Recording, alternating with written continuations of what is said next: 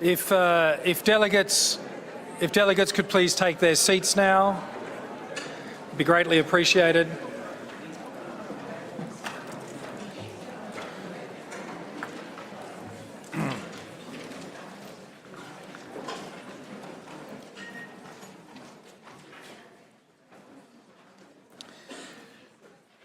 Good morning, Your Excellencies, colleagues, ladies and gentlemen.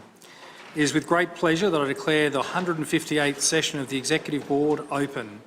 I extend to you and your families my best wishes for the year ahead.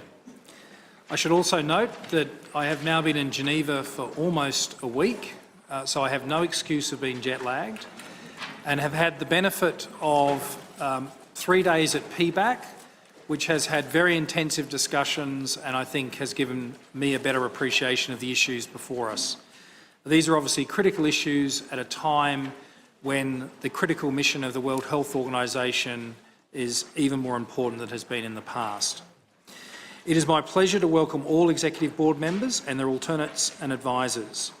I would also like to cordially greet representatives of Member States, observers, the United Nations, various United Nations bodies and specialised agencies, other intergovernmental organisation and non-state actors in official relations with WHO, whose participation is further evidence of the close relations between WHO and these organisations. Finally, welcome to our Secretariat colleagues who are following and supporting the deliberations of this meeting. I now turn to a matter related to the offices of the Board. As you will recall, at EB 157 in May 2025, Ms. Carmen Avila Ortega of Panama was elected as Rapporteur from the region of the Americas. Since then, I understand that Ms. Avila Ortega is no longer available to serve in this position. I understand that the region of the Americas has consulted and proposes that Dr. Reina Roa of Panama be elected as Rapporteur. Do I take it that the Board agrees with this proposal? As I see no objection, it is so decided.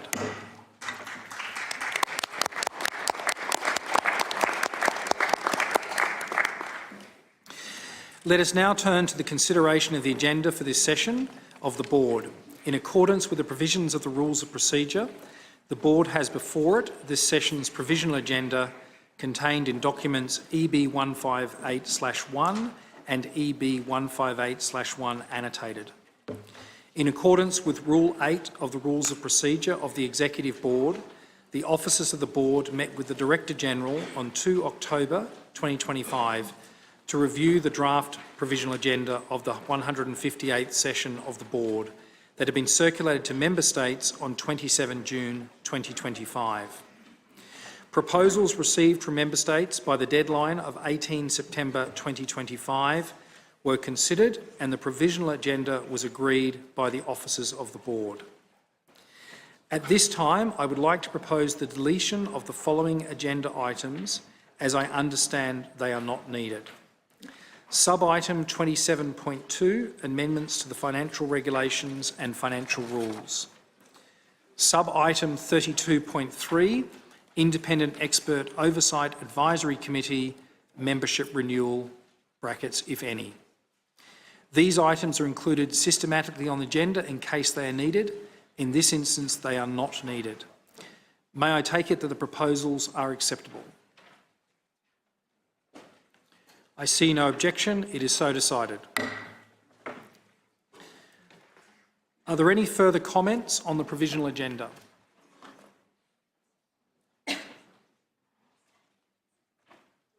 I see that no one is seeking to take the floor. Thank you. Therefore, the agenda is adopted.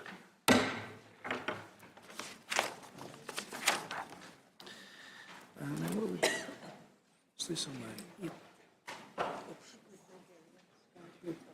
Yes. Okay. Bulgaria. I see that Bulgaria has asked to take the floor, I assume on behalf of the European Union. With that, I pass the call to Bulgaria.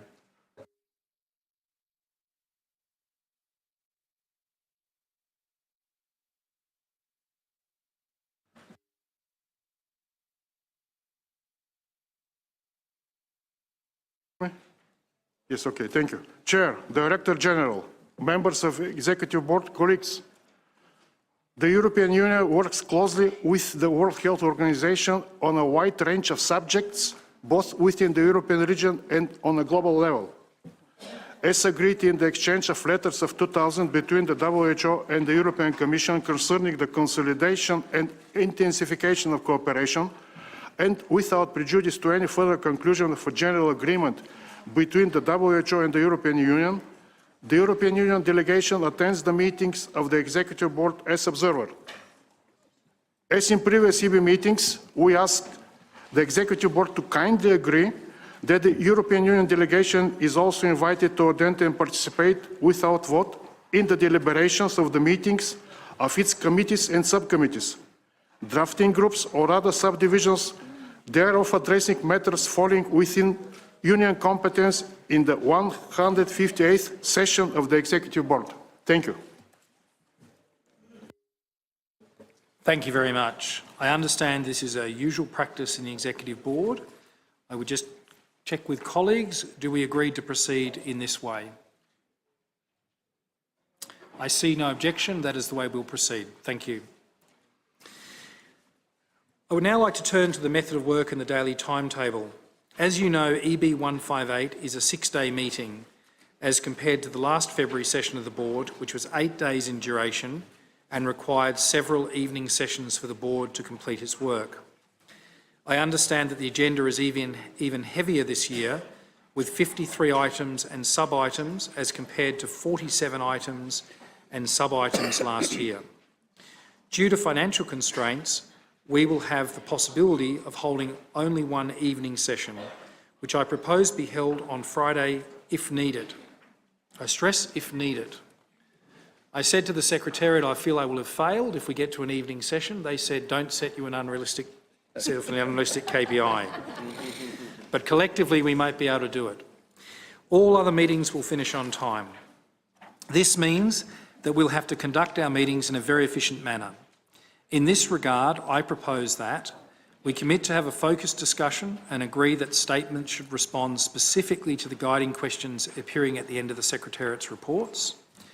Secondly, all of our meetings will start exactly on time and we maintain a practice of strict punctuality throughout our meeting.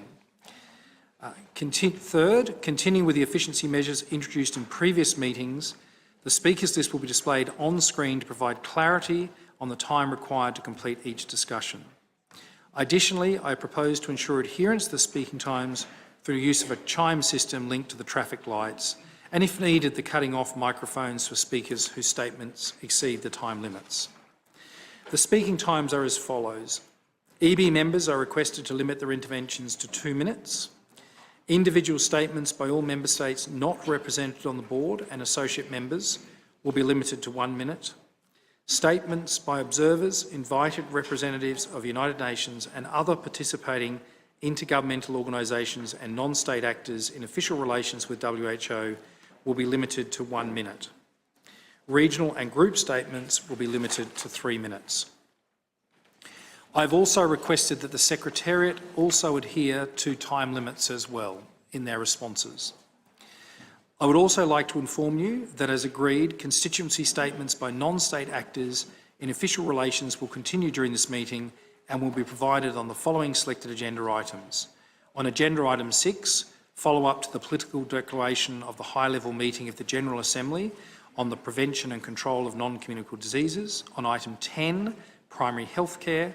On item 16, WHO's work in health emergencies. On item 23, wellbeing and health promotion.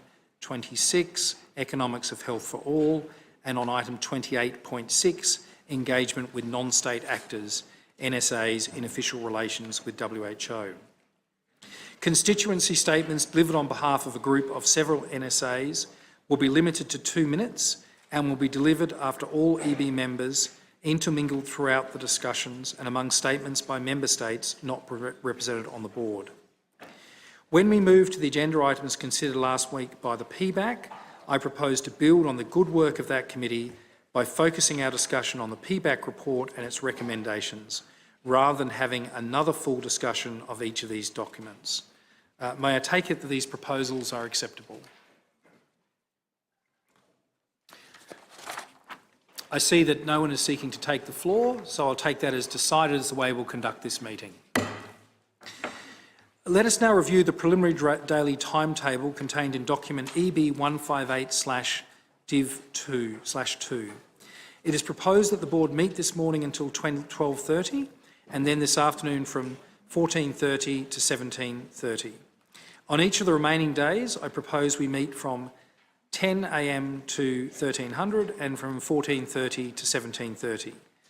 This morning, following the conclusion of item 1, the board will consider item 2, report by the Director-General, which will be followed by item 3, report of the regional committees of the Executive Board, and item 4, report of the Program, Budget and Administration Committee of the Executive Board.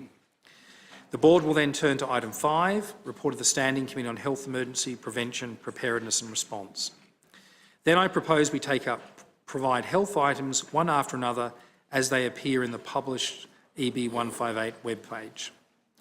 Tomorrow, Tuesday, 3rd of February at 10 a.m, I propose that the board continue with the remaining items under Provide Health and thereafter proceed according to the sequence of items as outlined in the provisional daily timetable with one small deviation. With respect to sub-item 29.2, communication of the United Nations Secretary-General as depository of the Constitution of the World Health Organization, I would like to propose that the board's discussion of the notification of Argentina and the notification of the United States of America be discussed separately. This means that 2 discussions are envisaged under this sub-item. A program of work will be issued each morning and provide additional details on the items expected to be covered each day. Do I take it that the board agrees with these proposals? I see no colleagues seeking the call, so we will proceed that way. I would now like to briefly address a housekeeping matter related to electronic voting. As Member States will be aware, an electronic voting system is now available in this room. Under Rule 51 of the Rules of Procedure of the Executive Board, where an appropriate electronic voting system is available, the Board may decide to conduct any show of hands or recorded vote electronically. In order to support the smooth and efficient running of this session, I would like to propose that, if and when a vote by show of hands or a recorded vote is required during the session of the Board, and unless otherwise decided by the Board during the consideration of the question to be voted on, such vote be conducted by electronic means, using the system that is available in this room. In other words, the default approach would be that any show of hands or recorded vote would be conducted electronically unless otherwise decided in relation to the specific question to be voted on. I would also like to clarify that this approach would apply only to the current session of the Board and would be without prejudice to any further decision that the Assembly may take at its further sessions. Are there any comments or objections to this proposal? I see no colleagues seeking to take the call, and therefore it is so decided. When delivering statements, I would like to remind delegates to speak at a moderate speed. I probably should remind myself of that. I sometimes get excited. That allows for its interpretation and ensures that messages are conveyed clearly and accurately. Please send a copy of your written statements in advance to the email address interpret@who.int at least 30 minutes in advance of delivery. This does not prevent you from making changes on delivery, but will facilitate clarity and accuracy in all languages. If you would like your statement to be posted on the WHO website, or if you have a longer statement with supplementary information you would like to share, you may send it to the email address statements@who.int. Please be reminded that written statements will not be included in the summary record of the meeting. Are there any comments before we proceed? I see none. Thank you. Finally, I would like to remind board members that in accordance with Rule 32 of the EB Rules of Procedure, proposals for resolution or decisions to be considered by the board relating to items of the agenda should be introduced at least 15 days before the opening of the session and may, in any event, be introduced not later than the close of the first day of the session. These should be sent to Governance Unit at who.int by 1800 today. Thank you. In relation to the informal consultations mentioned in the PBAC report, just for those who are at PBAC, there are a couple of informal consultations that were flagged in the PBAC decision, one related to FENSA and one related to the governance reforms. These have been scheduled today and tomorrow. The informal consultations on engagement with non-state actors for today will be held at 1800. The informal consultations on governance reform will be held tomorrow at 1800. Both will be held in the EB room, and I encourage others to participate. I should also note, as was flagged at PBAC, those informal consultation sessions obviously don't preclude other informal consultations that would say outside those sessions, either on a bilateral or a multilateral basis. Finally, I thought I'd make a brief reflection that yesterday, members of the Executive Board met in an informal session to discuss many matters. I would first like to thank all members of the Executive Board who attended, and it was a very, very constructive session. Essentially, the session was really focused on information sharing and making sure that all members of the Executive Board, some who follow these matters very, very closely on a daily basis, some who attend every moment of PBAC, and some who arrive from capitals and looking to get further context, could understand some of the key issues before us. We received some excellent briefings from the Secretariat, and I thought it was a very good day, essentially of bringing the Executive Board onto a common understanding of the issues, rather than seeking to negotiate out outcomes. And I hope that that preparation in the informal session has assisted the Executive Board in their deliberations over the next week. So thanks again for attendance for that session, which was largely information sharing. So this concludes our consideration of agenda item 1, and therefore I will move to agenda item 2, which is the report by the Director-General contained in document EB 158/2. It is now my pleasure to give the floor to the Director-General, Dr. Tedros. Dr. Tedros, you have the floor.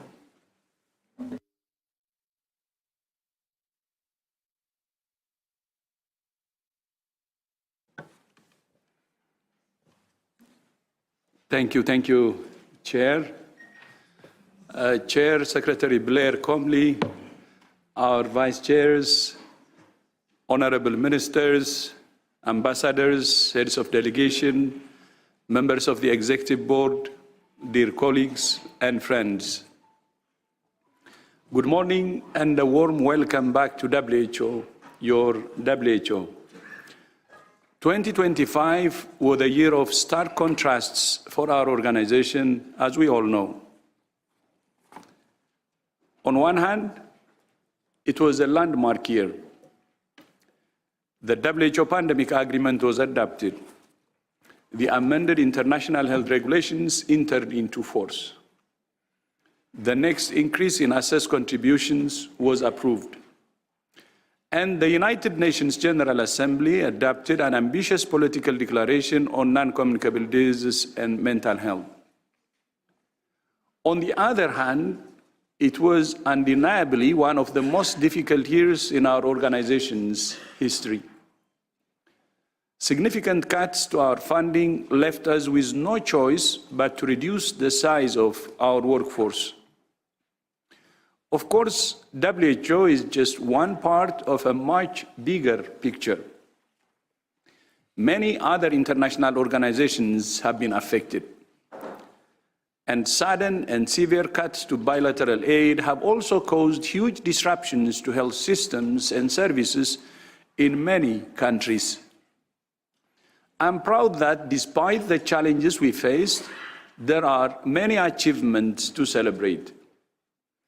Allow me to highlight a few according to each of the 3 key priorities of the 14th General Programme of Work: to promote, provide, and protect health.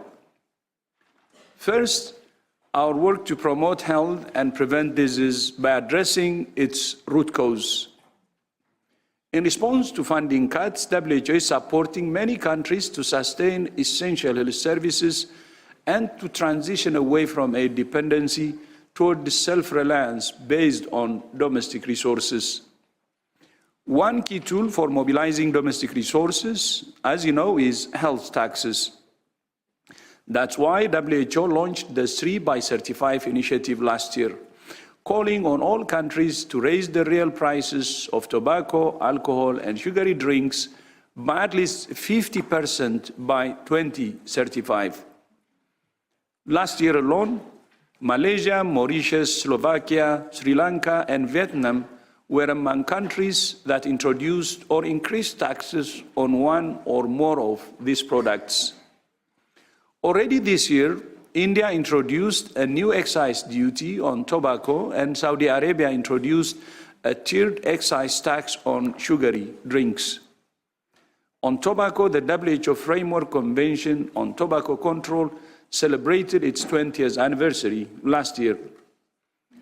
Since the FCTC entered into force, tobacco use has dropped by 1/3 globally and continues to decline in 140 countries. Last year, Maldives became the first country to adopt a generational tobacco ban for people born from 2007. WHO also recognized Austria, Norway, Oman, and Singapore for their efforts to eliminate trans fats from their food supplies. The Commission on Social Connection delivered the first global evidence-based framework on loneliness and social isolation. The WHO Alliance for Transformative Action on Climate and Health grew to more than 100 countries, helping them to build climate-resilient, low-carbon health systems. Member states also endorsed an updated global roadmap on air pollution and health, including a commitment to halve health impacts by 2040. And new data from the WHO-UNICEF Joint Monitoring Program show that 1 billion more people now have access to safely managed drinking water than a decade ago, saving an estimated 5 million lives. Now to our work supporting countries to provide health by strengthening health systems on the road to universal health coverage. Following cuts to bilateral aid, WHO developed guidance on responding to the health financing emergency, supporting countries including Cambodia, Ethiopia, Mozambique, and Uganda.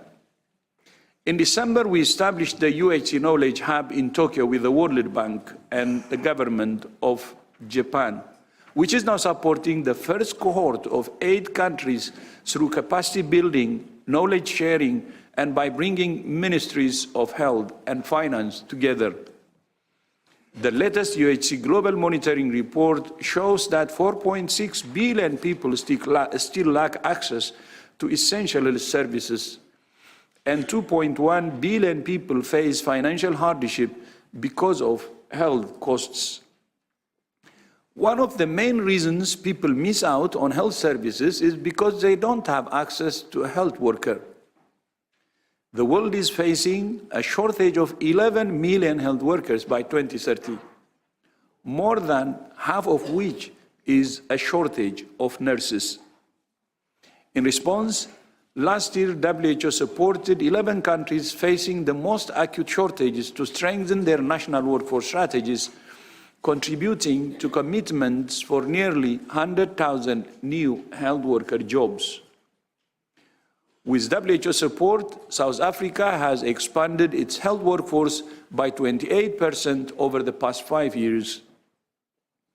Building the capacity of the global health workforce was one of the main reasons for establishing the WHO Academy in Lyon with the support of the government of France, which now brings together in one place our work on health workforce policy, strategy, data, and advocacy alongside learning. The Academy now offers more than 250 courses free of charge in up to 20 languages with more than 100,000 enrollments last year. I urge all member states to make use of this resource. It's there for you. One of the courses the Academy offers is the Basic Emergency Care Program, which provides standardized training on how to manage acutely ill patients. A study of over 35,000 patients in 17 hospitals in Nepal, Uganda, and Zambia showed a reduction in mortality of between 34% and 50% following the implementation of the WHO Academy Basic Emergency Care Training. We also continue to support countries to strengthen their health data systems, including through the use of digital technologies and artificial intelligence. We expanded the global digital health certification network to 82 countries, enabling 2 billion people to access their health records on national digital health wallets. And we have now rolled out ICD-11 to 132 member states. Every day, our ICD systems receive around 3 million requests for information, improving data quality, ensuring generating insight into population health trends. We also continue supporting countries to expand access to essential medicines. Last year, we pre-qualified 44 medicines, 9 vaccines, 10 in vitro diagnostics, 21 medical devices, 8 vector control products, and we performed 185 inspections of manufacturing sites. We updated the essential medicines list to include new medicines for cancer and GLP-1s for diabetes in people with obesity. We reviewed 5,000 pediatric formulations to prioritize those that are optimized and age-appropriate for children. And we designated 5 more agencies as WHO-listed authorities: Australia, Canada, Indonesia, Japan, and the United Kingdom. And this will help expedite regulatory processes and have medicines available in time. In addition, we recognized Ethiopia for reaching maturity level 3 for regulatory oversight of medicines and vaccines, and 7 member states in the Africa region won a global UN award for their pool procurement initiative, which was supported by WHO and has helped them to realize significant cost savings. In addition, the World Health Assembly adopted the WHO Global Traditional Medicine Strategy and launched the Traditional Medicine Global Library with over 1.6 million scientific records. On antimicrobial resistance, the Global Antimicrobial Resistance and Use Surveillance System, GLASS, showed that 1 in 6 bacterial infections globally are now resistant to antibiotics, and the trend is increasing. Concerningly, GLASS also shows that many countries are potentially accelerating resistance by using antibiotics that are in the watch category when they could be using antibiotics in the access category.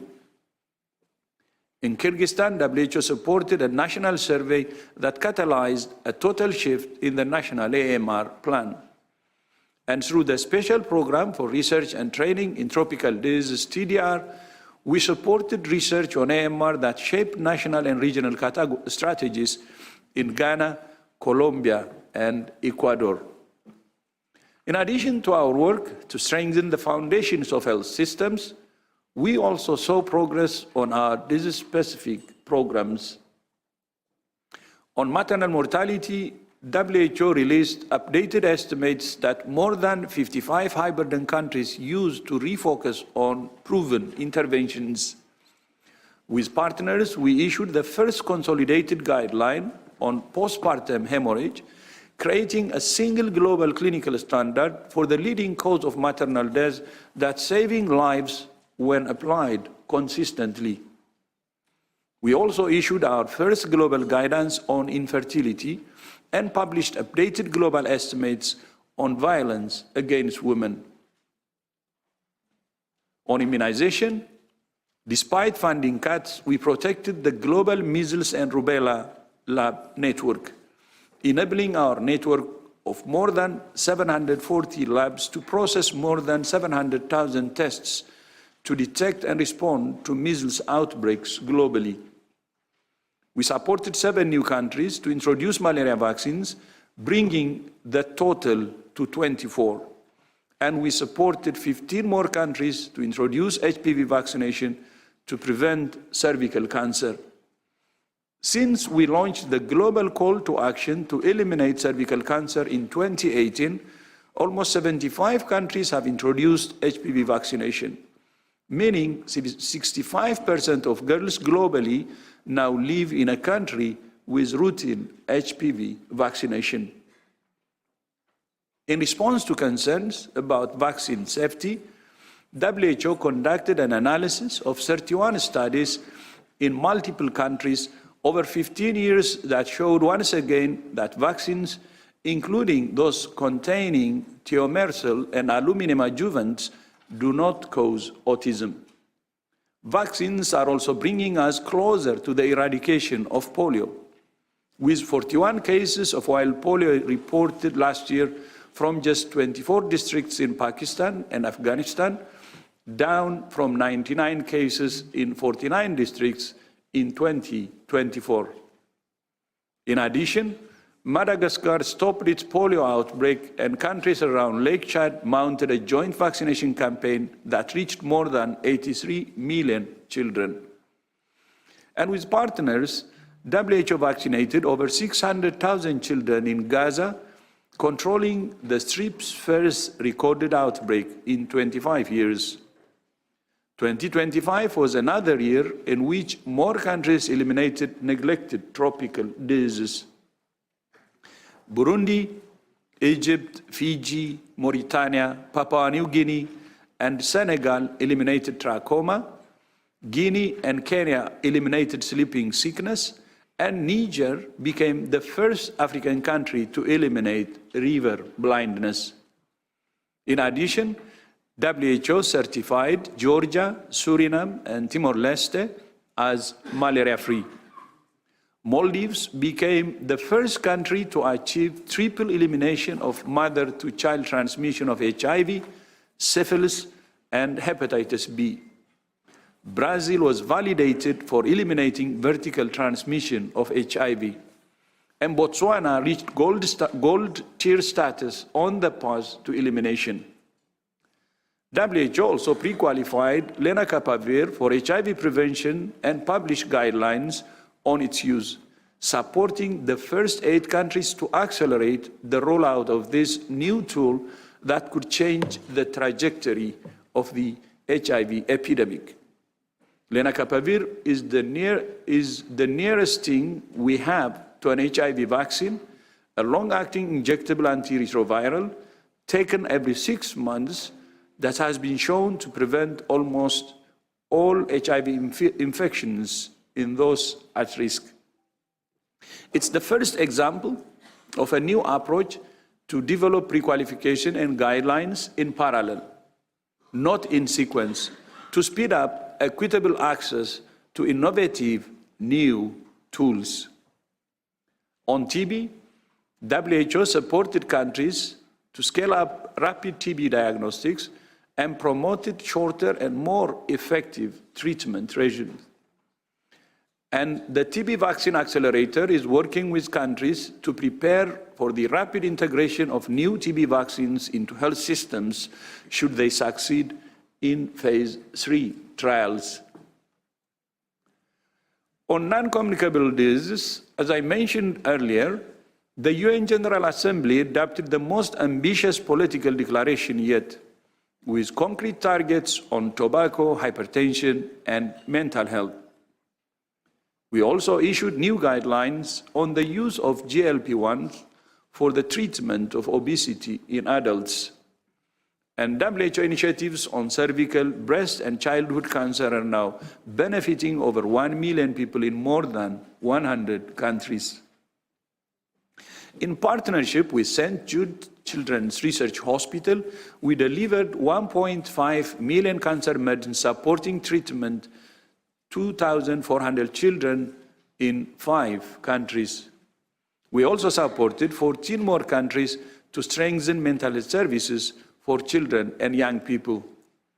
Since it launched in 2020, WHO's Special Initiative for Mental Health has expanded mental health services to over 90 million people and enabled first-time treatment for more than 1.5 million children and adults. And we supported 29 countries to scale up access to spectacles. As many of us know, including me, a pair of glasses can make a huge difference to quality of life. Now to WHO's work to support member states to prevent, prepare for, and respond to health emergencies.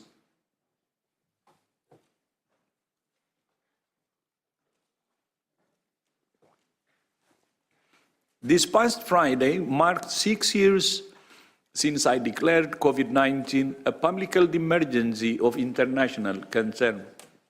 And we closed that chapter, by the way, in May 2023, as you know. The pandemic taught all of us many lessons, especially that global threats demand a global response. And solidarity is the best immunity. Most notably, last year, member states adopted the WHO Pandemic Agreement and the amended international health regulations entered into force. WHO took many other steps last year to strengthen health emergency preparedness and response. Through the Pandemic Fund with the World Bank, WHO supported about countries to develop 41 projects, helping 70 countries to strengthen surveillance, laboratory networks, workforce capacity, and multi-sectoral coordination. The WHO Hub for Pandemic and Epidemic Intelligence launched an update of the epidemic intelligence from open source system, EIOS, which harnesses the power of AI to support more than 110 countries and 30 organizations who use the platform every day to quickly identify new threats. Through the International Pathogen Surveillance Network, over 110 countries are also strengthening genomic surveillance to better track pathogens, detect new variants, and guide faster responses to emerging threats. The WHO BioHub coordinated 25 sample shipments to 13 laboratories in 9 countries to guide research and development of countermeasures. 20 countries completed joint external evaluations, 195 states parties submitted their annual IHR reports, and 22 countries completed their National Action Plan for Health Security. The Global Influenza Surveillance and Response System, GISRS, processed more than 12 million samples. And through the Pandemic Influenza Preparedness Framework, PIP, WHO signed 8 new agreements, giving us access to more than 900 million vaccine doses in the event of an influenza pandemic, as well as antivirals, syringes, and diagnostics. To protect against outbreaks of yellow fever, we supported the vaccination of more than 38 million people in the Democratic Republic of the Congo, Guinea-Bissau, Niger, and Uganda. After a 3-year break, we have also reestablished preventive cholera vaccination, allocating 50 million doses to Bangladesh, DRC, and Mozambique, thanks in part to a doubling of supply. We supported preventative vaccination for Ebola for approximately 100,000 frontline workers in the DRC and Central African Republic. We also established a new stockpile for a monoclonal antibody against Ebola, with treatment courses ready to be shipped in 24 hours if an outbreak is confirmed. Just as we supported countries to prevent and prepare for health emergencies, we also supported them to respond. In 2025, WHO detected 1.2 million signals, assessed and verified about 500 threats, and supported countries to respond to 450 of those events, preventing disease spread and saving lives. You don't see this in the news because it was controlled or managed or contained. In total, we responded to 50 emergencies in 82 countries and territories last year. We released $29 million from the WHO Contingency Fund for emergencies to support the rapid response to emergencies in 30 countries. And thank you to countries for contributing to the Contingency Emergency Fund. And through the Global Outbreak Alert and Response Network, GORE, we coordinated 59 deployments to support emergency response in 16 countries. With WHO support, the DRC controlled an outbreak of Ebola virus disease within 6 weeks, and Rwanda, Tanzania, and Ethiopia controlled outbreaks of Marburg virus disease. In September, I declared an end to Mpox as a public health emergency of international concern. Through the access and allocation mechanism, WHO secured 3 million doses of Mpox vaccine, supporting the vaccination of 2 million people. We also continued to respond to the global resurgence of cholera, deploying more than 50 million doses of oral cholera vaccine from the global stockpile. We also launched the first WHO guidelines for the diagnosis and treatment of meningitis and supported the response to meningitis outbreaks with 4 million doses of vaccine. In addition to outbreak response, we also responded to the health needs of more than 25 million people affected by humanitarian emergencies in 33 countries. In Gaza, we organized the transport and shipment of 938 trucks of life-saving emergency health supplies, coordinated more than 80 health cluster partners, and supported over 8,000 medical evacuations. In Sudan, since the start of the conflict in 2023, we have delivered almost 3,000 metric tons of medical supplies, responded to outbreaks of cholera, dengue, and malaria, and we're providing direct support to dozens of hospitals, primary healthcare centers, mobile clinics, and nutrition centers. In Ukraine, we deployed 17 mobile teams, which provided more than 18,500 health consultations in more than 140 locations. We also supported the medical evacuation of more than 6,200 patients and provided mental health training to more than 150,000 health workers. In all these places, we continue to see attacks on healthcare as the alarming and illegal new normal of conflict. In 2025, WHO verified 1,350 attacks on healthcare in 19 countries and territories, causing 1,981 deaths and 1,168 injuries among health workers and patients. Of course, WHO does not work alone. At the health cluster lead of the UN Interagency Standing Committee, we coordinate over 1,500 partners who reached 32 million people with humanitarian assistance last year. We also coordinated the deployment of more than 100 international emergency medical teams who provided 1.8 million medical consultations in more than 20 countries. In addition to all of this work to promote, provide, and protect health, the Secretary supported work on the fourth and fifth piece of GPW14 to power and perform for health through science, digital technologies, data, and our ongoing transformation. Last year, we launched a new global action plan and a new global network to strengthen clinical trials with 34 major research institutions, advancing equitable research capacities around the world.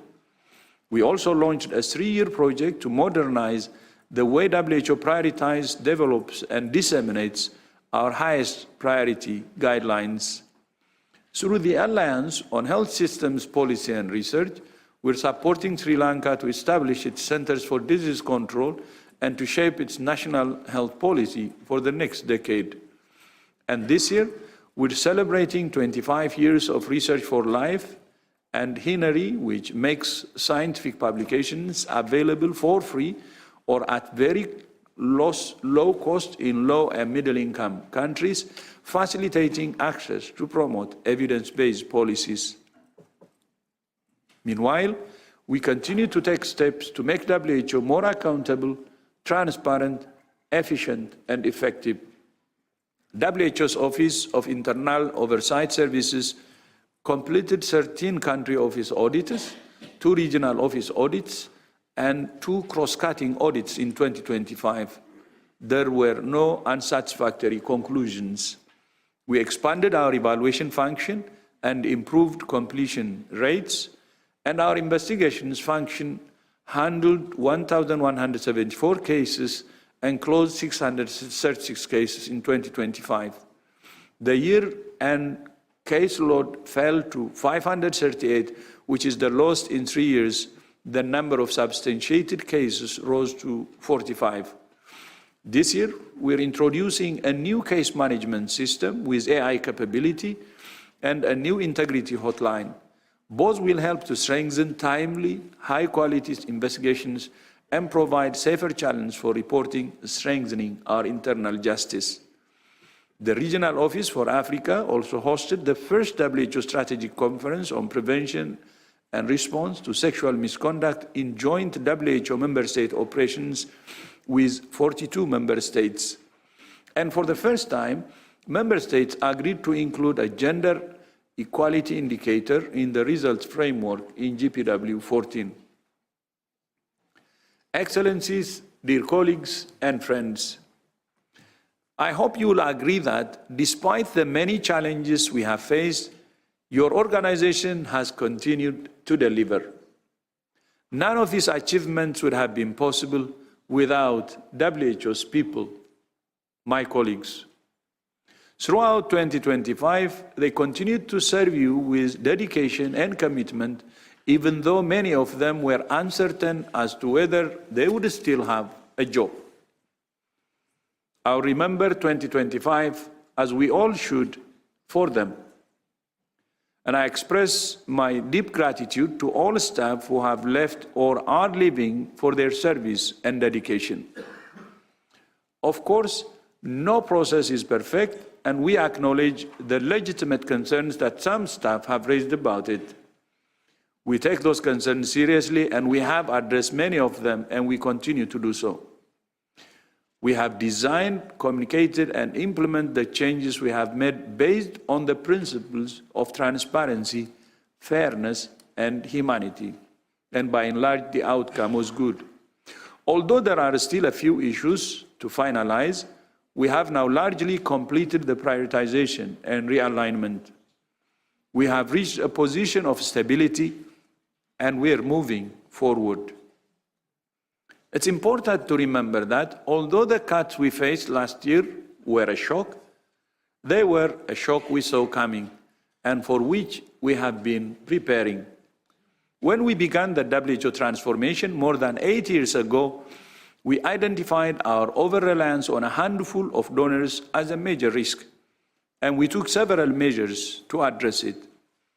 Most significantly, we proposed, and in 2022, the World Health Assembly approved a plan to progressively increase assessed contributions to 50% of the base budget from just 14% at the time.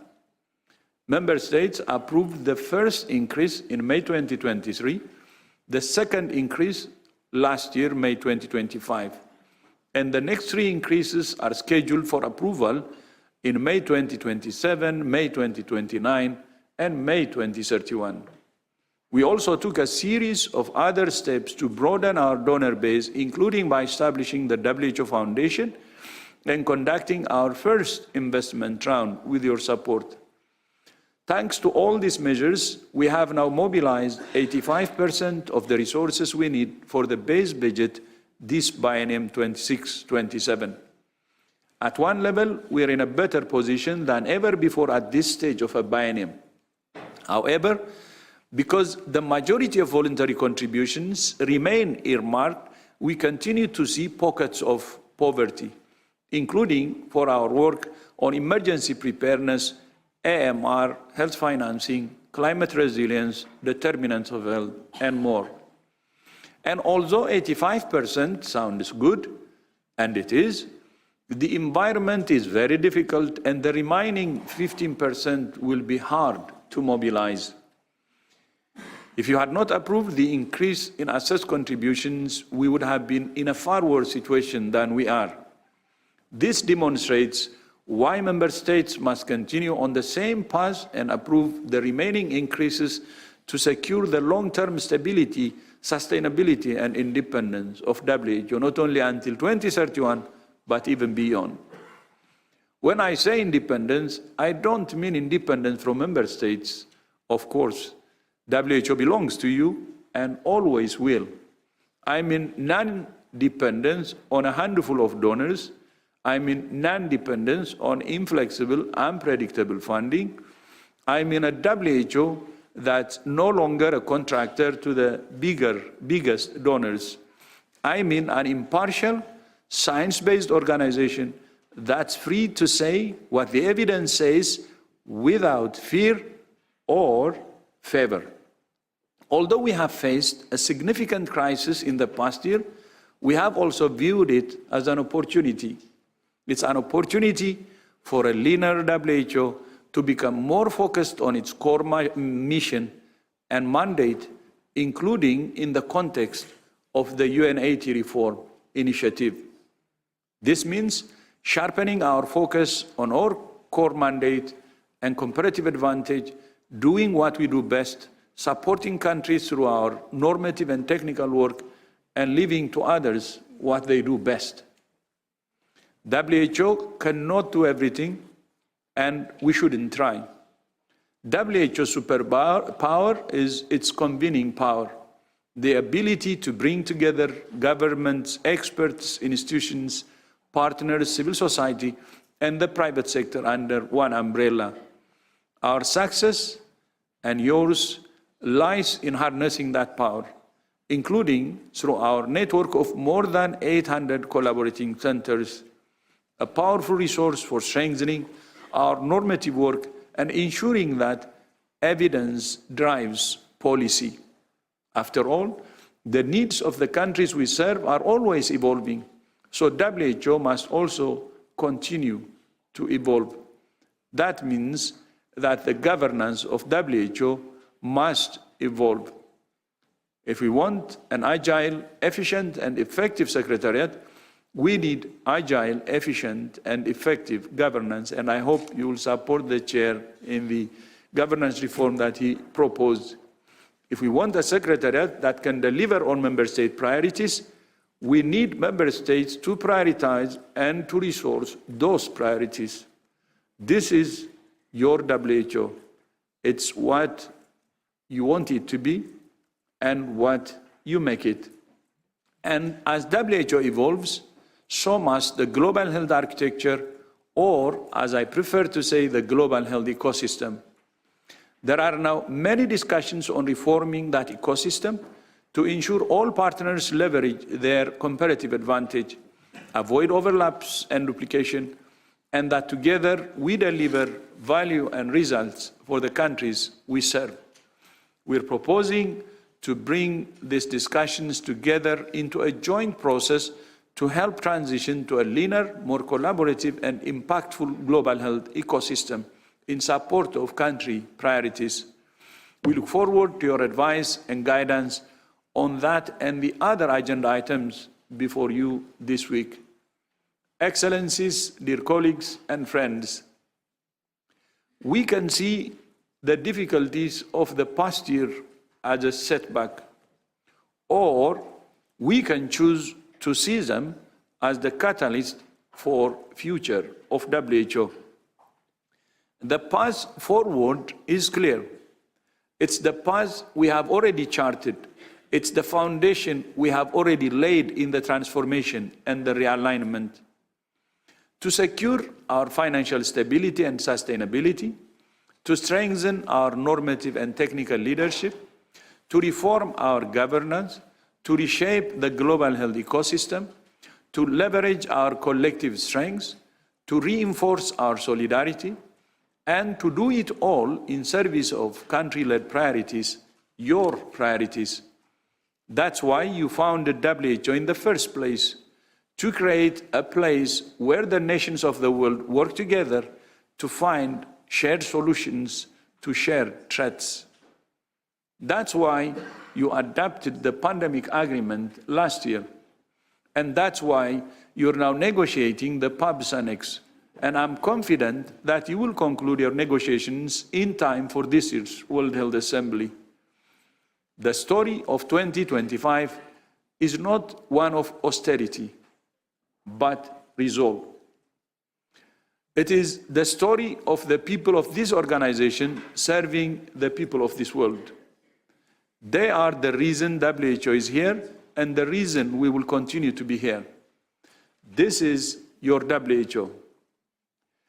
Its strength is your unity. Its future is your choice. I thank you, and Chair, back to you.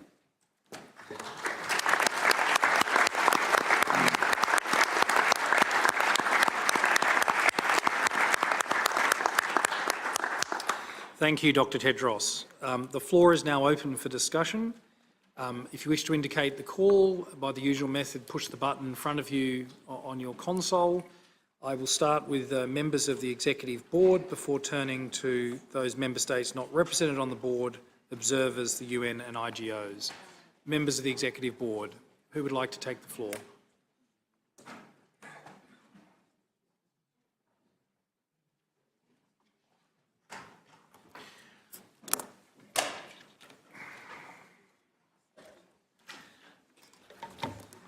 I recognise Togo, who will be followed by Serbia. Merci, Monsieur le Président. Thank you, Chairman.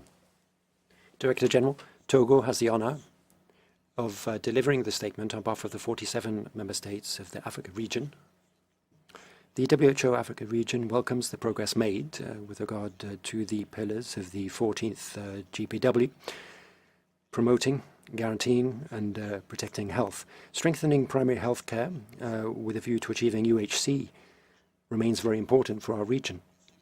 The Africa region welcomes the Secretariat's efforts to advance progress on maternal and child health and make critical changes and improvements such as the joint external evaluations of the health and preparation of countries, which are essential to strengthen national capacities in health security.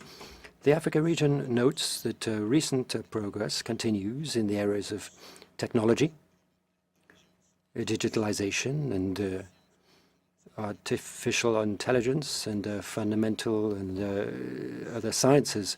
And these are opportunities to accelerate progress on health and well-being for all. The Africa region welcomes the commitment of all member states who continue to contribute actively to discussions on the Article 2 of the pandemic with regard to the PABS system in order to achieve better results.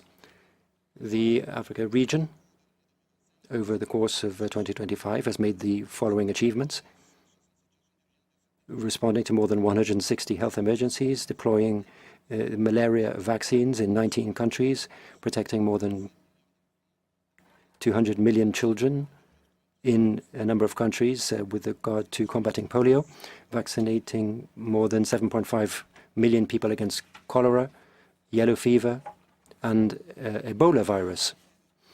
The validated elimination of 3 major neglected tropical diseases. We've also managed to improve mental health care in more than 20 countries, vaccination against measles and the systematic vaccination for more than 170 million children, improving health statistics in more than 80 countries and improving surveillance in 42 different countries. The Africa region commits to attach great importance to improving health and well-being of our populations, taking into account the principle of solidarity, equity, and global health security. Thank you, Chair. Merci. I now turn to Serbia.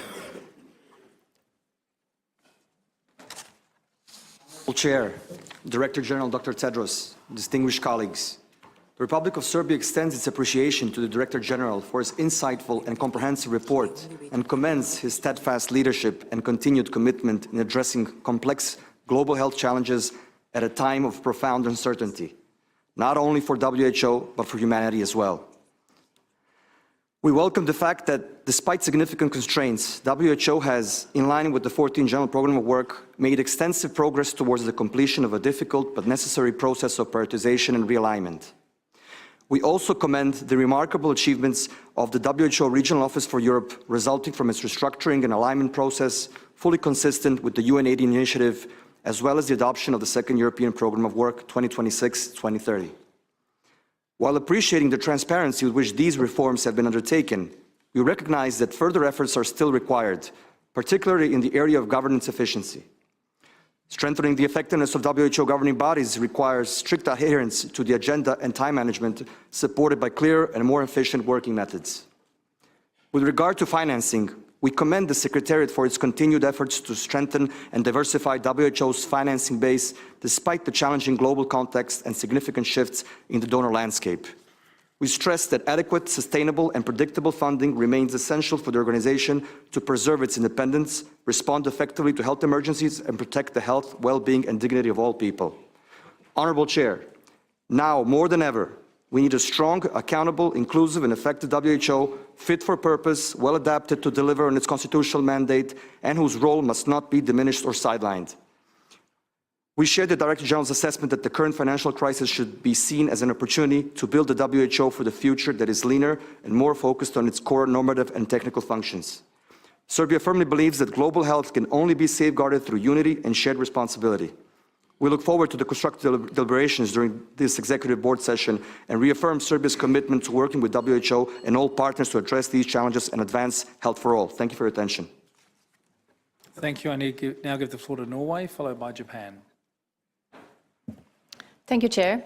I thank the Director General for his report and WHO staff for their dedication under challenging circumstances. The results of your hard work are important to all of us. Achieving the highest attainable standard of health and well-being for all depends on sound, transparent, accountable, and well-coordinated international cooperation. For Norway, WHO's leadership in global health is fundamental. There is no alternative. But we have work to do. WHO must prioritize and focus on its core mandate while remaining responsive to member states' needs. It is our collective responsibility to ensure that WHO works more efficiently. Rapid implementation of governance reform would signal member states' commitment to making WHO fit for purpose. Crisis also provides opportunities. We have momentum to address long-standing challenges through reform of the global health architecture and the UN 80 initiative. Norway wants WHO to lead with ambition, efficiency, and courage. We welcome WHO's active role and look forward to continued engagement. Lastly, in Ukraine, Russia's illegal war of aggression continues to cause tremendous civilian suffering and the damage to health facilities, which we condemn in the strongest possible terms. In Gaza, it is crucial that all parties respect the ceasefire agreement and that life-saving aid and medical assistance reach all people in need. Thank you. Thank you. I'll now give the floor to Japan and then follow with Nepal.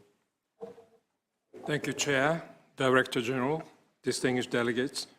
Japan would like to express its sincere respect to the WHO Secretariat for their fully committed dedication despite challenging global circumstances, as exemplified by the fact that 85% of the base budget of 2026 to 27 already secured in the first month of the biennium.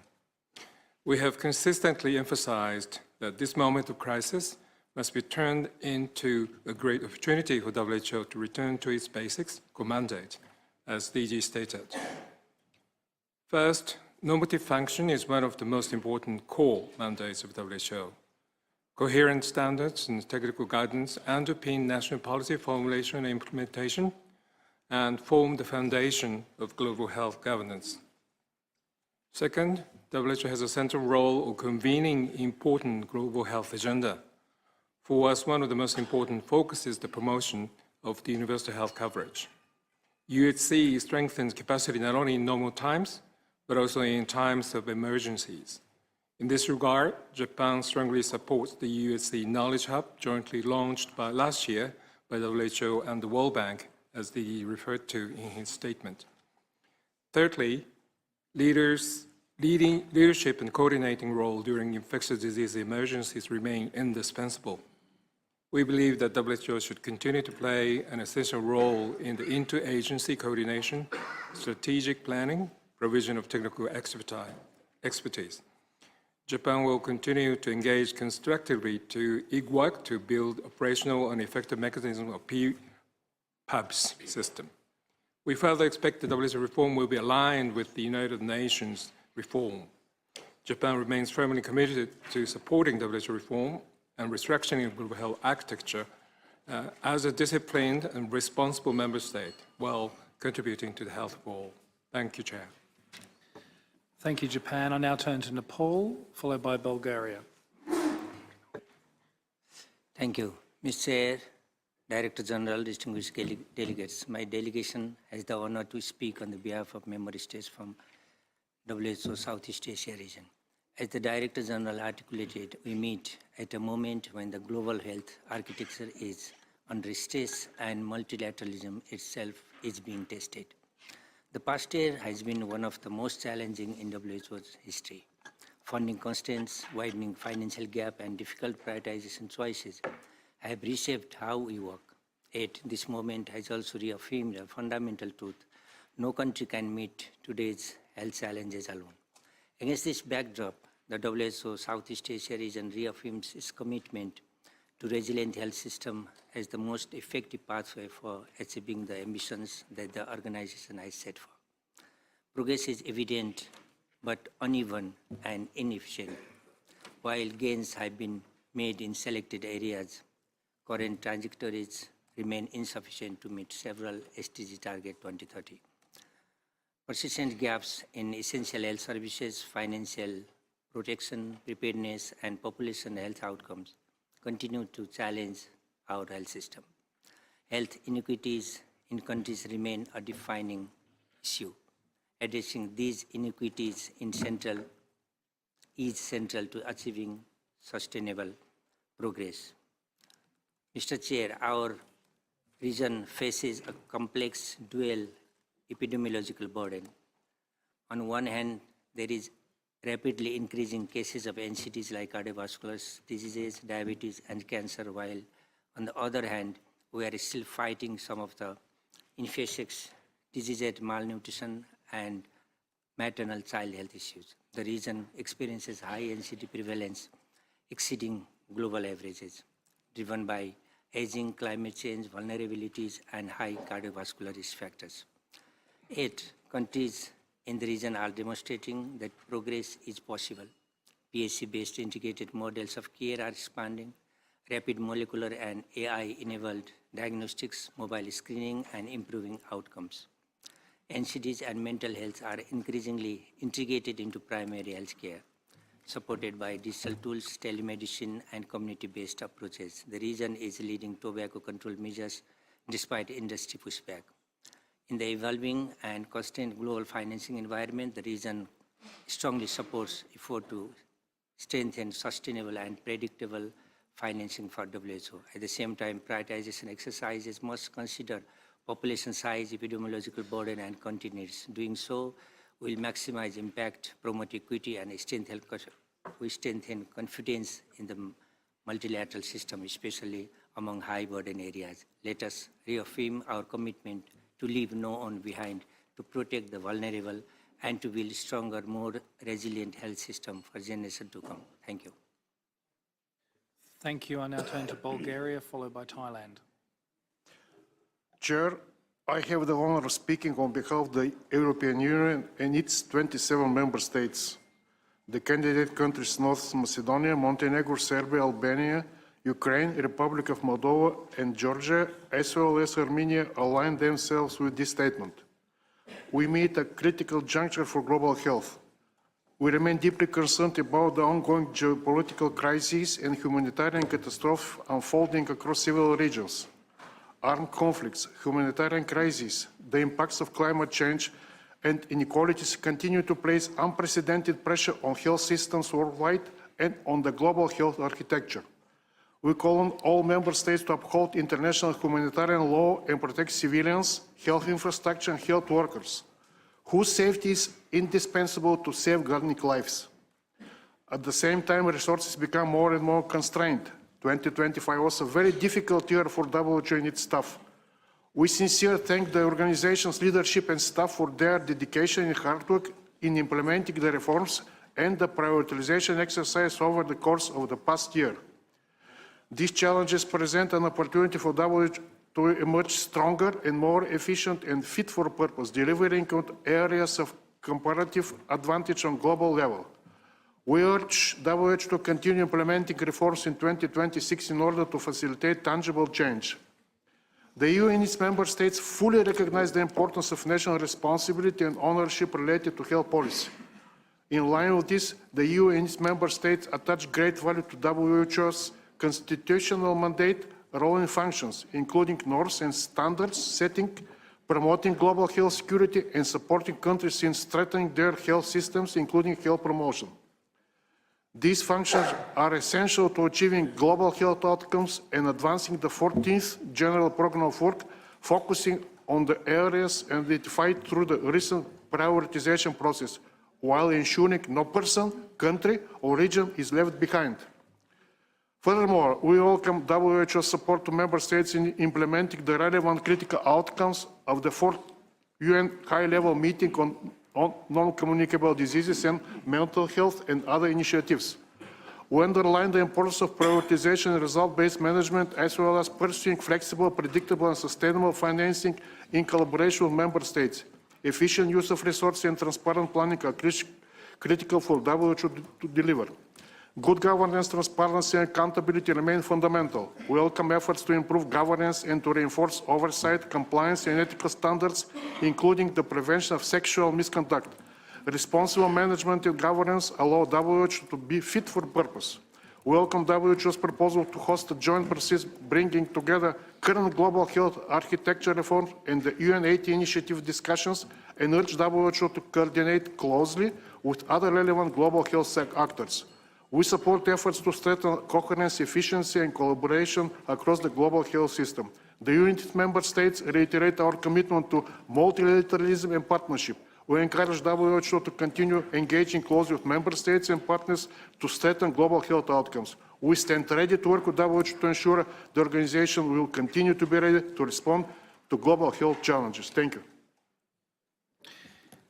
Thank you. Can I just remind delegates, I know these are opening national statements and regional statements and they're important in response to the Director General, but we are all just starting to creep over the time limit, and whilst that seems a minor thing at the moment, if we multiply that by 100 interventions, it will make it very challenging to get through our agenda. So if people could please bear that in mind. I also note on the speakers list we have Russian Federation, Germany and France, who are not members of the Executive Board at the moment. So we won't take them in that order. Once we've moved through the Executive Board, then we'll move, as previously described, to call for non-members of the Executive Board who are member states to have their opportunity to comment.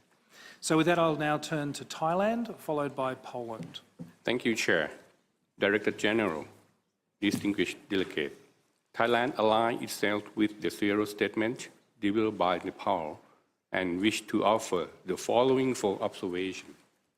Firstly, trust and authority. Thailand reaffirms its committed support for the World Health Organization as the trust science-based authority for global health. We commend the Director General and Secretariat and WHO staff for their unwavering dedication and hard work during their challenging year of organizational alignment. Second, country-level impact. We continue to place our importance on WHO role in service delivery at the country level. It is through strong country office that global policy translates into tangible health outcomes for our populations. Third, government and efficiency. Thailand supports the ongoing governance reform aimed to improve the efficiency, transparency, and agility of organization. We believe a learner, more responsive WHO is essential for the future. Number 4, UN reform and synergy. We advocate the broader UN reform that reduce duplication across agencies. However, it is vital that WHO maintain its central coordination role at the heart of global health architecture. Excellency, colleagues, and friends, we are at the crucial junction. As WHO undergo this significant transition, Thailand's call for the solidarity and cooperation of all member states. Now, more than ever, we must provide the collective support necessary to ensure the organization remains fit for purpose in an evolving global landscape. Thank you, Chair. Thank you. I now give the floor to Poland, followed by Bruno Darussalam. Thank you, Chair. Director General, Excellencies, distinguished delegates. Poland fully aligns with the statement made on behalf of the EU and its member states. We thank the DG for his report. Over the past year, we have been reminded that health is not confined by borders. Diseases, climate change, conflicts, and inequality occur everywhere and move freely across nations. Over the last year, we have witnessed many crises. Armed conflicts have continued to disrupt health systems, particularly in fragile and humanitarian settings. Millions of people still struggle to access essential services. 1 in 4 persons on the planet is facing devastating healthcare costs. The global health community has to face the erosion of trust in multilateral health institutions. Reduced engagement, including financial and uncertainty around global cooperation risk, are undermining decades of progress. Yet, global health threats like pandemics or AMR cannot be addressed by any nation acting alone. Multilateralism is not optional, it is essential. We have also witnessed a resurgence of vaccine-preventable diseases. Declining immunization coverage driven by misinformation, conflicts, and weakened primary healthcare systems has reversed years of hard-won progress. This is not merely a technical failure, it is a failure of equity, access, and global solidarity. We must renew commitments to strengthen primary healthcare, expand disease surveillance, and invest in prevention. Advancing digital health is necessary to make progress and reduce costs. We must invest in strong, inclusive, and resilient health systems, especially in the most vulnerable contexts, with equity and human rights at the center of all health policies. We must reaffirm our commitment to multilateral cooperation and global health governance. Health is our shared responsibility. It is not a cost, but an investment in peace, stability, and sustainable social and economic development. Thank you. Thank you. Bruno Darussalam, followed by Spain. Thank you, Chair. Bruno Darussalam thanks the DG and the Secretariat for the comprehensive report and for their continued leadership in navigating an increasingly complex global health landscape. We take note of the progress made and recognize and appreciate the efforts undertaken amid financial constraints, geopolitical uncertainty, and evolving health risks. We welcome the WHO prioritization and realignment process, which is essential to ensure that the organization remains focused on its core mandate and comparative advantages. We see this work as closely linked to the ongoing governance reform efforts aimed at strengthening the effectiveness, transparency, and predictability of governing body processes. Together, these efforts will better enable member states to take informed decisions and support WHO's delivery at country, regional, and global levels. Recent health emergencies, including outbreaks, continue to underscore that preparedness and response remain central to global health security. Strengthening collective systems for surveillance, access to countermeasures, and equitable benefit sharing is therefore essential. In this regard, we underscore the importance of concluding the negotiations of the PEPS Annex and encourage full use of the upcoming ICWIC meetings to bring this work to a successful and timely conclusion by the next WHA. At the same time, NCDs remain a major and growing global burden. Sustaining momentum on NCD prevention and control, including mental health, is essential not only as part of UHC, but also as a foundation for resilient health systems capable of withstanding future shocks. We also acknowledge WHO's continued engagement in complex humanitarian settings, We reiterate the importance of ensuring access to essential health services for affected populations, guided by humanitarian principles, international law, and respect for human dignity. Finally, we remain firmly committed to multilateralism and constructive engagement within the WHO. At a time when global solidarity is being tested, preserving a strong, inclusive, and member state-driven organization is more important than ever, whilst evolving into a robust and relevant health ecosystem. We stand ready to continue working with all partners to strengthen the WHO and advance global health for all. Thank you, Mr. Chair. Thank you. I now go to Spain, followed by Haiti. Muchas gracias. Thank you very much. And I thank the Director General for the report and the work. Dear colleagues, Spain aligns itself with a statement delivered on behalf of the European Union and its member states.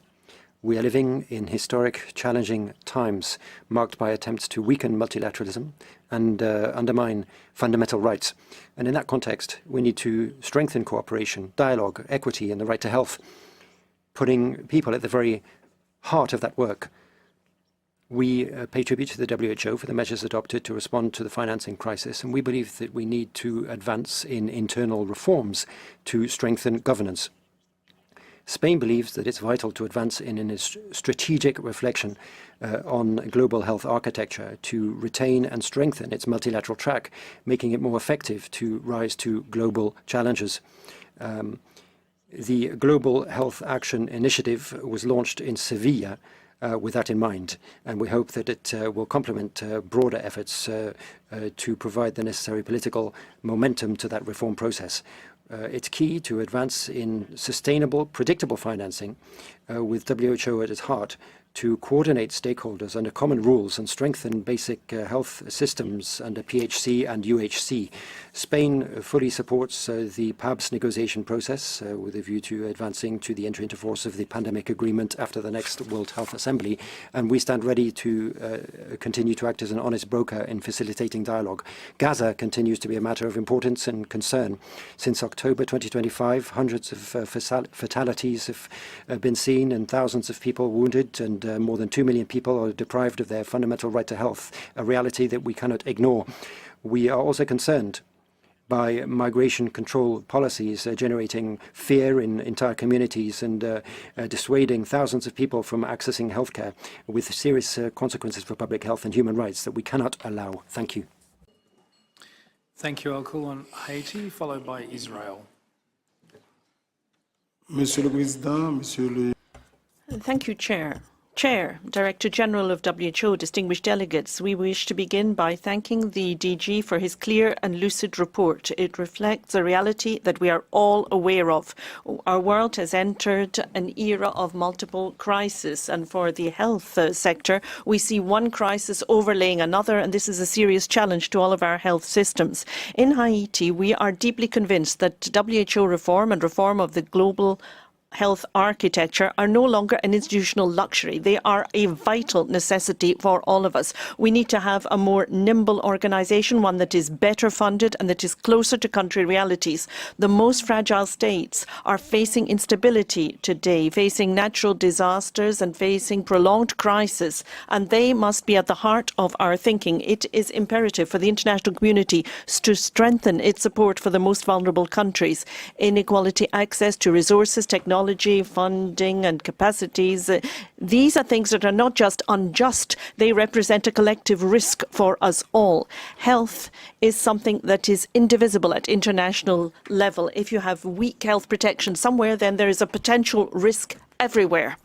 We also must be coherent in the way that we operate in order to build a system for genuine preparation for and response to health emergencies. This means we need resilient and robust health systems that are integrated and that can ensure continuity of essential services while responding to crisis.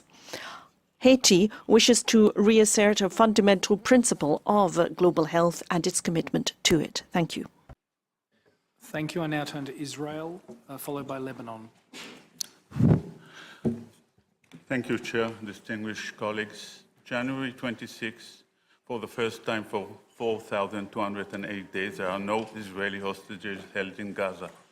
Peace remains elusive while threats persist, requiring Israel to maintain constant readiness for large-scale health emergencies. These realities are not unique to Israel. Our world continues to face many health challenges, from conflict-related crises to pandemic and other emergencies that demand swift, coordinated, and professional global response. At this place, we had witnessed a brutal and an extremely violent crackdown of protests in Iran. We wish to express our solidarity with the people of Iran and our grave concern about the severe health-related consequences. Back to my words, these experiences underscore why WHO, as a professional body that should be an important platform for global cooperation, yet the organization had regrettably become too politicized. Just days ago, we witnessed the United States withdrawal from the WHO. The departure of the United States should compel us all to engage in an honest, urgent dialogue about the future and the purpose of our organization. We must confront the fact that other nations may follow, or even without formal departure, lose interest, reduce contribution, and pursue alternative mechanisms for global health cooperation. In Israel, there are also, unfortunately, strong public voices calling for us to leave the organization. As we enter the transitional period, Israel believes that WHO required a brave conceptual overhaul. This chance must encourage resilience while creating a new path for public health education, training, preparedness, surveillance, early detection, and providing swift expert recommendation during emergencies and deliver clear health messages to the general public. To achieve this, WHO must prioritize transparency toward member state partners and the public in key areas of budgeting, decision-making, and data collection and analysis. Let us seize this moment to strengthen the WHO for a healthy and health for all humanity. Thank you. I'll now turn to Lebanon, then Barbados. Mr. Chair, honorable members of the EB, distinguished delegates. Lebanon commends the Director General for his report that details the outstanding achievements of WHO over the past year, despite increasing needs, challenges, and threats. The year 2025 has been a critical one for the WHO, but we see difficult circumstances as an opportunity to innovate and to grow. Amid financial constraints, growing demands, and heightened expectations, Lebanon expresses its solidarity with the organization and with its staff at all levels, whose professionalism and commitment remain essential to safeguarding global health, often under very difficult circumstances. We are at a pivotal moment for the multilateral system, as discussions continue on the future of global cooperation, including in the context of the UN80 process. Lebanon looks forward to engaging constructively in these discussions with the shared objective of strengthening coherence and effectiveness while preserving WHO's central role in global health governance. What is important above all is to be able to sustain the improvements that we all invested in over time. We therefore stress on the importance of the sustainable financing of WHO, including continued progress on assessed contributions and improvements in financing quality, to preserve the organization's capacity to deliver against member state priorities while preserving its credibility and independence. Despite a challenging global environment, WHO has demonstrated that it is the Ministry of Health of the world, and it remains as a trusted and indispensable platform. The successful conclusion of the pandemic agreement negotiations in 2025, as well as the ongoing discussions of the PAPS Annex, underscore the organization's continued relevance and convening power. Lebanon reaffirms its firm commitment to the principles of the WHO, particularly the right of every individual to the highest attainable standard of health. Despite prolonged economic and humanitarian challenges, Lebanon remains committed to strengthening its health system and protecting vulnerable populations. We finally express our deep appreciation for WHO's continued support, which has been instrumental in sustaining essential health services and responding to crises, and we remain committed to supporting the organization in adapting to new realities and fulfilling its mandate. Thank you.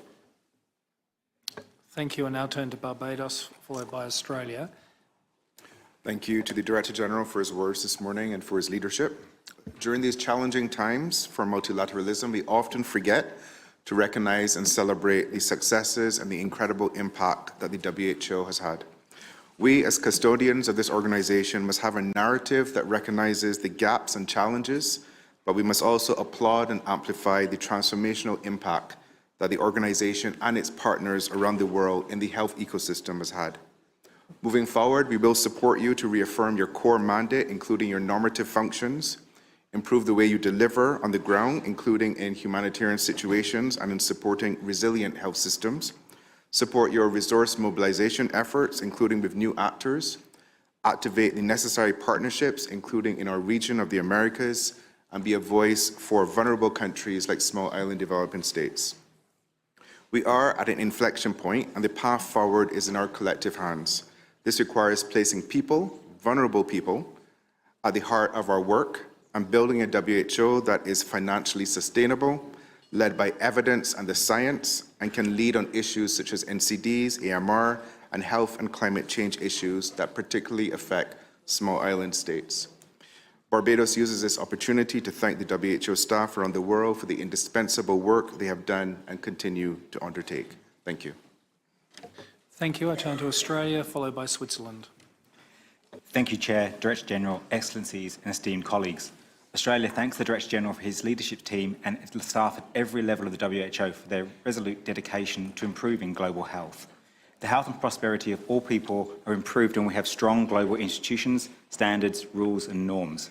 As part of Australia's enduring commitment to the multilateral system, we support the WHO in protecting and promoting health for all. Australia is focused on strengthening health system resilience, particularly in our region, to better prevent, prepare for and respond to health threats. We look forward to the timely finalisation of the PABS Annex to enable the pandemic agreement to enter into force and bolster our collective readiness. Australia appreciated the work of the DG and his team for collaborating with Member States on prioritisation this past year. Great progress has been made in responding to the budgetary situation, but pressures still remain. Ongoing country and regional level prioritisation is essential to maximise impact. As Member States, we must ensure demand for new work streams does not outpace funding. Australia welcomes discussions this week on reforms which will support effective and efficient governance and enable the WHO to deliver on its critical functions within available resources. These reforms are essential for ensuring WHO remains a sustainable, member-led organisation. Australia remains deeply concerned about the devastating impact of ongoing conflicts on individuals, communities and health services. We commend WHO's work in humanitarian and health emergencies and call on all parties to uphold international humanitarian law, protect civilians, health personnel and ensure safe, unimpeded access to essential health services for those that need it. In this context, we encourage all countries to endorse a declaration on the protection of humanitarian personnel, which Australia was pleased to launch with the support of more than half the United Nations at the UN General Assembly High-Level Week last year. Australia holds firm in our commitment to the WHO at this critical time. Thank you. Thank you. Now go to Switzerland, followed by Ukraine. Monsieur le Président.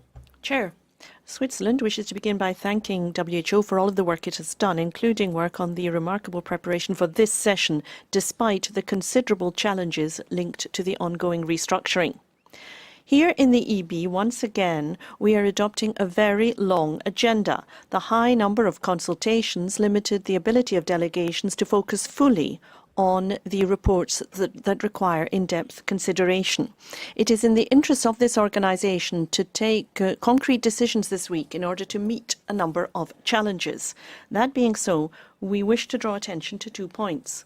We commend the fact that the Secretariat has indicated for the first time that some stages in implementation could be deferred. It is vital that we have transparency as to what is feasible and achievable in order to allow us to take realistic and enlightened decisions. Secondly, in order for the EB to fully play its governance role, we strongly encourage the Secretariat to formulate more specific questions with specific options. Switzerland is convinced that this session will be an important step as we work towards strengthening our organisation. WHO is guided by its member states. We must give guidance, but we must also accept that it's not possible to follow implementation of our recommendations on a day-to-day basis. Let us then give the Secretariat our trust and the space it needs to do its work and to come back with results that can be presented at the WHA in May. Thank you. Thank you very much. Just before I go to Ukraine, just a reminder that we have the call to the EB members first. I note the Russian Federation, Germany and France have been queued, but I also notice on the list coming forward Senegal, Italy, Senegal and Mozambique, and now Cameroon and Palestine. It is easier for our administration if those calls come later, then we have to not inadvertently sift through the speakers. So if you just bear that in mind for future rounds. On that, I'll go to Ukraine.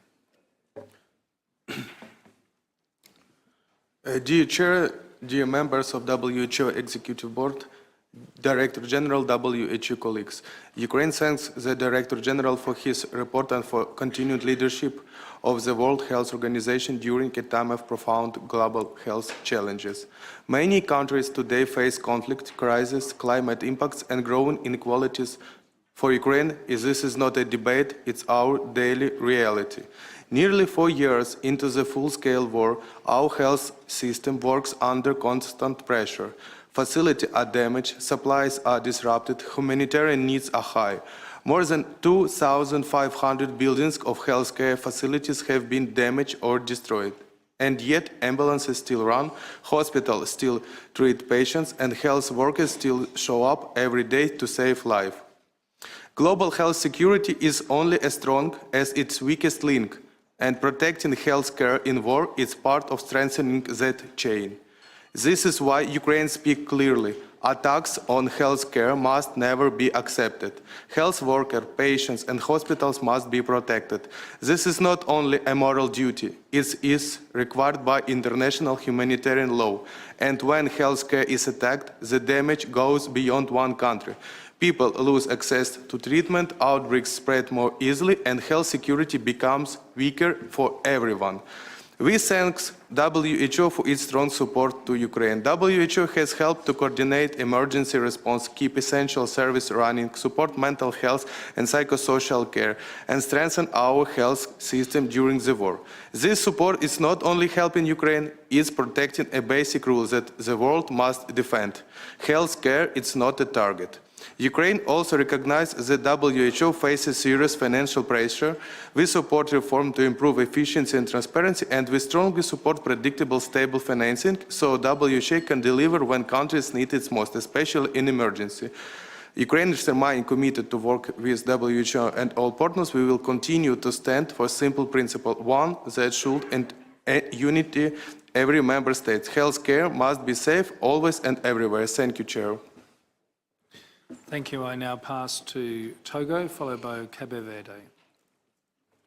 Monsieur le Président. Chair, Togo this time is taking the floor in its national capacity, and we endorse the statement previously made on this item.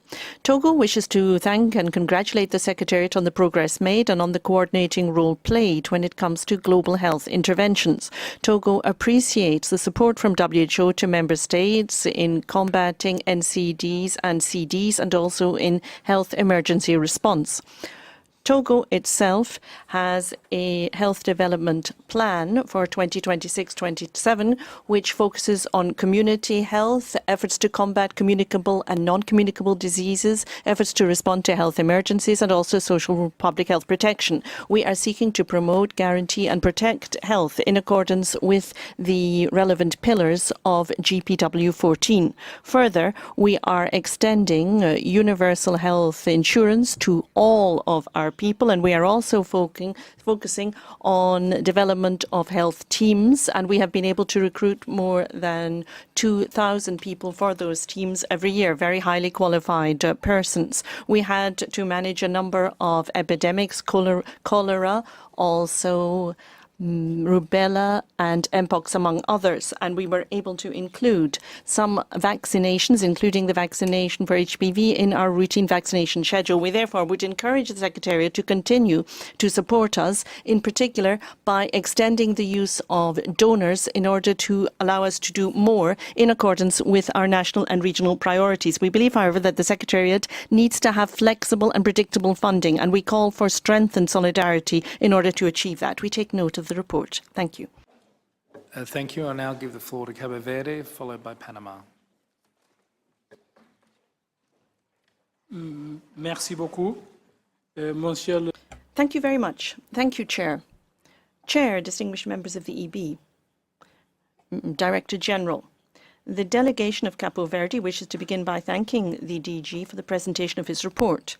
You have given us a clear and balanced vision of the main achievements of WHO and also the strategic priorities of this organization in a global context that is marked by multiple and persistent crises. And those crises are interconnected. In particular, we applaud progress made in terms of extending UHC, improving PPR, when it comes to public health emergencies, and also we commend the progress made in combating both communicable and non-communicable diseases. We note also the efforts made to ensure that we can look at the environment and at human relationships in terms of a broader picture of what health means, and this is something else we're very grateful for. We applaud the emphasis on resilient health systems based on PHC innovation, digital transformation, and the strategic use of data. All of this in order to inform decision-making. We believe that that is the course that we must take if we are to meet current requirements, especially in SIDS in developing countries and in other vulnerable states. We support the global priorities as set forth in the report, especially the need to continue to work for equity, international solidarity and sustainable health funding. That being so, we emphasize the importance of adapted technical support that is adapted to national contexts and local environments. This is needed in order to guarantee the sustainable impact of what WHO does. In conclusion, we wish to reiterate our commitment to work closely with WHO and its member states in order to ensure that the priorities that have been set can be reflected in tangible action in the cause of public health. Thank you. Thank you. Panama, followed by the Republic of Korea. Buenos días, gracias. A very good morning, and thank you, Chair. Panama is grateful for the report by the Director General, which deals with a whole range of very important issues for global public health. We need to overcome gaps if we are to ensure better health and well-being and quality of life at global level. The reality of the global context means that we need to rise to these challenges by adopting effective decisions, but understanding national and organizational realities, understanding that people must be at the very heart of our work.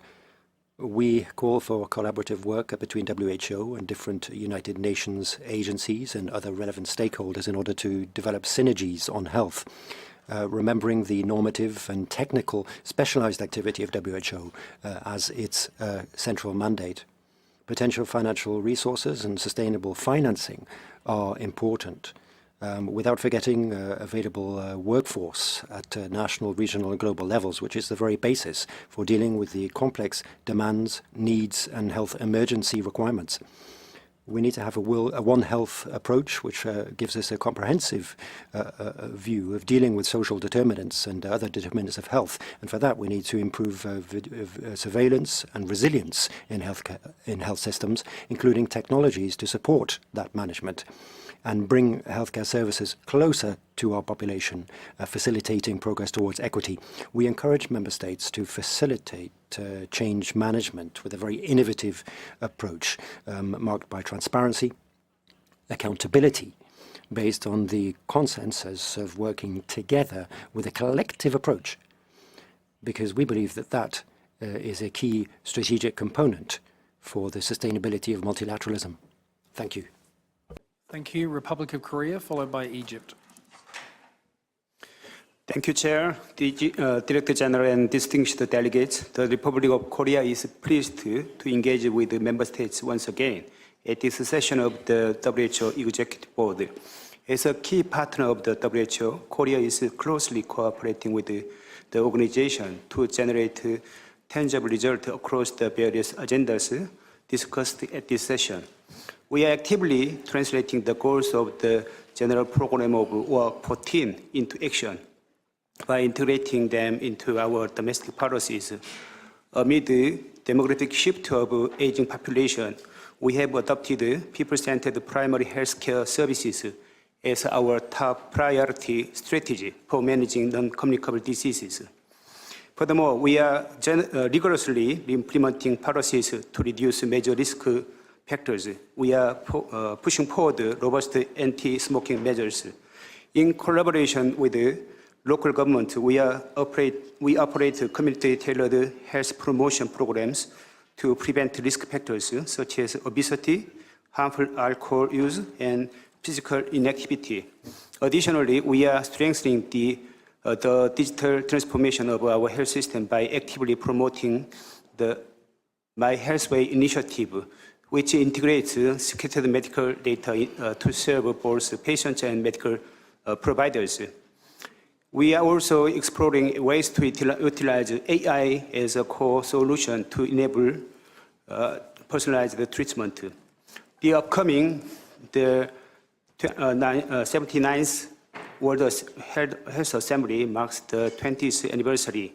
The late Dr. Lee Jong-wook, a national of the Republic of Korea, who served as the 6th Director General of the WHO, to commemorate this, ROK is preparing various side events. Carrying forward his legacy of action-oriented leadership, will continue to strive for the advancement of the global community together with the WHO. Thank you. Thank you. I now call on Egypt, followed by Chile. Chair, Your Excellencies, Director General, I have the honor to deliver this statement on behalf of the member states of the Eastern Mediterranean region. The region thanks the Director General for his report and commends the Secretariat for its dedication and sustained efforts in delivering on WHO's mandate in a year marked by stark contrasts. We recognize the achievements highlighted alongside the significant constraints faced by the organization, including severe funding reductions that necessitated difficult adjustments, including workforce reductions affecting WHO and the wider international system. The Eastern Mediterranean region welcomes the emphasis placed on sustaining delivery across the three priorities of GBW 14 to promote, provide, and protect health despite constrained financing. We appreciate the Secretariat's support to countries in sustaining essential services and facilitating a transition towards greater self-reliance based on domestic resources, as well as the continued focus on prevention and on addressing the root causes of ill health, including non-communicable diseases, mental health, air pollution, and climate-related health problems. The region also recognizes the continued importance of strengthening health systems on the road to universal health coverage, including support on health financing pressures, strengthening the health workforce, and expanding access to quality-assured medicines, vaccines, diagnostics, and medical devices. For many countries in our region, particularly those affected by complex humanitarian situations and displacement, these areas remain essential to maintaining service continuity and protecting communities. With regard to emergencies, the Eastern Mediterranean region commends the Secretariat efforts to strengthening the preparedness and response capacities and underscores the critical importance of WHO's leadership and coordination in complex settings. At the same time, we echo the concern regarding the continuing normalization of attacks on healthcare, which undermines service delivery and the safety of health workers and patients. The region further acknowledges the update on WHO's financial outlook, including progress in mobilizing a substantial portion of the base budget for 2026-2027, while recognizing that the remaining gaps, particularly in areas where needs are high, will be challenging to close. In this context, the region reiterates the importance of predictable and sustainable financing, including continued progress on assessed contribution and improvements in financing quality, so that WHO can maintain its independence, credibility, and capacity to deliver against member state priorities. Finally, the Eastern Mediterranean region notes the strong link made between an agile Secretariat and effective governance, and we remain committed to constructive engagement on governance reform. We also welcome the call for coherence in reform discussions across the global ecosystem, in support of country-led priorities and measurable impact. Thank you. Thank you. I now call on Chile, followed by Cameroon. Gracias, señor presidente. Thank you, Chair, Director General, distinguished delegations. We wish to thank the Director General for his exhaustive report. The progress made reflect the clear commitment of the Secretariat to institutional resilience, and we reiterate our commitment to multilateralism and to a strengthened WHO. Today, more than ever, we recognize that we are facing geopolitical and financial circumstances that are extremely challenging, that are putting the global health architecture at risk. And we fully support the reforms undertaken on governance, transparency, accountability, and country-level impact. Those reforms are vital to ensure that the organization is able to meet its mandate in this very challenging context. Chair, we must remember that a planet without the WHO or a weakened WHO would be less safe, more vulnerable, and less equitable. We need to see leadership from WHO. Thank you. Thank you. I now turn to Cameroon, then El Salvador. Merci, Monsieur le Président, pour... Thank you. Thank you for giving me the floor. Cameroon fully supports the statement that has already been delivered by Togo, and we wish to begin by thanking the DG for his leadership, and we also commend him for all of the work that he has done in supporting member states through a difficult year. I'm referring to the year that has just come to an end. Cameroon has put in a lot of effort in seeking to bring epidemics under control, and especially in sharing our experience at sub-regional level. However, there are 3 points we'd now like to highlight. Firstly, the importance of multilateralism, the importance of strengthened cooperation within WHO. We need to work together if we are truly to protect health throughout the world. Secondly, we wish to reiterate the fact that solidarity is vital to the functioning of WHO. It's vital in order to allow us to face the health challenges that come in the wake of climate change. And thirdly, we wish to state that Cameroon supports the ongoing thinking as to how the global health architecture has to evolve in the current situation. Of course, with WHO playing a leading role. The objective, yes, has to be efficiency and effectiveness of our health interventions throughout the world. All of this in a context where pressure is increasing and where challenges are constantly increasing. Cameroon is committed to tangible decision-making, decisions that are realistic but that are also bold and focused on outcomes. Thank you. Thank you. I now turn to El Salvador, then DPR Korea.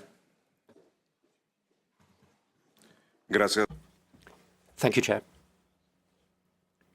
We also wish to thank the Director General for his report, which underscores the achievements and challenges of 2025 and those for the coming year.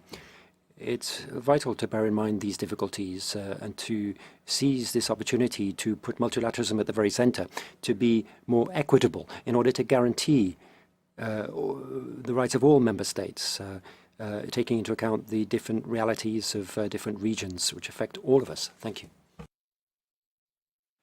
Thank you. I now go to DPR Korea. Thank you, Chair. DPR Korea acknowledges the report of DG and appreciates WHO's active efforts in achieving significant success for providing, promoting, and protecting the health of people globally, and supporting health programs in member states over the past year. Financial landscape remains constrained with the complexity of health environment, including the geopolitical instability due to complex climate change and emerging diseases. However, WHO has demonstrated outstanding leadership and made progress aimed at the country-focused and prioritized cooperation along with the GPW14. Particularly, the adoption of the pandemic agreement last year marked a historical turn in improving the global health environment in a better and more equitable way, leading to an efficient response to the future pandemic. In DPR Korea, newly built Pyongyang General Hospital as a center of medical service and research started its operation since November last year.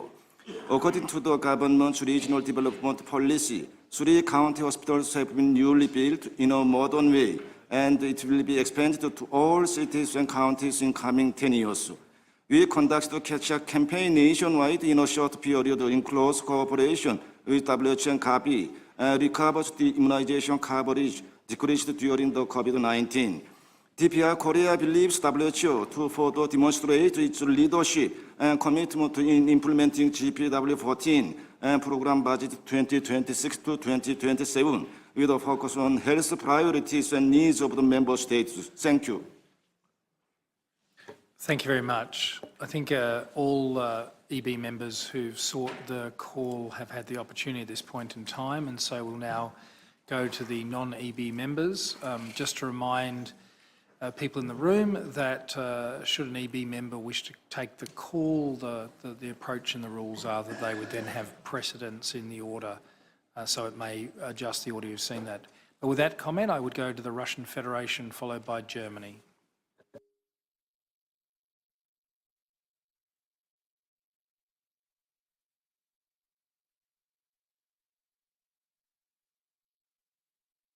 Excuse me, Russian Federation, I don't know what happened. You dropped off. Could you please click again?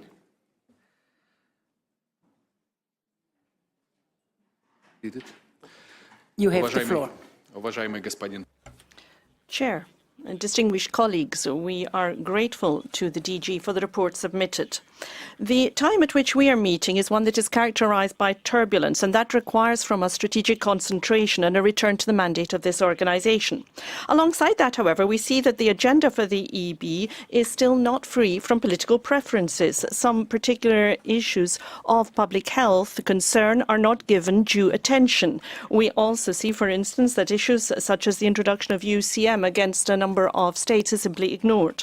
The strength and the guarantee for success of WHO is true impartiality and inclusivity in making it possible to focus on public health issues with support for the best national decisions in specific country contexts, and that is something that should not change. Thank you. Thank you. I now go to Germany, followed by France. Thank you, Chair. Dear colleagues, Germany aligns with the EU statement. We emphasize our unwavering commitment to WHO as the cornerstone of global health and multilateralism. We have a shared responsibility here. No single country can address global health challenges alone. In a challenging year, WHO has implemented reforms in an exemplary and transparent manner. We thank the organization and its staff for this. However, further reforms are necessary. We need a more efficient way for proposing resolutions, ensuring added value across all regions. WHO needs predictable and sustainable financing to fulfill its core mandate, particularly regarding norms and standards and health security functions. Thank you. Thank you. I now turn to France, followed by Italy. Monsieur le Président. Chair, Director General, France associates itself with the statement delivered on behalf of the EU.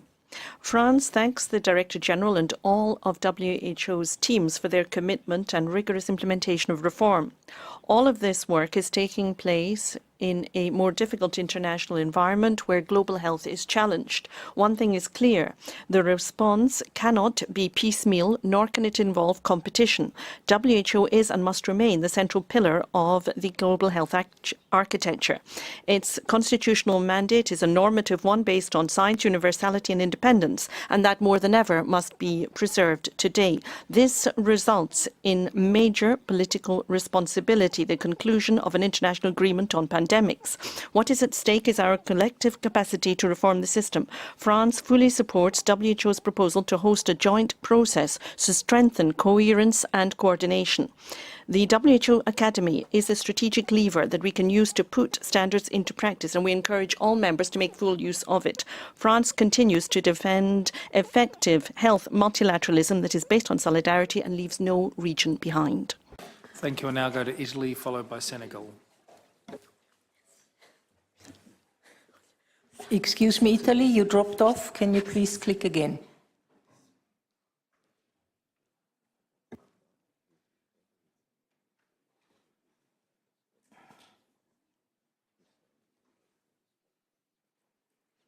Thank you, Chair.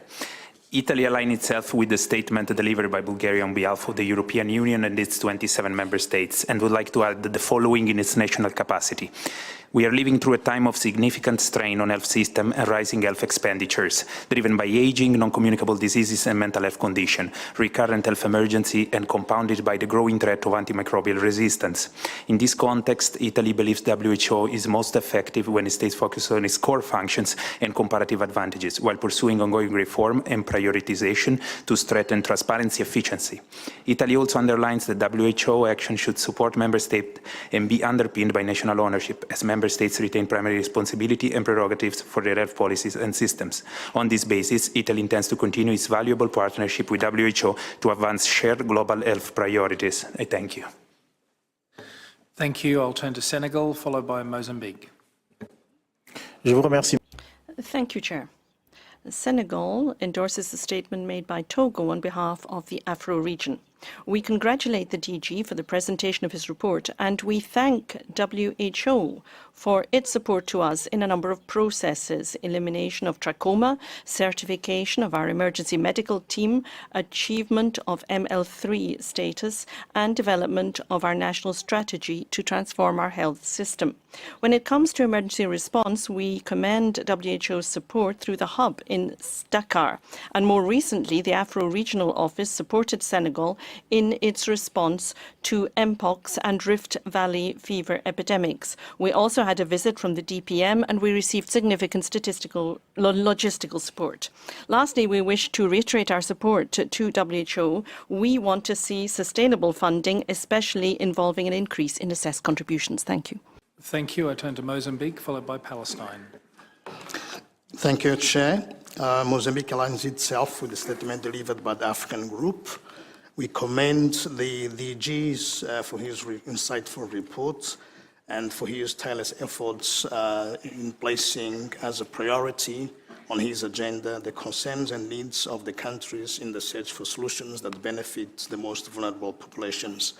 Mozambique acknowledges with appreciation the continuous effort of the WHO in its role of promoting resilience in health systems, strengthening preparedness and response to emergencies, and encouraging technological innovation and adaptation to climate change, essential elements to address contemporary health challenges. Mozambique is among the countries in the African region that have faced the greatest number of health emergencies, particularly those related to climate change, affecting thousands of people. The support of the WHO in responding to and mitigating the impacts of the public health emergencies and extreme events has been important. We'd like to reaffirm our commitment to readiness to continue working closely with WHO in all its efforts. Thank you.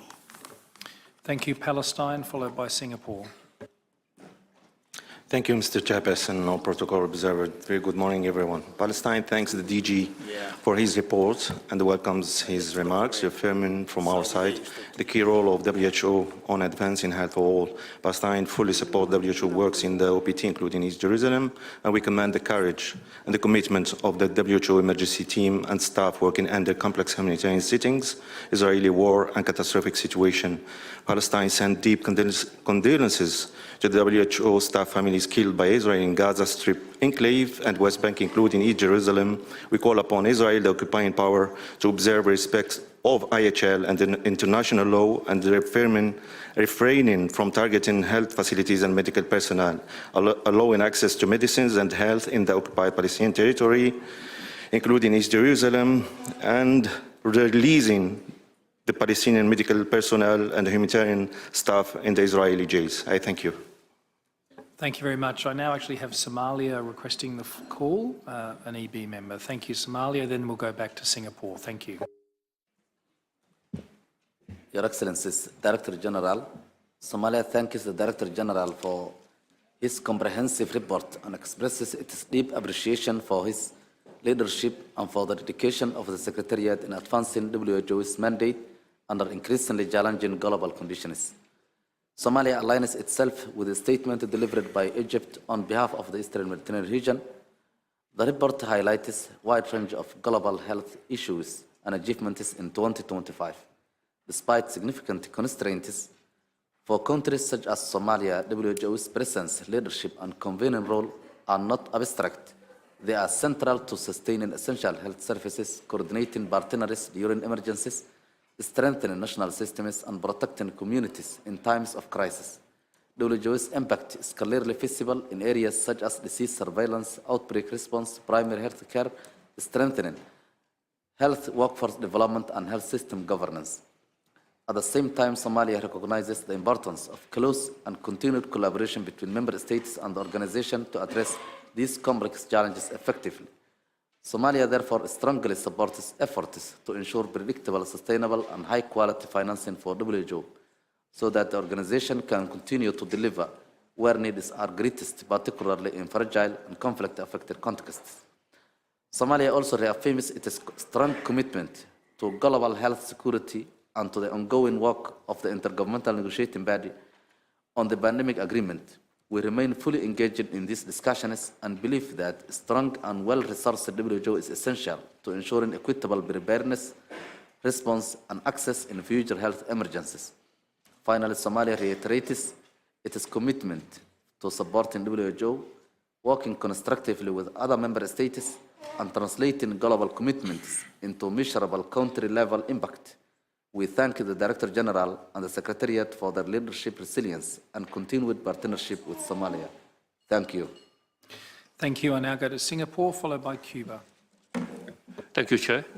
Singapore congratulates the Director General on his report and expresses our deep appreciation to all WHO staff for their dedication in delivering WHO's mandate under exceptionally challenging circumstances last year. We commend WHO for its steady leadership and its indispensable convening role at a time of heightened uncertainty and resource constraints. Singapore supports reforms that strengthen WHO and makes it fit for purpose to deliver effectively on its core mandate and areas of comparative advantage. As parallel discussions on reform of the broader global health architecture advance across multiple fora, we encourage WHO to build on existing conversations to promote alignment, reduce fragmentation, and foster practical collaboration among the many actors involved. In the current context, we also underscore the importance of sustaining strong global and regional surveillance capacities. Timely detection, transparent information sharing, and coordinated risk assessment remain foundational to pandemic preparedness and response. Singapore stands ready to continue working closely with WHO and all partners. Thank you. Thank you. Cuba, followed by Ethiopia.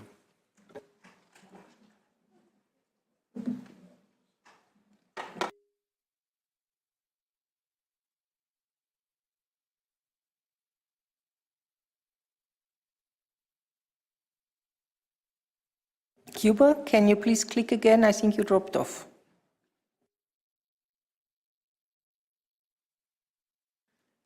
No? Well, right now. Gracias, señor. Thank you, Chair. We stand at a pivotal moment in which multilateralism and its institutions are facing direct attacks, and that is taking place in a context of recurring disease outbreaks, humanitarian crises, health infrastructure attacks, growing inequalities, climate change, and cutting in overseas development aid, including assistance for health programs. We must strengthen the multilateral health system with WHO at its forefront in order to rise to current and future challenges more effectively. We are extremely concerned by the devastating health picture in the occupied Palestinian territories, including East Jerusalem. There remains an imbalance in the allocation of WHO's resources among regions, and our region continues to be worst affected. For Cuba, this is exacerbated by the economic, trade and financial blockade imposed by the government of the United States, which limits access to financing, medicines, inputs and technologies, undermining health indicators and costing lives. And this weakens WHO. We need to see a coordinated reform of healthcare with WHO at its forefront. Thank you. Thank you, Mr. Chair. Ethiopia wishes to commend the Director General for the comprehensive reports and the progress achieved, and aligns with the regional statement delivered by Togo. We underscore the importance of the primary healthcare approach and integration of care to achieve universal health coverage. To sustain these gains, we reiterate the need for flexible and predictable financing for WHO, targeted investment to outcomes with persistent underfunding, and more focus on delivering results in countries. Last year, Ethiopia achieved maturity level 3 for regulatory oversight of vaccines and medicines, a testament to continued commitment, collaboration, and enhanced capacity on the ground, including for advancing the local manufacturing agenda. Ethiopia's response to recent outbreak of the Marburg virus disease also signifies continued investment in preparedness, coordinated governance and response, including sustained capacity building and coordination of health emergency corps. Chair, the collective threat of pandemic is real. We call for all delegates to find consensus in the finalization of the PAPS Annex, and we also support the WHO hosting a joint process. I thank you. Thank you. Zambia, followed by Angola. Thank you, Chair. Zambia aligns with the African Group statement and thanks the Director General for the report. Chair, the well-being of the international community and the stability, prosperity, and sustainability of the world is fundamentally dependent on a resilient global health system and a proactive shift to how we manage global health. The growing threat of infectious diseases and the increasing burden of chronic diseases on mankind calls for strong international cooperation and concerted effort. We need new approaches to service delivery, governance, partnerships, and financing that moves away from dependency. We need stronger investments in health that seek to not only address today's challenges, but also safeguard future generations. The prevailing global health situation provides an opportunity for us to build innovative and lasting solutions that address global health inequities and ensure better preparedness and response. I thank you.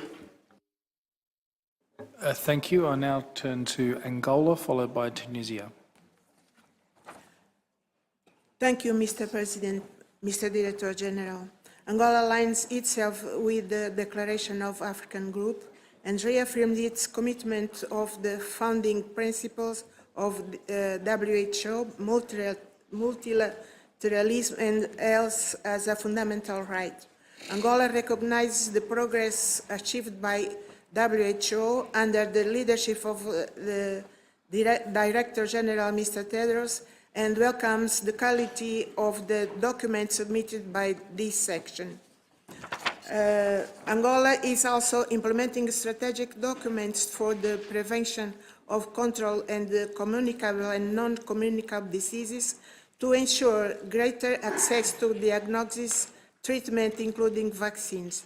It is also approved the Action Plan for Mental Health and Substance Abuse, as well as the Global Strategy for the Elimination of Cervical Cancer and the introduction of HPV vaccine nationwide. Thank you very much. So thank you. I now turn to Tunisia, followed by Portugal. شكرا سيد الرئيس. أتقدم بالشكر للمدير العام. Thank you very much indeed, Chair. At the outset, allow me to thank the Director General for his report and thank him for all of his efforts to ensure WHO reform and improve its working procedures. Tunisia also supports the statement delivered on behalf of EMRO. Chair, Tunisia attaches top importance to the pandemic agreement, and our President of the Republic was one of the first to call for member states to adopt it. My delegation has also supported a governmental process. We have engaged very constructively in discussions relating to Article 12. Chair, we want to strengthen all digital health initiatives. This year, Tunisia is preparing to host an international conference on digital health. Thank you. Portugal, followed by Botswana. Thank you, Chair. Portugal aligns itself with the statement delivered under this agenda item on behalf of the European Union. We met at a moment of significant transformation for global health governance, shaped by recent crises and increasing demands on the multilateral system. Portugal believes that the strength of global health governance rests on three closely linked capacities: to adapt, to deliver, and to unite. To adapt, because global health challenges continue to evolve, requiring our collective structures to remain responsive and coherent. to deliver because trust in multilateral institutions is built through concrete outcomes. As a country where proximity matters and connections are built at close range, Portugal has learned that systems only work when they remain close to people. And to unite, because fragmentation weakens collective action. In a context of geopolitical uncertainty, the World Health Organization remains an essential platform for dialogue, coordination and cooperation. Chair, this executive board is therefore not only a space for technical deliberation, but also a momentum of political orientation. The consensus built here will guide how collective priorities are translated into actions and how confidence the multilateral system is sustained. Portugal remains firmly committed to a strong effectiveness and responsive WHO. Thank you, Portugal. Again, I remind delegates about the time limit, otherwise we'll move to an automatic microphone cut-off at some point. I turn to Botswana. Thank you, Chair. Botswana aligns itself with the statement delivered. Okay. Thank you, Chair. Botswana aligns itself with the statement delivered by Togo on behalf of the WHO African member states. We note with appreciation the positive progress achieved to date in line with GPW14 across all three pillars and commend the WHO for these achievements, particularly in the context of the current challenges facing multilateralism. Botswana appreciates the WHO's efforts in resource mobilization, with 85% of the 2026-2027 budget currently projected. We wish to encourage member states and donors to continue efforts to increase flexible funding whilst aligning earmarked resources with underfunded priorities to enhance equity. Finally, whereas there is progress in the ongoing negotiations of the Pathogen Access and Benefit Sharing Annex of the WHO Pandemic Agreement, Botswana calls on member states to continue to engage constructively and bridge areas of non-consensus in order to submit the draft to the forthcoming WHA for consideration. I thank you, Chair. Thank you. I now turn to Tanzania, followed by Uganda. Thank you, Chair. The United Republic of Tanzania aligns with the statement made by Togo on behalf of the African Group. We commend the Director General for his exemplary leadership, particularly in steering WHO repositioning and realignment agenda in the context of dwindling financial resources, geopolitical tension, and humanitarian crises which have resulted in health emergencies. Tanzania underscores that multilateralism is not a choice but a necessity, as no country is safe until all countries are safe, and global health challenges can only be addressed through collective action and solidarity. We commend WHO's indispensable role in strengthening health systems, responding to outbreaks such as cholera, advancing maternal and child health, and supporting critical processes, including joint external evaluation, universal health preparedness review, and implementation of the international health regulations. In this context, we stress the urgency of concluding the intergovernmental working group process to finalize the PAB's annex and to bring the pandemic agreement into force. We reaffirm our commitment to working with WHO, member states, and stakeholders to achieve shared goals, strengthen health systems, and prioritizing citizens' well-being. I thank you. Uganda, then China.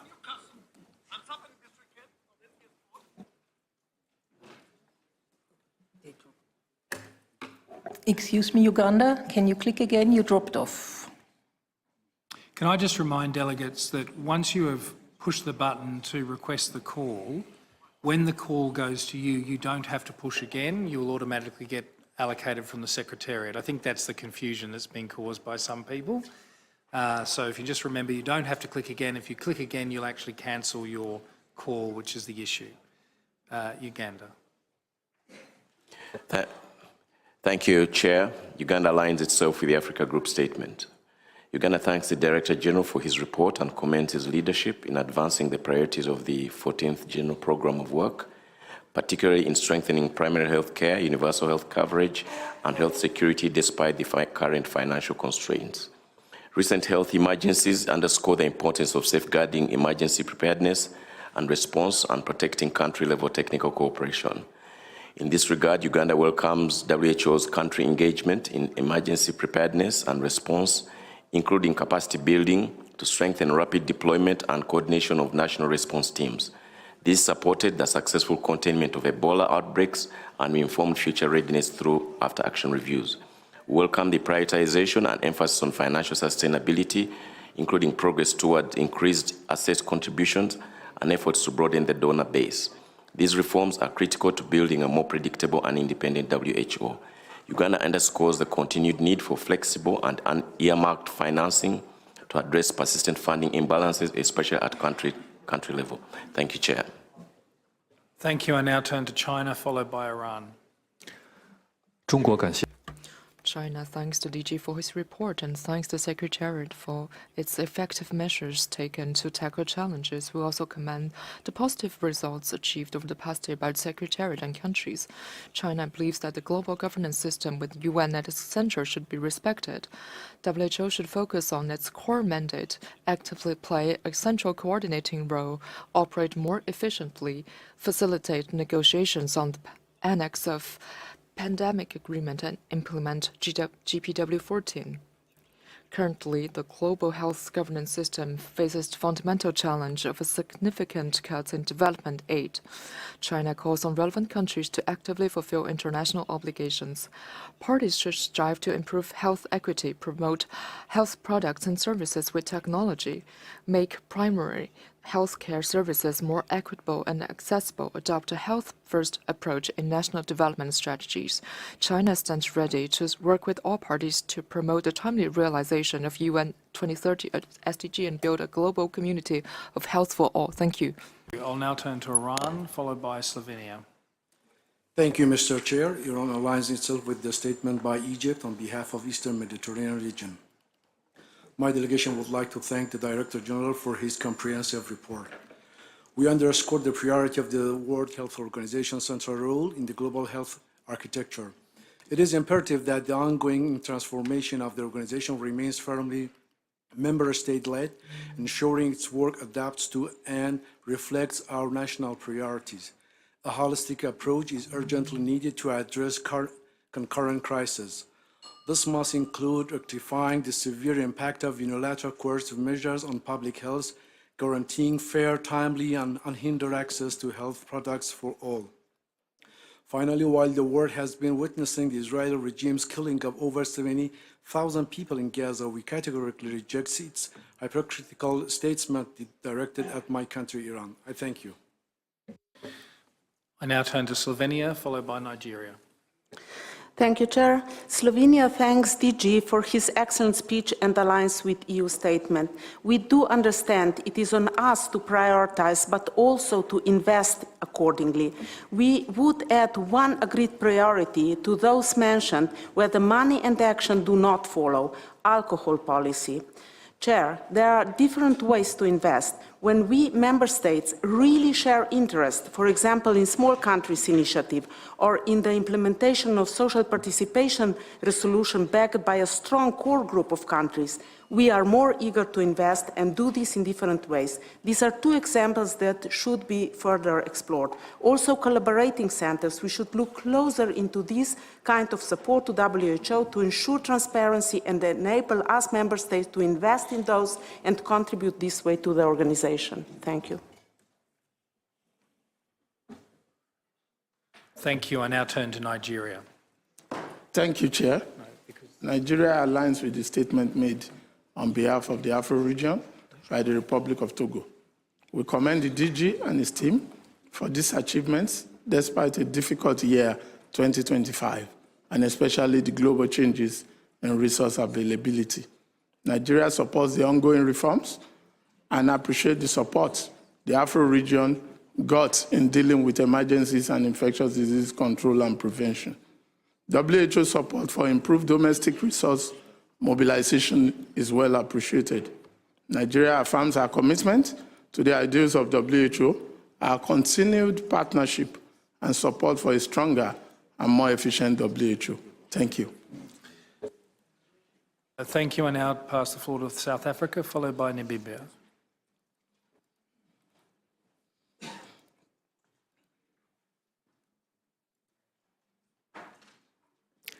Thank you, Chair. South Africa thanks the Director General for the report and aligns to the regional statement delivered by Togo.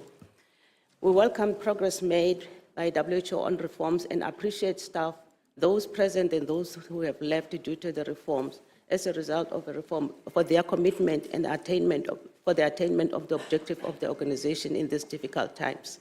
South Africa reiterates its support to multilateralism, fully funded WHO, and its central role in restructuring the global health architecture, which should ensure continued support to member states. South Africa thanks WHO for supporting countries to deal with their health emergencies, communicable diseases, as well as non-communicable diseases in their strive to saving lives, preventing diseases, and providing health. We therefore reiterate the need to continue health system strengthening through primary health care for the agile health system to deal with health emergencies and pandemics. We thank you, Chair. Thank you. I now turn to Namibia, followed by Belgium. Thank you for the floor, Chair. Namibia aligns with the statement delivered by Togo on behalf of the Africa region and commend the DG for his leadership. Namibia wishes to highlight two critical issues. First, on financial sustainability, we fully support the Director General call for a continued reform, while the increase in access contribution is vital. The shift toward predictable, flexible, voluntary funding is equally urgent. A well-resourced WHO is the only way to guarantee the organization can effectively support country-led responses to communicable and non-communicable disease without relying on earmarked and restrictive funding. Second, the pandemic agreement. We welcome last year's historic adoption, but stress that our work remains unfinished. Namibia urges all member states to approach the ongoing negotiation on the PAB's annex with genuine commitment. For us, operationalizing equity through the PAB system is the heartbeat of this agreement. Without it, global health security remains fragile. Thank you, Chair. Thank you. I now turn to Belgium, followed by Denmark. Esteemed Chair, Belgium aligns itself with a statement by Bulgaria on behalf of the EU and its member states. We thank the DG and commend the WHO staff during difficult cost-saving measures. As the world faces multiple crises, we remain deeply concerned by the civilians bearing the brunt, including in Ukraine, Gaza, Iran, Sudan, and we condemn all attacks on health infrastructure and workers and urge all parties to guarantee unhindered humanitarian access and uphold international law. On the ongoing prioritization process, Belgium encourages WHO to focus on its core mandate, while acknowledging that this is a responsibility that is shared by member states. Therefore, we support the use of transparent criteria to assess the added value of future resolutions. Only a minority of the proposed resolutions meet these criteria. Belgium reaffirms support for the leading and central role of the WHO with the global health architecture and its reform processes. Only an independent, evidence-based and sustainably financed global organization can keep up our ultimate goal, global public health. In this respect, we applaud WHO essential guidance with regard to tobacco control, new nicotine products, alcohol and nutrition, which remain major public health challenges driven by powerful commercial determinants. Thank you. I now turn to Denmark, followed by Ireland. Thank you, Chair. Denmark aligns itself with the statement made on behalf of the EU and its member states.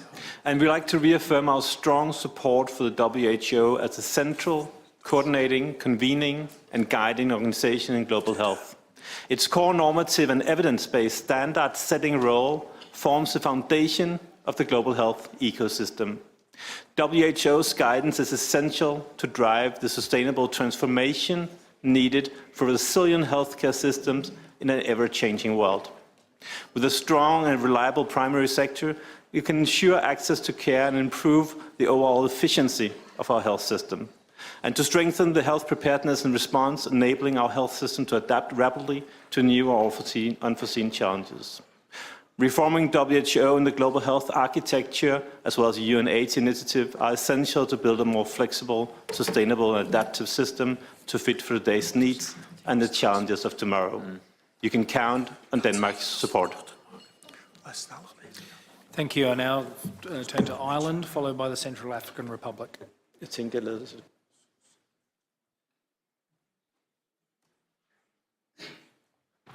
Chair, Director General, distinguished delegates, Ireland aligns with the statement delivered on behalf of the European Union and its member states.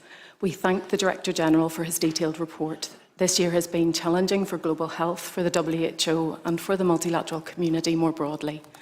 The changed global context came at a time when we were already affected by geopolitical conflicts and infectious disease outbreaks, as well as climate-related disasters, increasing non-communicable diseases and demographic shifts.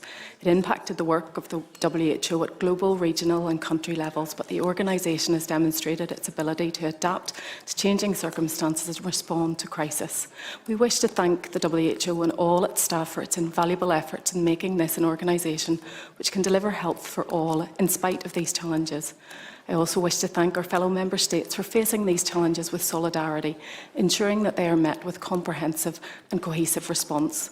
Ireland will continue to support the WHO in its core normative, health security and convening roles, as well as health system strengthening. Thank you. Thank you. Central African Republic, followed by Ghana.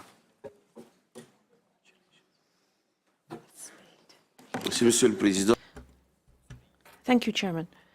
The CAR aligns itself with the statement delivered by Togo on behalf of the 47 member states of AFRO. We congratulate the DG on his excellent report. We also commend his bold leadership. We are encouraged by what he has done, and we would urge him to continue to provide support to fragile and vulnerable countries in order to ensure their health sovereignty.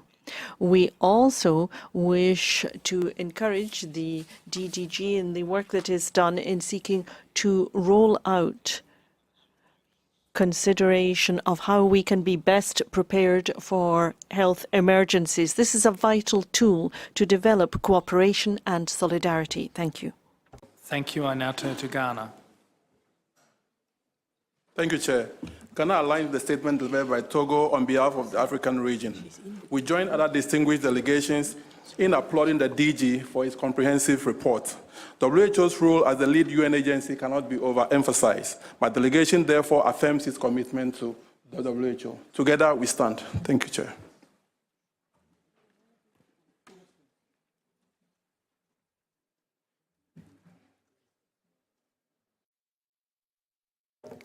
Excuse me, have you finished? Yes.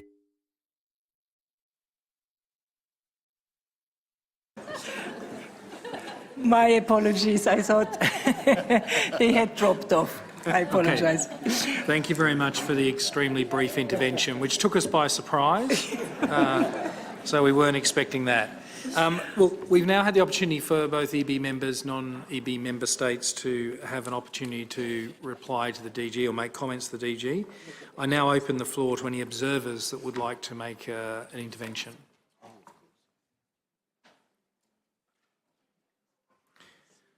I will therefore also open the floor to UN bodies or IGOs that wish to make any intervention.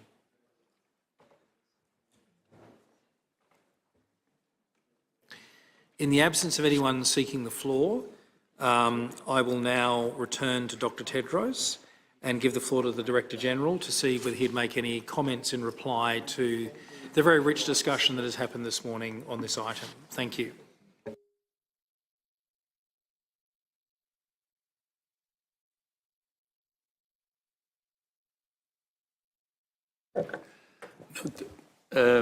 I think I have said a lot, and your intervention shows your confidence and shows that we're also aligned.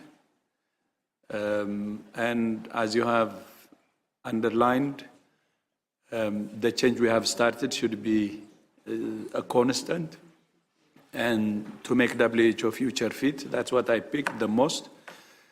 And not only that, you want us to continue with the change, but you have also shown your commitment to contribute to that change, to guide it, especially with governance reform, because it's a combination of the changes we do in the Secretariat and the governance that will have the best impact. So thank you for your confidence. Thank you for the kind words. Thank you for the guidance. And as I said in my speech, This is your WHO, and its strength is your unity, and its future is your choice. And from your interventions, you have made that choice to strengthen WHO and to make it future fit. And thank you so much. And back to you, Chair. Don't want to say more than that. Thank you. Thank you, DG. I understand it's not showing up on the board at the moment, but it is here for the Secretariat that Israel has asked for the floor on this item before I close this item. So I will turn to the delegate from Israel. Thank you very much, Mr. Chair. Thank you, Mr. DG. I have the honor to announce that Israel will submit a draft resolution on item 29.2 of the agenda regarding Argentina's withdrawal from the WHO in accordance with Article 32 of the Rules of Procedure of the EB. The text will be circulated today to all delegations and has already been shared with the Secretariat. Argentina has circulated last week a position paper on this issue, which we hope that every member of the EB has received. We hope to count on the support of every member of the EB and that this draft decision will be adopted by consensus. Thank you, Mr. Chair. Thank you, Israel, for notifying us in this forum. Obviously, that will be dealt with under item 29.2, and it has been submitted before the 6 p.m. deadline that was notified before, and therefore I don't think there's a need for the DG or others to respond to that. So on that matter then, given the conversation, I will bring item 2 of the agenda to a close. The item is now closed. Thank you. That brings us to item 3. We shall now consider item 3, report of the regional committees to the Executive Board contained in document EB 158/3. This report summarises the proceedings of the WHO regional committees based on the reports of the committee chairs. It has been prepared pursuant to the proposals for enhancing alignment between the regional committees and the Executive Board and the decision by the Health Assembly that chairs of the regional committees should routinely submit a summary report of the committee's deliberations to the board. The report focuses on the key issues and outcomes of the regional committees, particularly those that are of global significance and those that respond to decisions of Health Assembly and Executive Board. Before I open the floor to discussion, at the start of the meeting, I did make the observation that we have 6 days of meetings, not 8 days of meetings, compared with the last Executive Board, where we dealt with less resolutions. I appreciate that the vast majority of delegates are endeavouring very clearly to meet the timelines, and I appreciate that effort. But in the interest of ensuring we have an equitable allocation of time, I've asked the Secretariat to cut off the microphone after a 10-second grace period for each speaker.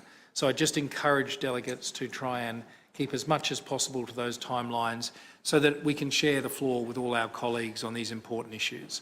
Obviously, as we get further through the agenda, there will be some items, particularly where we're seeking to reach consensus, where delegations will need to come back and there'll need to be some to and fro, and that will allow the opportunity for a fulsome exchange of views. But for standard interventions, we will be in a situation with a cut-off after a 10-second grace period.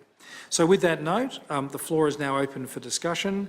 Please indicate your interest on speaking on the report of the regional committees to the Executive Board in the usual way.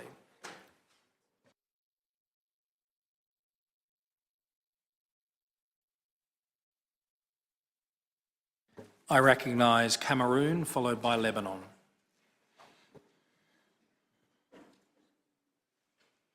Merci, Monsieur le Président. Thank you, Chair. Chair, Director General, Cameroon has the honour of taking the floor on behalf of the 47 member states of AFRO. The AFRO region of WHO wishes to commend the DG and all of the 6 regional committees who have worked under his leadership in taking forward relevant programmes in those committees. And Africa, the African region, welcomes the fact that the 6 regional committees have been able to hold meetings, including the African region. And they had a meeting in Lusaka in August last year, and this was led by the new regional director for Africa. The work that was done emphasised unity, cooperation and the construction of political leadership within WHO in such a way as to mobilise the resources that we need to meet health challenges, something similar to what has been done in the context of epidemiological transformation and also to allow us to tackle changes related to climate change, political instability and financial uncertainty. We call for greater mutuality and solidarity and greater emphasis to be laid on a global plan to allow us to build a global One Health approach. This is vital if we are to achieve the SDGs by 2030. The African region wishes to reaffirm its commitment to implementing resolutions adopted by the Regional Committee. Once again, we call for global solidarity, for more equity in the way in which we tackle health emergencies. We also call for sharing of health innovations in order to build resilience within our health systems. The African region recommends the adoption of the report adopted by the African Regional Committee by the EB. Thank you. Thank you all for your kind attention. Thank you very much. I recognise Lebanon, followed by Togo. Mr. Chair, distinguished delegates, I am honoured to speak on behalf of the Member States of the Eastern Mediterranean region and thank the Director General for his report. Our region recognises that equity, preparedness and sustainable financing are shared priorities across all WHO regions. These perspectives highlight the interconnected nature of global health challenges and the need for solidarity, coherence and mutual learning. At the 72nd session of our Regional Committee held in Cairo under the theme Together for Equity, Member States reaffirmed that tackling inequities must go hand in hand with strengthening resilience in the face of complex and protracted crises. We welcomed resolutions on zero-dose children, health systems recovery in fragile settings, palliative care, laboratories, biosafety, and climate change and health. Together, these reflect a holistic approach addressing immediate needs while reinforcing the foundations of health systems. Immunization equity remains central to universal health coverage and health security. Closing gaps among zero-dose and under-immunized children is not only a technical goal, but a matter of social justice, restoring trust in health systems and reducing preventable mortality. In fragile contexts, such as in our region, recovery extends beyond restoring services. It requires rebuilding trust, safeguarding essential public health functions, and laying the groundwork for stability and sustainable development. This underscores the importance of preparedness, surveillance, and coordinated regional action against epidemic-prone diseases. Sustainable financing is equally vital. Strengthened domestic investment, complemented by voluntary support to WHO, ensures predictable capacity to translate priorities into action and deliver meaningful impact at all levels.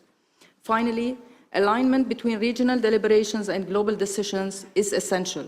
Regional priorities must inform global processes, and global commitments must yield measurable results at country level. The Member States of the Eastern Mediterranean region remain committed to constructive engagement within WHO's governing bodies and to working collectively with the Secretariat to achieve tangible and equitable health gains for our peoples. Thank you. Thank you. I now turn to Togo, followed by Haiti. Monsieur le Président. Chair, Togo aligns itself with the regional statement delivered by Cameroon, speaking on behalf of the 47 member states of the African region. Togo congratulates the regional directors for their reports and also for the progress they have made in seeking to promote health by integrating PHC into their approach with the view to achieving UHC. In particular, we commend African states and we support their call for unity, collaboration and African-led solutions to our challenges as we seek to face health threats today. We commend the leadership of WHO in Africa as it seeks to take forward relevant work relating to public health challenges at regional levels despite scant resources. We call upon the Secretariat to ensure equitable allocation of resources, taking into account regional priorities, and also we call for greater multi-sectoral cooperation. Thank you. Thank you very much. I'll now turn to Haiti, followed by Thailand. Monsieur le Président. Chair, Director General, Excellencies, Haiti wishes to thank the DG for his report, which highlights the key contribution played by RCs to cooperation, to coherence and consistency within WHO.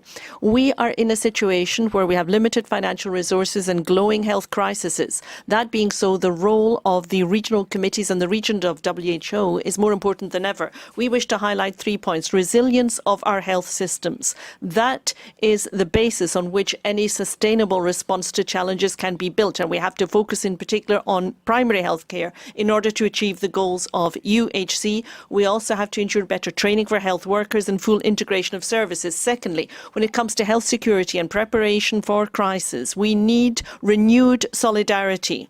And the role of the IHRs is key here. We also need to develop national detection, alert and response capacities. That is something else that is crucial, especially for countries that are facing structural vulnerabilities. We know that health is indivisible and that you cannot guarantee health anywhere unless everyone is included and all relevant expertise is brought on board.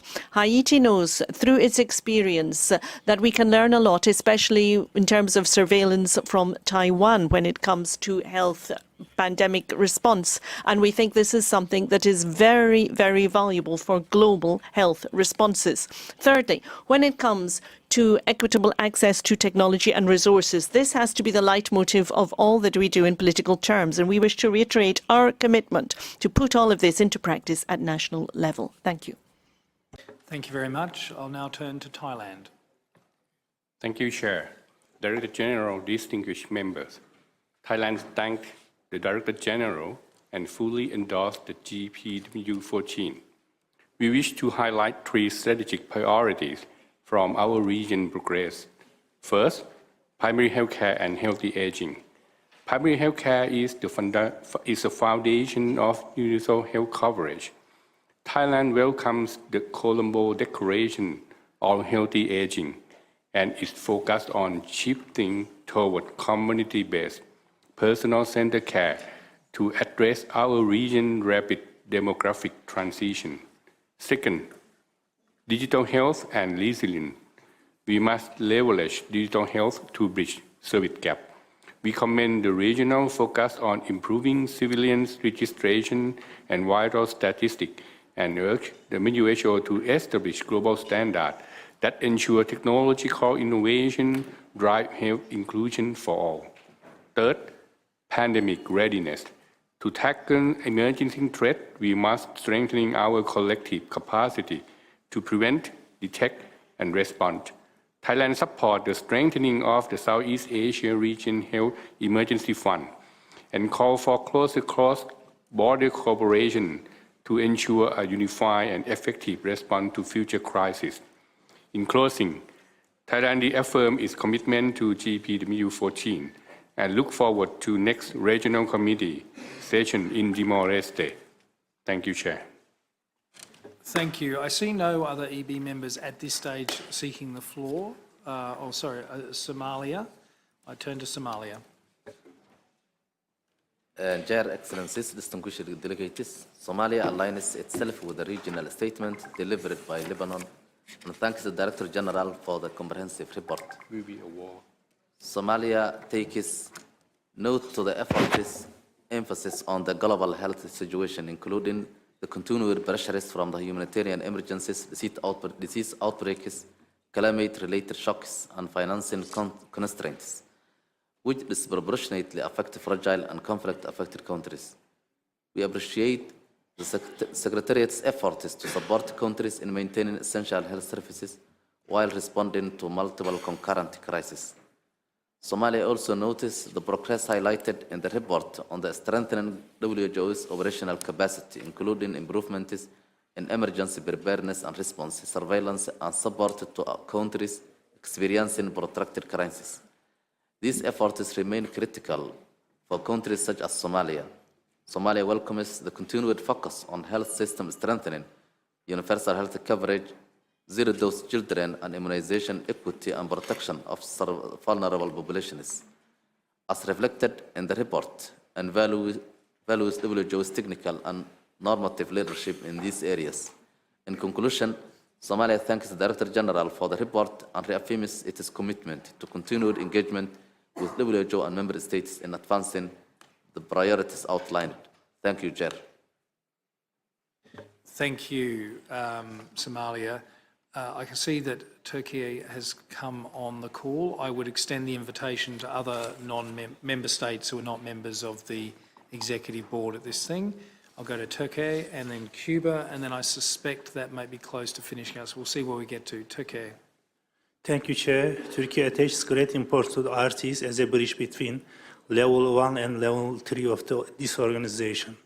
With this understanding, we actively participate in the Euro and EMRO committees as member and observer states respectively.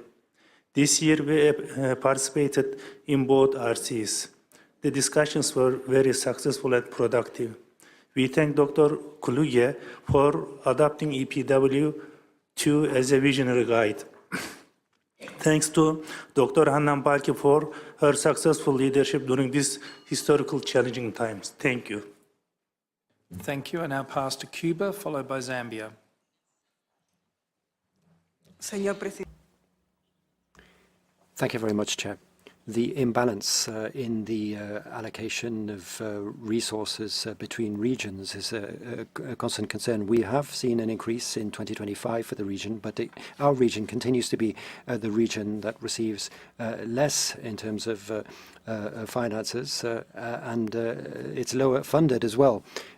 Cuba believes there needs to be a technical review of this allocation of resources among regions carried out as quickly as possible based on objective criteria so that we get at least 80% of the resources received by other regions. During the COVID-19 pandemic, the region of the Americas was worst hit in terms of morbidity and mortality, which exacerbated pre-existing disparities. Our region faces major challenges with regard to NCDs, communicable diseases, climate change and others, and for Cuba that is exacerbated by the criminal economic blockade, preventing access to medicines, medical equipment and inputs, but we continue to work with WHO and PAHO and member states in order to try to advance stronger and more equitable health systems. Thank you.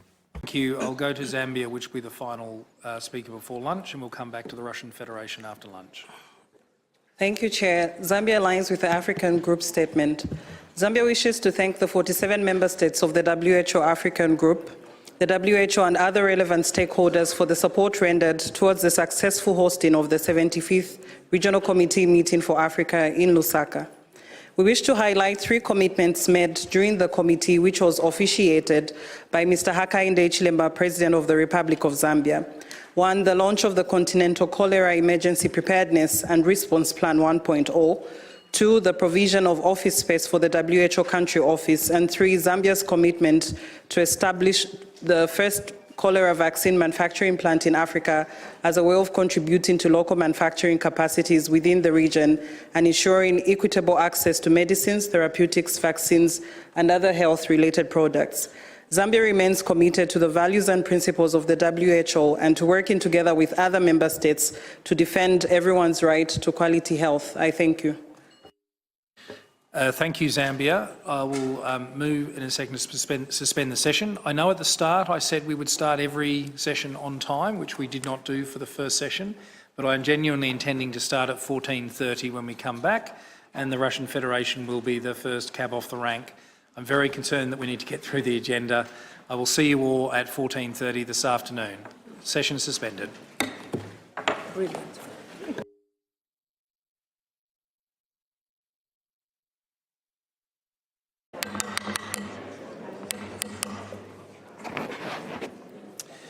Thank you, everyone.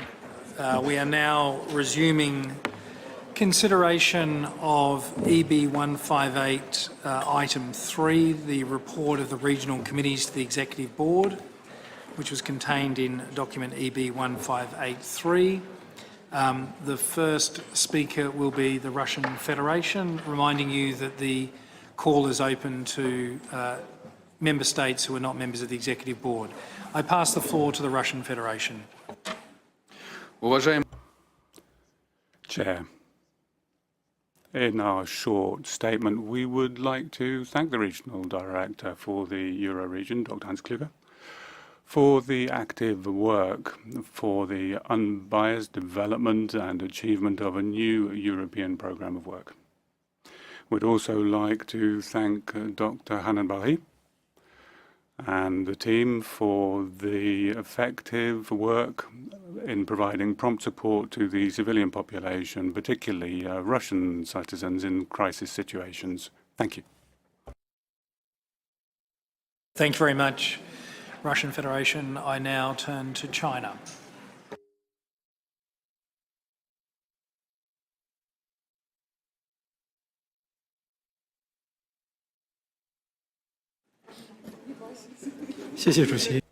Thank you, Chair.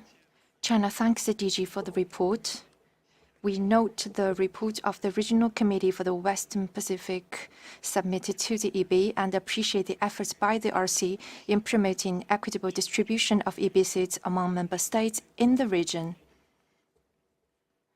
China is ready to supporting the work of the informal working group on the distribution of EB seats within the region and looks forward to working with all regional member states to achieve a reasonable distribution of seats based on consensus. Finally, China is ready to actively support the work of the Chair in discharging his duties to ensure the smooth proceeding of the session. We request the Chair to remind member states to refrain from making statements unrelated to technical issues under discussion. I thank you, Chair.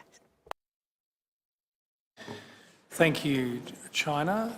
I'm just now looking at the floor. Are there any member states who are not a member of the Executive Board who would like to intervene?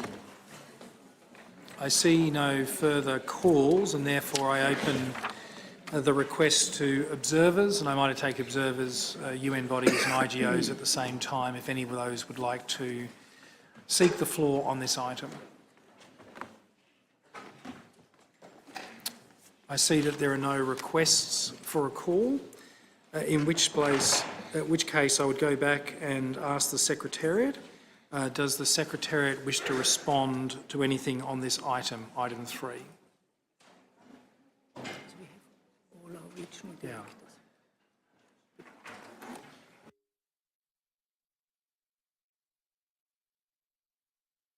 Yes, we have EMRO first. I understand that the regional directors may wish to make a comment on this item, and I understand we're going to start with the regional director of EMRO. Thank you.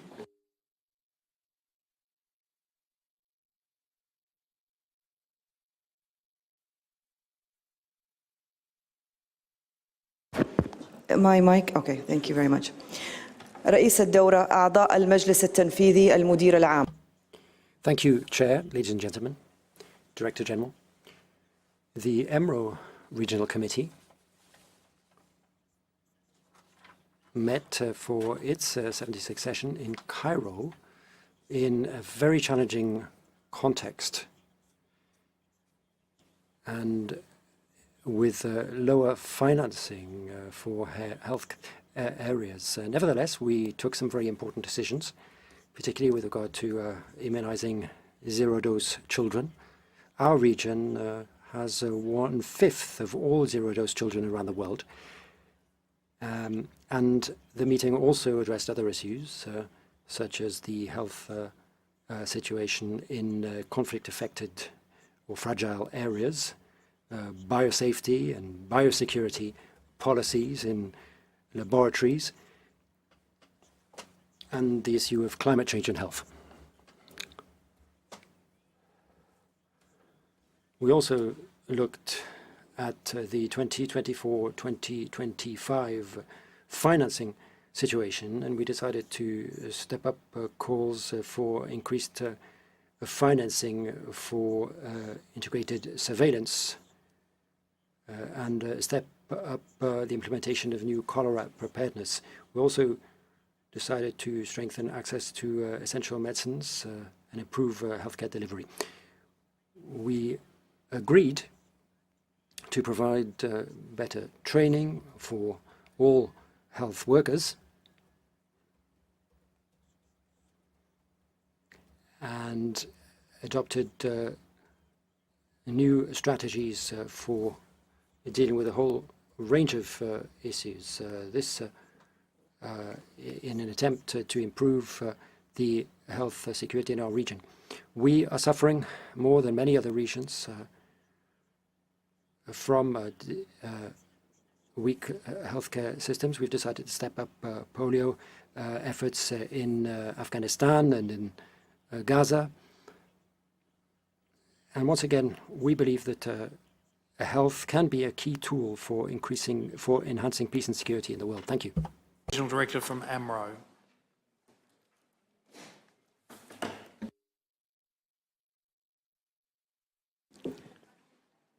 Thank you, Mr. Chair, DG, distinguished delegates. It's my honor to address you today and present the report of the 62nd Directing Council of the Pan American Health Organization and the 77th session of the Regional Committee of WHO for the Americas. The meeting reviewed progress in consolidating the lessons of the COVID-19 pandemic into lasting public health capacities. Significant progress was also achieved across key regional initiatives, including the Disease Elimination Initiative, the Better Care for NCDs, the Alliance for Primary Health Care, and the Pan American Highway for Digital Health. The region consolidated the PAHO's revolving funds and accelerated action to expand the regional manufacturing of vaccines and health technologies. PAHO further initiative has modernized the system, strengthened efficiency, transparency, and accountability. Member States reviewed the WHO program budget 26-27. While the rationale for the reducing the budget was acknowledged, they reaffirmed their call to continue their efforts to improve an equitable distribution of resources across all WHO regions. Member States welcomed the adoption of the WHO Pandemic Agreement and reiterated their strong engagement in the global negotiations. They further emphasized the importance of the PAB's annexes in promoting equitable access to essential health products during future emergencies. Member States also welcomed the entry into force of the 2024 amendments to the IHR and reiterate their commitment to strengthen their implementation throughout the region. I will also switch to Spanish. Al pasar a las prioridades regionales. Looking at regional priorities adopted by the region for 2026-2030, one under the theme A Better Americas for the whole region. And this is a new strategy in order to strengthen healthcare systems with 5 key strategic objectives and defining the impact results that we wish to achieve by 2031. Member States also adopted the program budget for PAHO with a 7% decrease compared to the previous period, asking the Secretariat to make necessary adjustments to continue to provide technical cooperation on priority areas. We also adopted 2 major resolutions, one on the prevention and control of NCDs, 2025-2030, and a policy to extend equitable access to health technologies, particularly expensive ones. Thank you very much. Thank you very much. I'll now move to the Regional Director for AFRO. Hello. Honorable Chair, Blair Comley, Excellencies, distinguished delegates. I report from the 75th Regional Committee for Africa, held in Lusaka from the 25th to 27th of August, 2025. We extend profound gratitude to the government and the people of Zambia for the warm hospitality. Colleagues, the context is unforgiving. Disease patterns are shifting, climate pressures are rising, geopolitics is volatile, budgets are tightening. Yet, Africa is delivering, and we will not lose ground. At the RRC 75th, member states called for unity, discipline, collaboration, and African-led solutions. We reviewed 7 technical papers, 2 procedural documents, and my regional director's report from July 2024 to June 2025. Despite constraints, progress is real. 17 countries have advanced essential health service packages. malaria vaccines rolled out in 19 countries, 168 public health events coordinated across the region, 221 million children reached with life-saving immunization, growing momentum in digital innovation, mental health, nutrition, neglected tropical diseases. We adopted targeted strategies on oral health, rehabilitation, blood safety, malaria, and the health of women, children, and adolescents. Each strengthening integrated primary health care and resilient system, we endorse sharper surveillance, expanded labs, and a stronger emergency workshop. Yes, we confronted a 14% base reduction in 2026-2027 program beyond budget. Our answer is not retreat, it's to focus, efficiency, accountability. The RRC 75th adopted 12 procedural decisions, 3 resolutions, and reaffirmed our determination to end polio fully and finally. Excellencies, Africa is not asking for sympathy. Africa is asking for partnership. Every cut, every delay, every weekend service has a face, a mother, a child, a health worker, a community holding the line. This is why unity is not a slogan to us. It is a survival and it is hope. As Nelson Mandela reminded us, it always seems impossible until done. Stand with Africa, stand with the strategies you endorse, stand with those delivering where the cameras rarely go. If we stay focused, if we stay together, Africa will rise. Thank you. Merci de votre attention. Thank you very much indeed for your attention. Thank you. I'll now turn to the Regional Director of the Eurozone, Euro area. In a complex region, the unanimous approval of the second European Programme of Work, the EPW2, marks a tour de force. 53 member states uniting behind a 5-year collective health agenda, translating the GPW14 into prioritized actions. EPW2 is not a wish list. It is the blueprint for the WHO Europe of the future. Stronger, leaner, smarter, financially sustainable, and designed to deliver even under pressure. It's not about cuts. It's about a new business model. 24% HR reductions, strategic relocations, retention of gender and younger talent, redefining how WHO Europe works for our member states, UN80 in action. The new innovation strategy drives this change, from AI-enabled decision-making to the establishment of a scientific advisory board, working hand in hand with the Global Scientific Council. The EPW2 ensures technical excellence, guides primary healthcare, a forward-looking research agenda, and our daily walk. This is not abstract reform. The EPW2 is designed to deliver where needs are greatest. That is why WHO Europe's unwavering support to Ukraine remains the central expression of our action, alongside key initiatives such as the new child health strategy with UNICEF and the recent agreement I signed with the European Centre for Disease Prevention and Control. I want to commend all staff and the Euro Staff Association for navigating this transformation. Under the leadership of my big brother, Dr. Tedros, we are not just setting direction, we are committing to deliver, based on the values of equity and excellence. We will lead the change, or change will lead us. Thank you. Thank you. I now go to the Officer in Charge of the Siro region.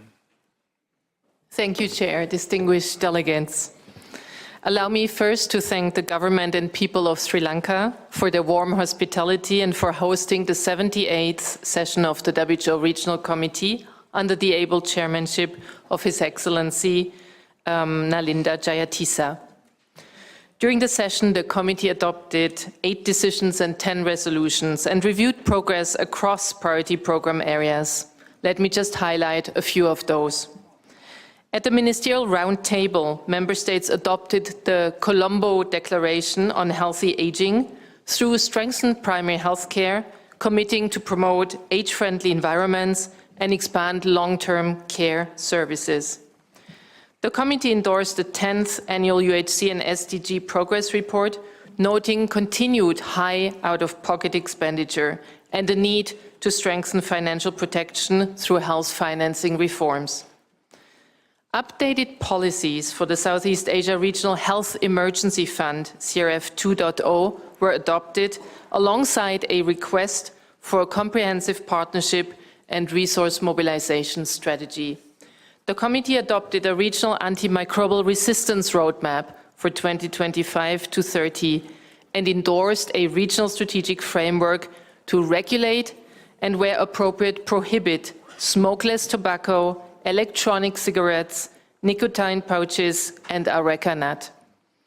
The committee reviewed the program budget 26-27 and regional restructuring, noting the alignment with GPW 14 and the country-first approach, and strengthened its governance through amendments to the rules of procedure and the regional director nomination process. In addition, the CRO Youth Council was launched, and public health achievements across the region were recognized, reflecting a shared commitment to inclusive and forward-looking health governance. Finally, members received updates on the regional office building in New Delhi, which was then inaugurated in December 2025 during the second WHO Traditional Medicine Global Summit, with the support of the Government of India and in the presence of Dr. Tedros, making a proud milestone for the region. Let me close by thanking all CRO member states for their unwavering commitment to WHO and to health for all. I thank you. Thank you. I now turn to the Regional Director for Wipro.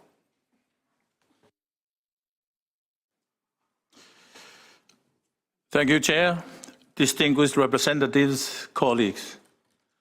It is an honor to present the outcomes of the 76th session of the Regional Committee for the Western Pacific, held in Nadi, Fiji, from the 20th to the 24th of October, 2025.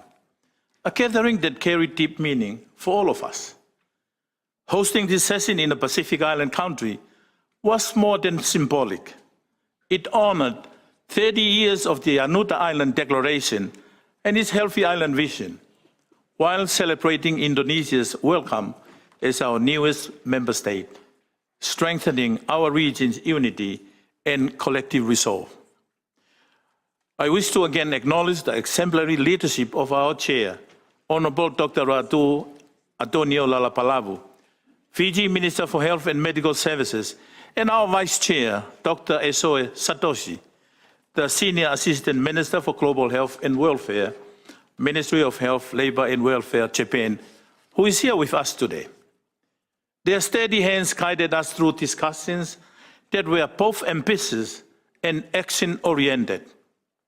Across the week, member states reaffirmed our shared regional vision, weaving health for families, communities, and societies.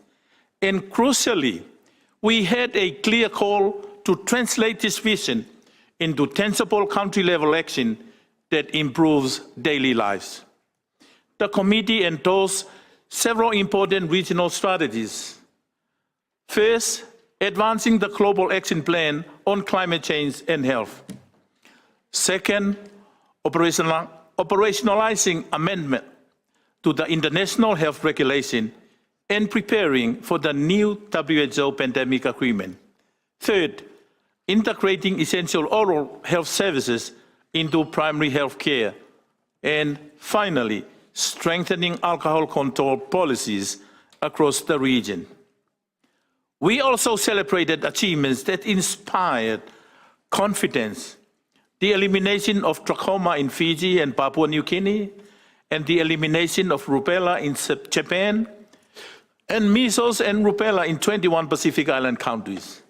These successes remind us that even in uncertain times, determined and collective action deliver result. And as I reflect on our journey, I am reminded of a familiar saying across the Western Pacific: if you want to go fast, go alone. If you want to go far, go together. Indeed, together we are weaving a stronger, more resilient fabric for health across our diverse region. My heartfelt thanks go to the Government of Fiji for its warm hospitality, and to the WHO Secretariat, whose dedication made this regional committee a true success. To all our member states, thank you for your unwavering commitment, honesty, and partnership. In today's challenging global environment, it is your solidarity that keeps us moving forward. Together, we will rise stronger, healthier, and more united. I thank you, Chair. Thank you. Thank you for all the regional directors and the officer in charge for those comments. I don't see anyone else seeking the floor. Therefore, I will take that the board wishes to take note of the report. I see no objection. The report is noted.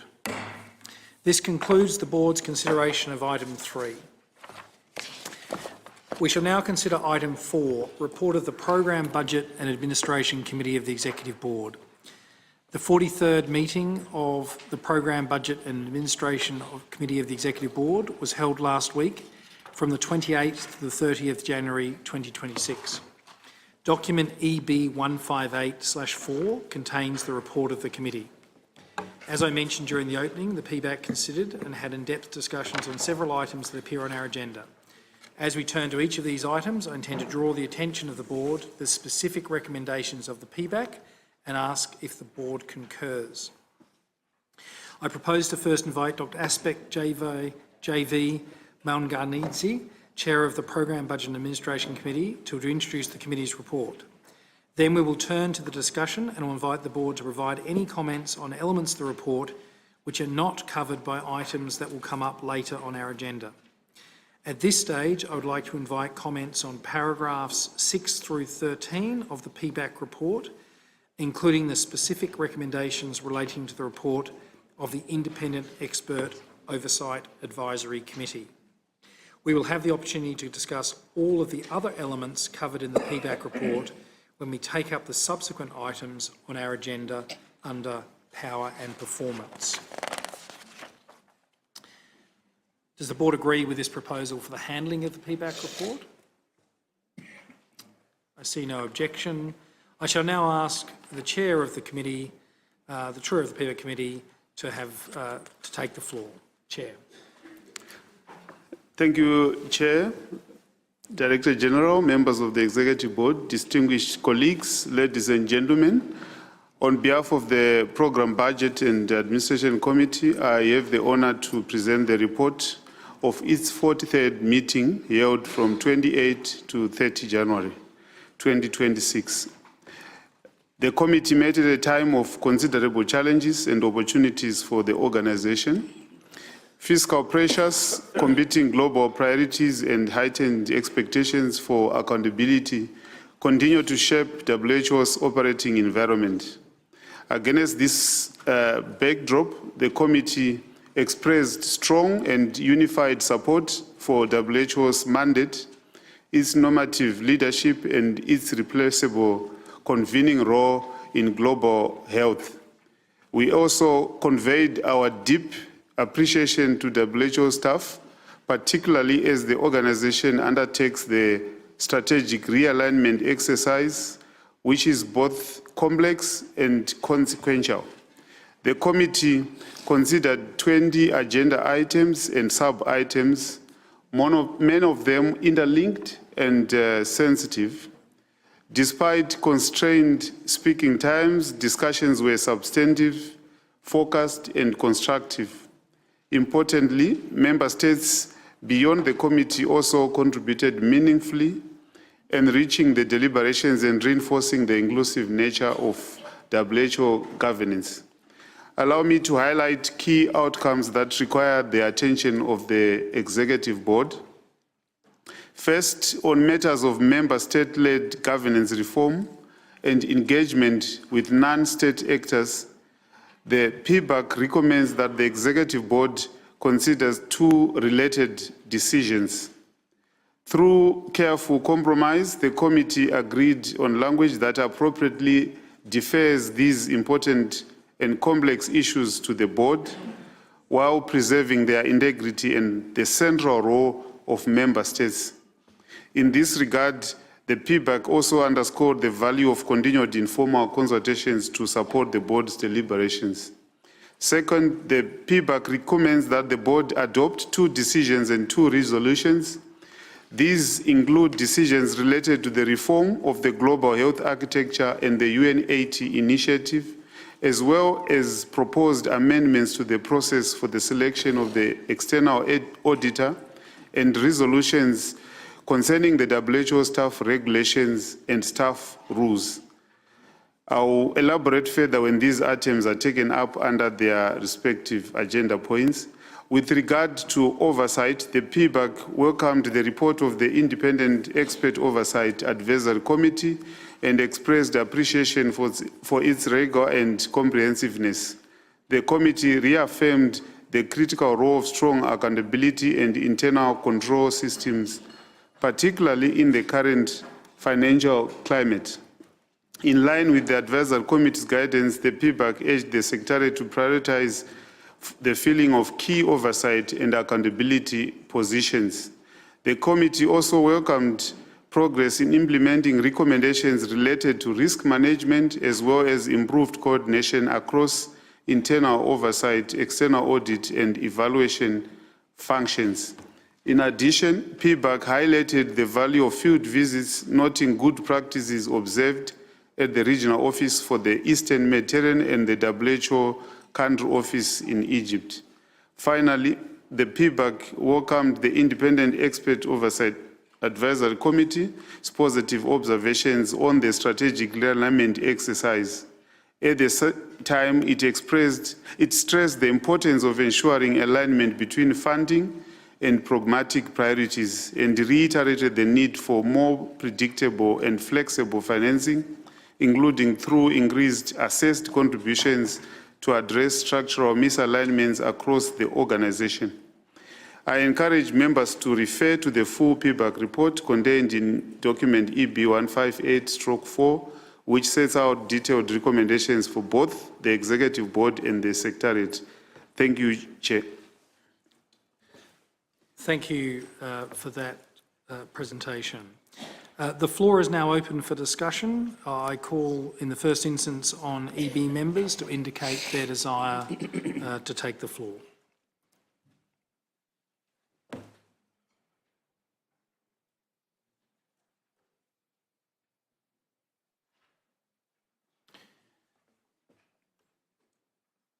If there are no sorry?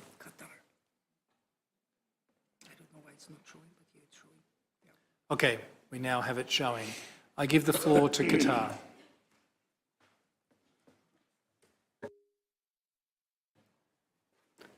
السلام عليكم سيد الرئيس أصحاب السعادة. Thank you, Chair. Your Excellencies, Director General, I have the honour of taking the floor and speaking on behalf of the member states of the Emira region.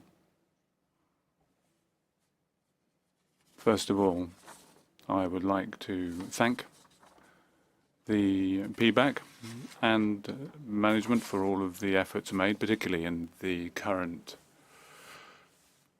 difficult context marked by financial restrictions and elevated responsibility of the WHO.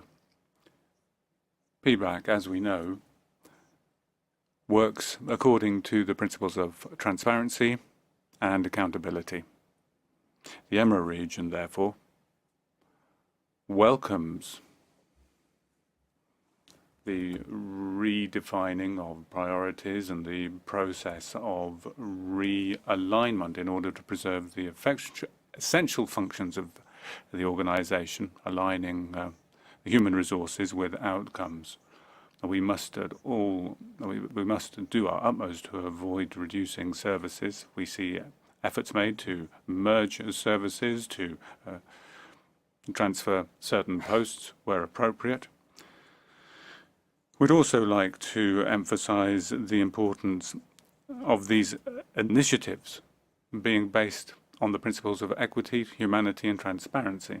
Allow us also to express our gratitude to all of the members of staff who have left the organization or will be leaving. We'd like to thank them for their dedication.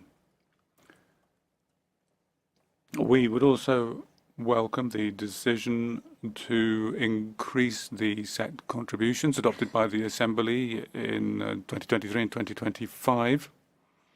These initiatives can only strengthen the financial stability and sustainability of the organisation. EMRO has also endorsed measures to broaden the donor base of the organisation through the first investment cycle.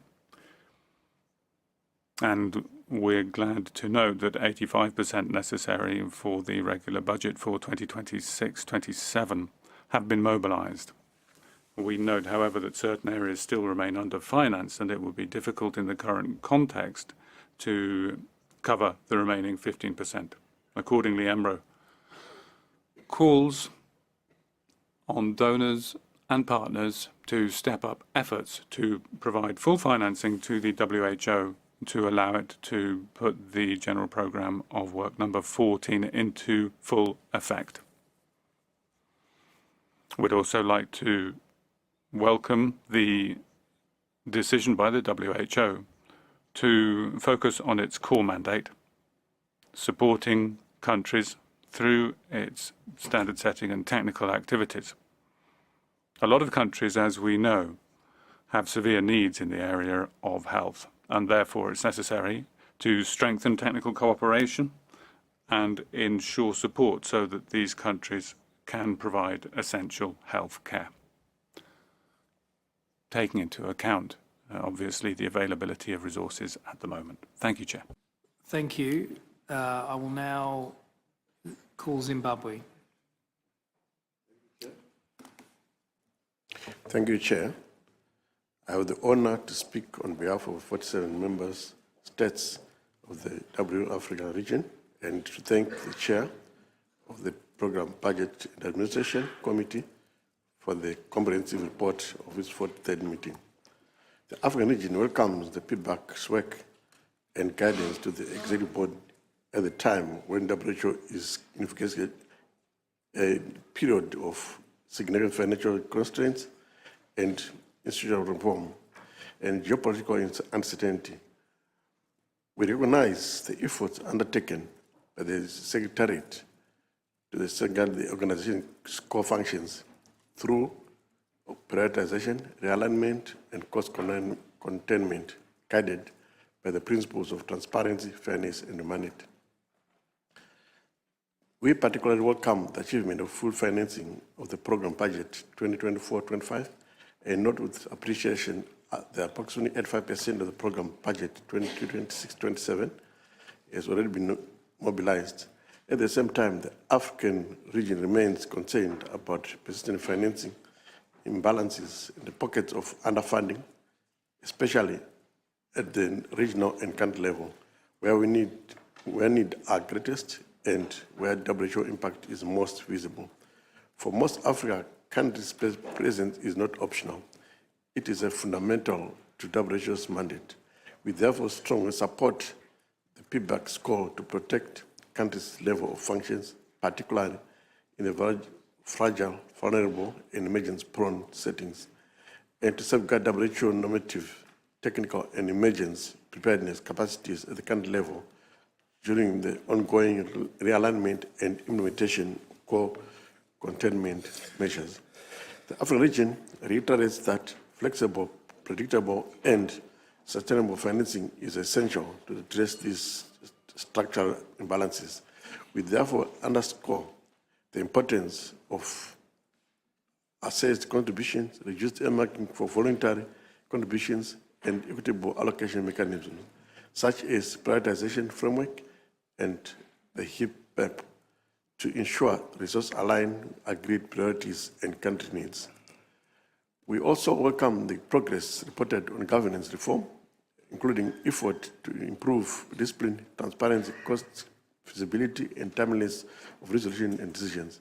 Smaller delegations, including many in our regions, depend on clear, realistic, and predictable processes to participate fully and meaningfully.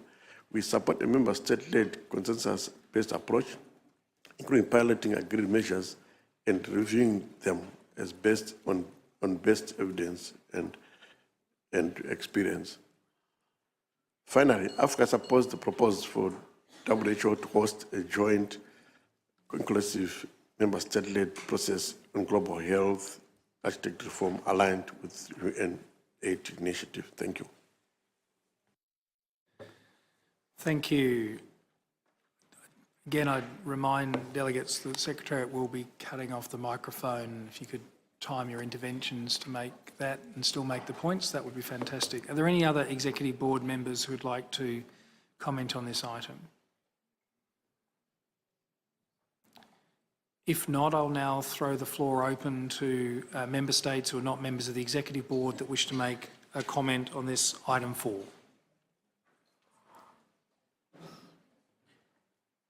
Clicking on the wrong thing, I figured it out now. Recognise the Russian Federation.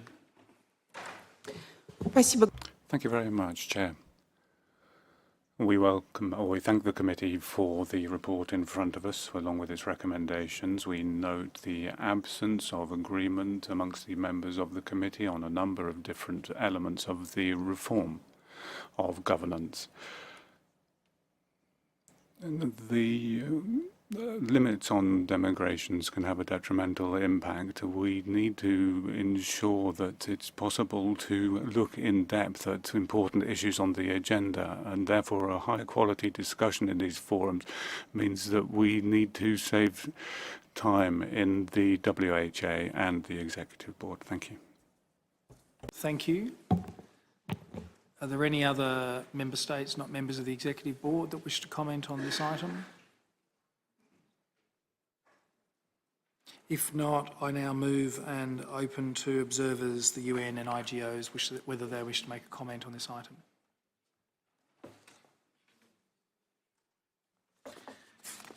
I see that there is not, so I just want to check first whether the Secretariat would like to respond to any comments or questions raised in this discussion, but I suspect they will do that at the appropriate agenda items, as we're only really covering off paras 6 to 13. Therefore, may I take it that the Board wishes to take note of the report contained in document EB 158/4? I see no objection. The report is noted. Thank you. This concludes the discussion of item 4 on our agenda. Takes us to item 5. We shall now consider item 5, report of the Standing Committee on Health, Emergency Prevention, Preparedness and Response. The relevant report is contained in document EB 158/5, report of the Standing Committee on Health, Emergency Prevention, Preparedness and Response, which last met on 16 and 17 September 2025. I shall now invite the Chair of the Standing Committee on Health, Emergency Prevention, Preparedness and Response to present an overview of the committee's report. Dr. Alejandra Pizarro Ibanez, you have the floor.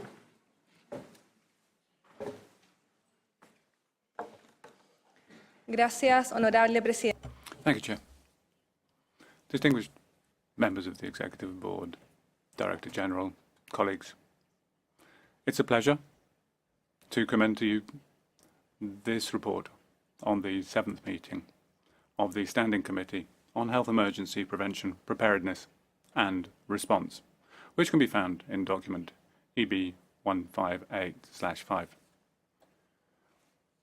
Allow me to emphasise some of the main points considered at this meeting, which took place on the 16th and 17th of September 2025. But before doing that, my thanks go to all of the other members of the committee for their ongoing dedication, and obviously to the Secretariat for the support provided. In this 7th meeting, we heard news relating to public health emergencies of international importance caused by the poliomyelitis virus. In the discussion on that, the following aspects were addressed. Firstly, it's important to maintain political and financial commitment at the national level as well to guarantee the availability of predictable resources and a sustainable approach to ensure that the achievements made are kept. Secondly, countries should optimize surveillance, including environmental surveillance, include national level focus, increasing vaccination, especially in hard-to-reach areas, working with local communities to increase vaccine uptake, and enhance cross-border work. And finally, as long as wild poliovirus continues to spread in some countries, Secretariat and Member States should continue to prioritise polio eradication efforts of the poliovirus. With regard to the increase in the number of Mpox, although this is not a public health emergency of international concern, it has been classified as an emergency, and that does require a sustained response. In this context, a number of points were addressed. Firstly, it was acknowledged that the outbreak was contained due to the commitment of effective coordination, and it was welcomed the fact that the emergency had been ended for the declaration of Mpox as a public health emergency.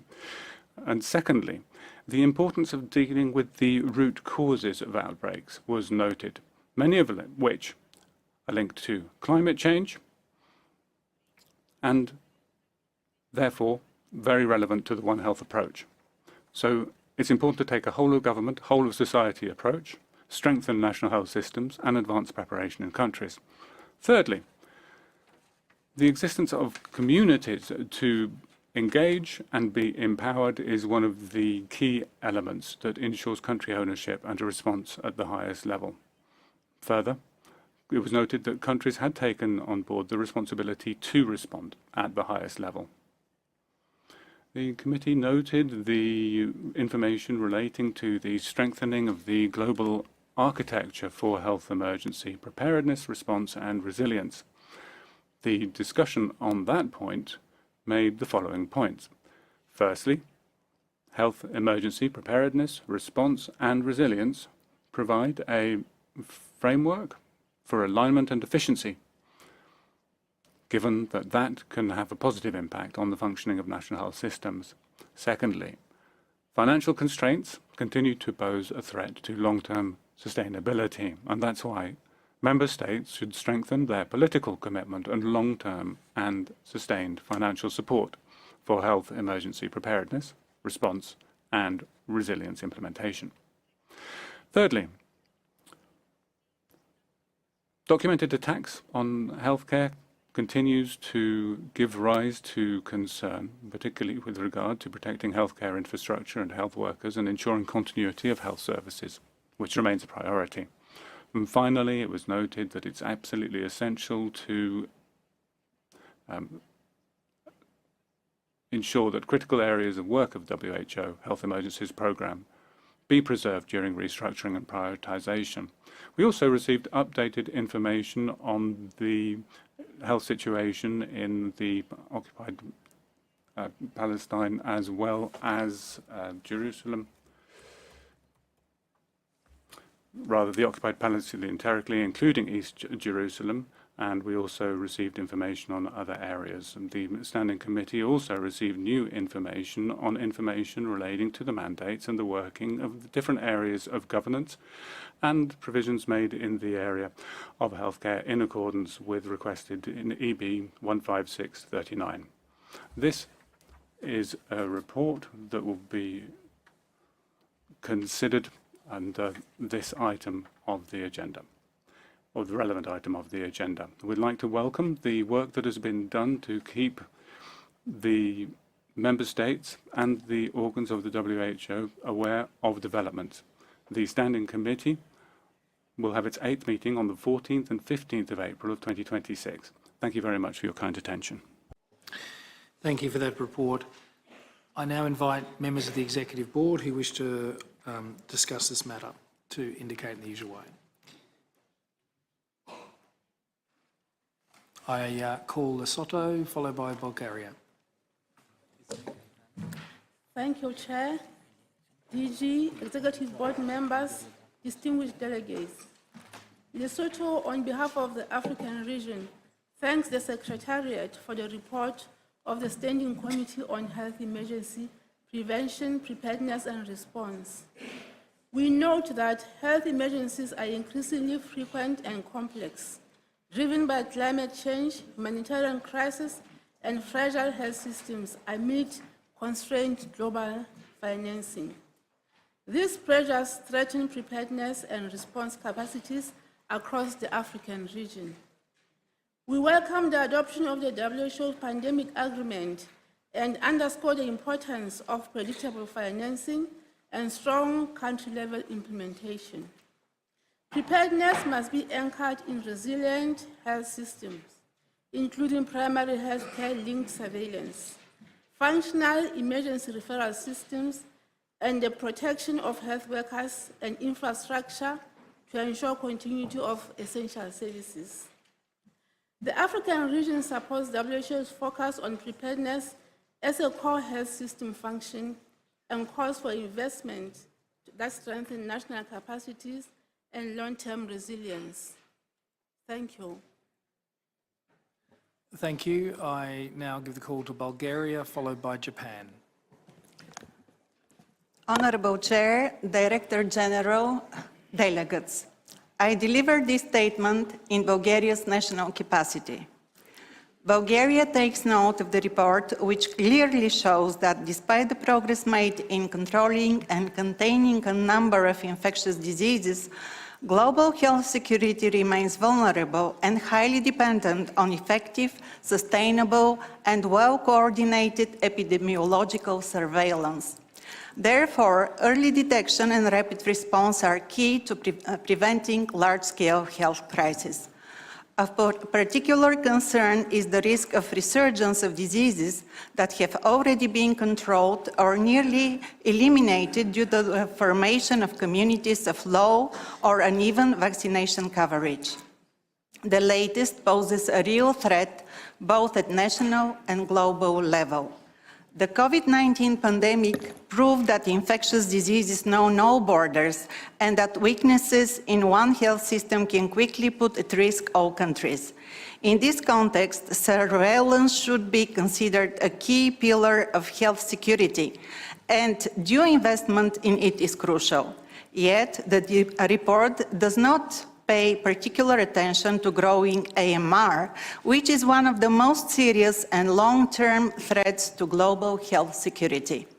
AMR undermines the effectiveness of modern medicine, complicates the treatment of infectious diseases, and increases the risk of uncontrollable epidemics, especially in countries with weak surveillance and control systems.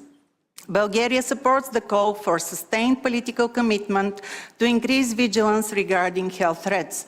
Only through enhanced surveillance, high and uniform vaccination coverage, an integrated approach to threats, and effective international cooperation can the recurrence of epidemics be prevented and long-term protection of public health on a global scale be ensured. Thank you. I now call on Japan, followed by Saudi Arabia. Thank you, Chair. Japan welcomes the report and appreciates the continued efforts of the Secretariat, Member States, and all stakeholders in health emergency prevention, preparedness, and response, particularly under the current difficult global health landscape.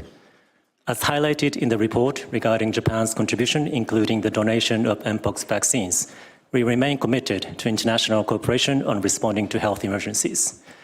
We would also like to reiterate the importance of achieving universal health coverage in order to strengthen resilience for responding to health emergencies through health systems strengthening.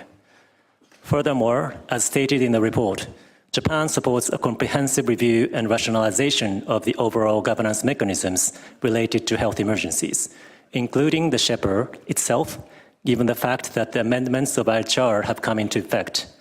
We consider it essential for WHO's health emergency response system as a whole to pursue sustainable and coherent mechanisms. Therefore, building on the lessons learned to date, we would ask the Secretariat to kindly present concrete proposals and a roadmap for rationalization as we go forward. Thank you. Thank you. I now turn to Saudi Arabia, followed by El Salvador. سيد الرئيس أصحاب المعالي والسعادة المدير العام تشكر Chair, Excellencies, Director General, the Member States of the EMRO region would like to thank the Standing Committee and the Secretariat for this report. The SHEPA plays a key role in the area of preparedness for diseases in the context of the global health care. Issues such as Sudan emphasize the importance of the committee when it comes to the transport of humanitarian assistance and the provision of essential services and infrastructure. The 7th meeting of the committee has reflected a trend in our region, including the increase of outbreaks, the worsening of humanitarian crises, a drop in the assistance for development, and ongoing threats in the area of the polio virus, the mpox virus, cholera, and other extremely dangerous pathogens. These are not theoretical challenges in our region. They are challenges that we face on a day-to-day basis. In 2025 alone, our region was affected by 15 cases of emergencies, more than 60 outbreaks, which increases the need for stronger, resilient governance. Our region is affected by migration, conflict, displacement, and attacks on health institutions. We therefore need the support of the Standing Committee to provide support against such threats, to provide advice and determine priorities. We value the work of the SHEPA when it comes to facing these challenges, particularly in the area of surveillance and a clear response on the ground, as well as limited participation in the area of national work for preparedness. We work the contribution to the One Health approach, a society-based approach, and the work in the area of epidemics. So it's necessary to enhance cooperation with other surveillance entities and also elevate participation with member states and members. That is based on sustainable financing for response and preparedness, with particular attention being given to country support for countries who are facing multifaceted, very serious crisis. The EMRA region is committed to working with all members and the Secretariat to achieve a stronger, a fairer global architecture when it comes to health emergencies. Thank you. Go to El Salvador, followed by Chile. Thank you, Chair. Agradecemos como el... Like El Salvador, we would like to thank the Chair of the Standing Committee, who has ensured very good coordination in the meetings we've had. The world needs more fairer, robust mechanisms. We need predictable financing and updated legislative frameworks, allowing models which are resilient and transparency to be promoted based on solidarity and shared accountability and responsibility. Global health is a common good, and the challenges that we face, from poliovirus to the management of the threats, require cooperation, scientific evidence, and a clear political commitment which crosses and transcends borders. We can only build a safer future for all individuals in that way. One role that we have played is working in this Standing Committee. We're very proud of that, and we would like to reassure the team and the Chair of our ongoing support when it comes to future such emergencies. Thank you very much. Thank you very much. Chile? Gracias. Thank you, Chair. And Chile welcomes the report and would like to thank Chair Pizarro for the contribution that she is making to global health. The reform reflects the complexity of the current situation. Multiple emergencies in a situation that is marked by climate challenges, humanitarian crises, and attacks against health infrastructure. This is a reality that requires coordinated responses which are based on international solidarity. We would emphasize three particular elements. First, the creation of a response to mpox as an international health emergency. It is international coordination that has ensured an effective response. Secondly, continue efforts to eradicate poliovirus. And third, a response to Ebola outbreak in the Congo, which shows the importance of a national and international response based on solidarity.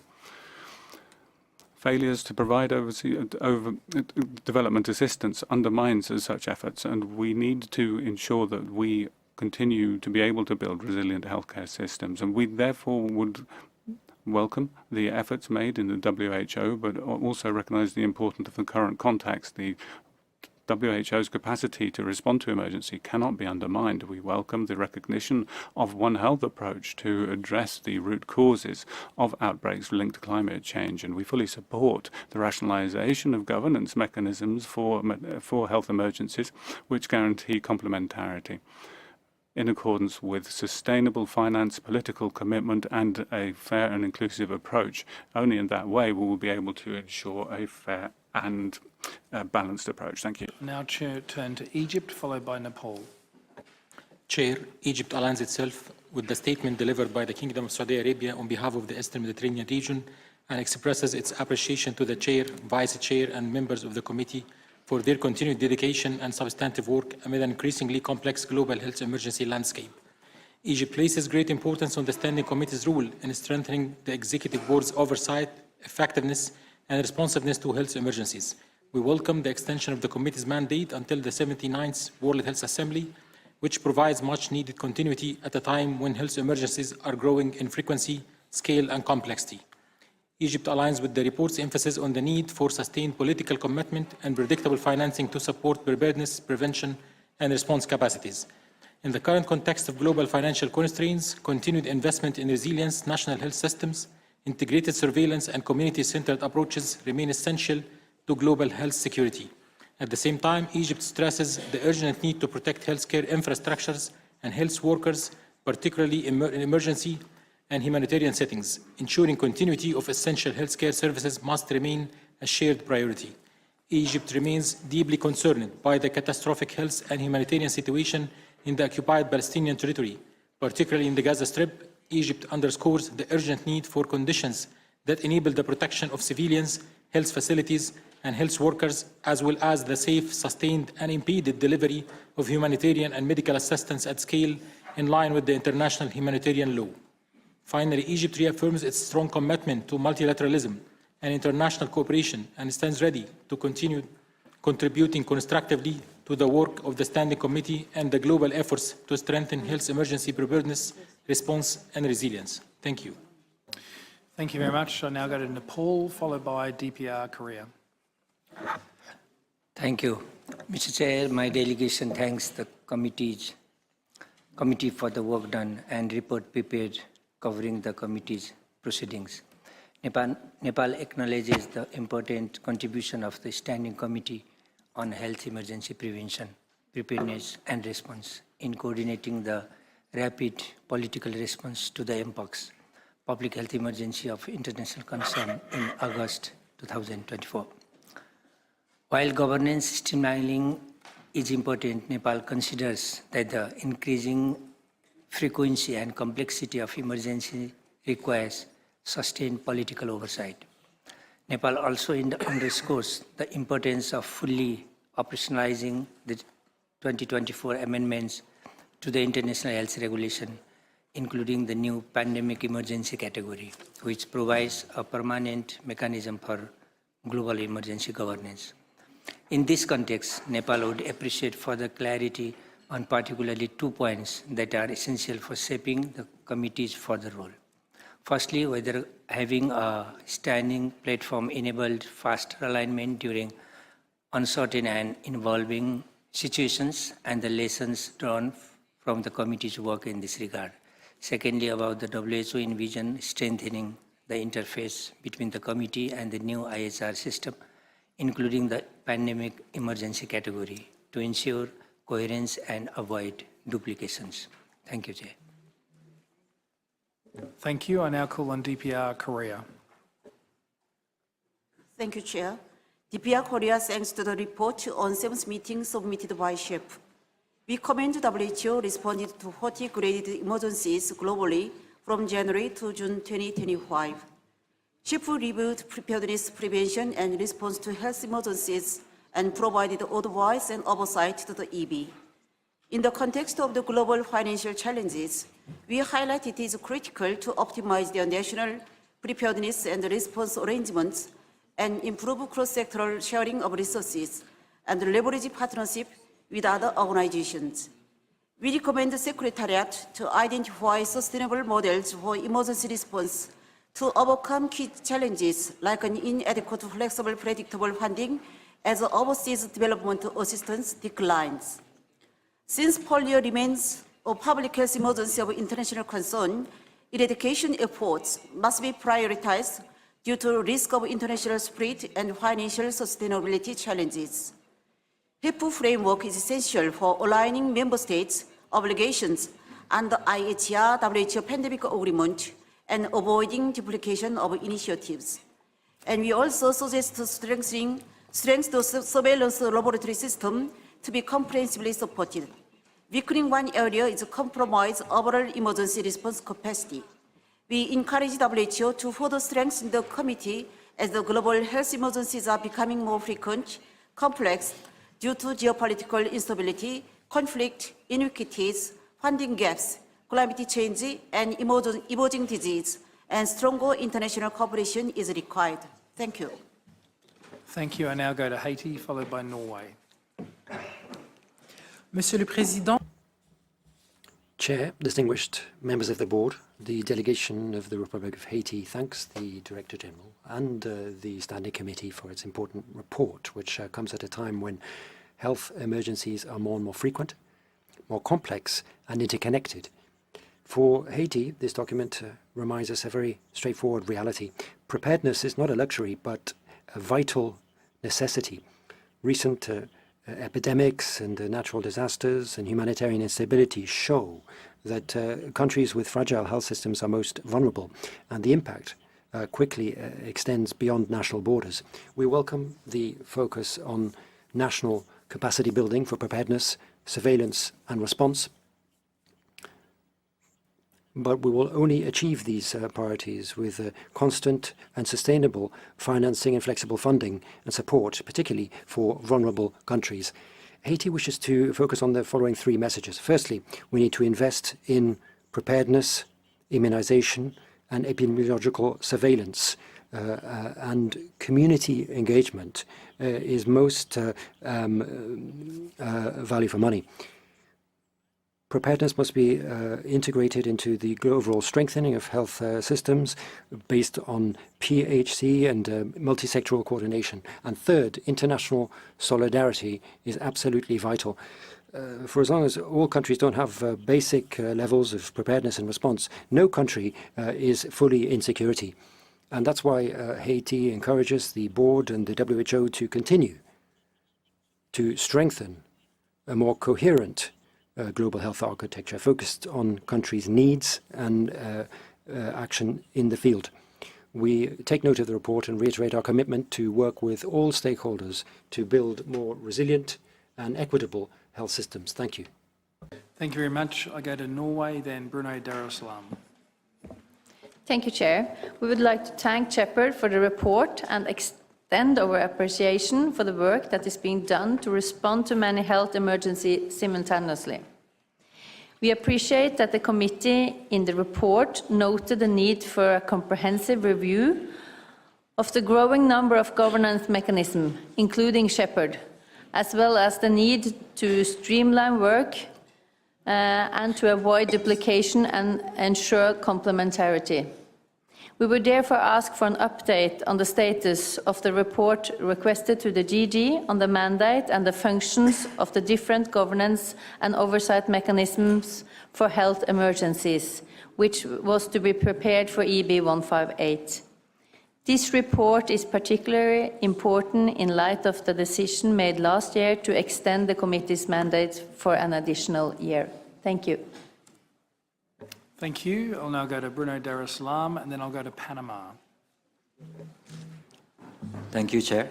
Brunei Darussalam thanks the Director General for transmitting the report of the Standing Committee on Health Emergency Prevention, Preparedness and Response, and we welcome the Standing Committee's continued role in strengthening oversight, coherence and strategic direction for global health emergency preparedness and response.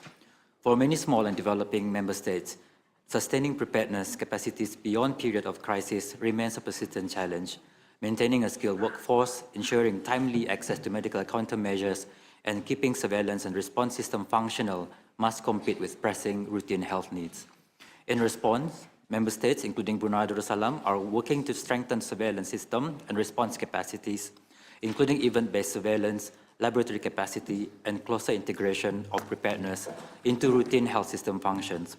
There is also growing recognition of a whole-of-government and a One Health approaches with community engagement, cross-sectoral collaboration, and timely information sharing at the center of effective prevention and response.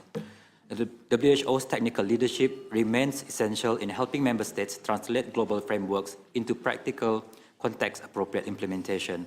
Continued WHO support in capacity building, risk assessments, access to timely technical expertise, and coordination across regional and global mechanisms is particularly critical for small and developing health systems navigating an increasingly complex emergency landscape. We thank the Standing Committee and the Secretariat for their efforts, and we remain committed to working with WHO and other member states to strengthen health emergency prevention, preparedness and response, and for resilience for all. Thank you.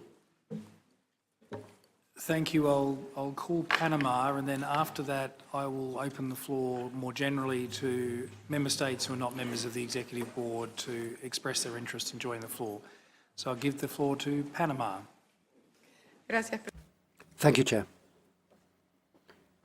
Panama welcomes the report, and we wish to thank the committee for its work and its comprehensive analysis and practical recommendations.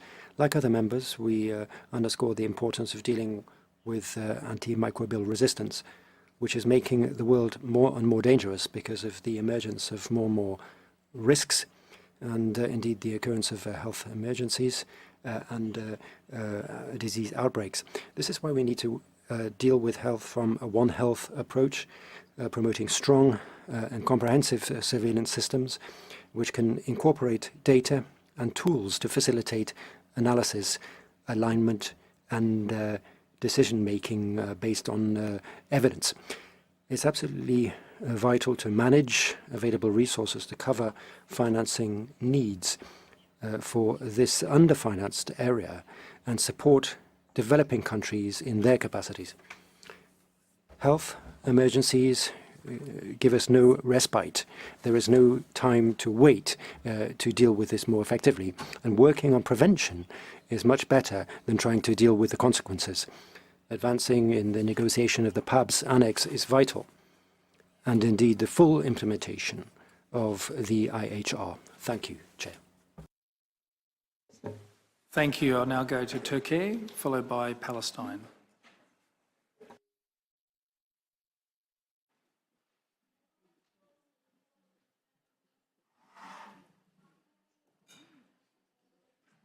Sorry, I'm not sure the microphone is working. We might just have to make sure that works.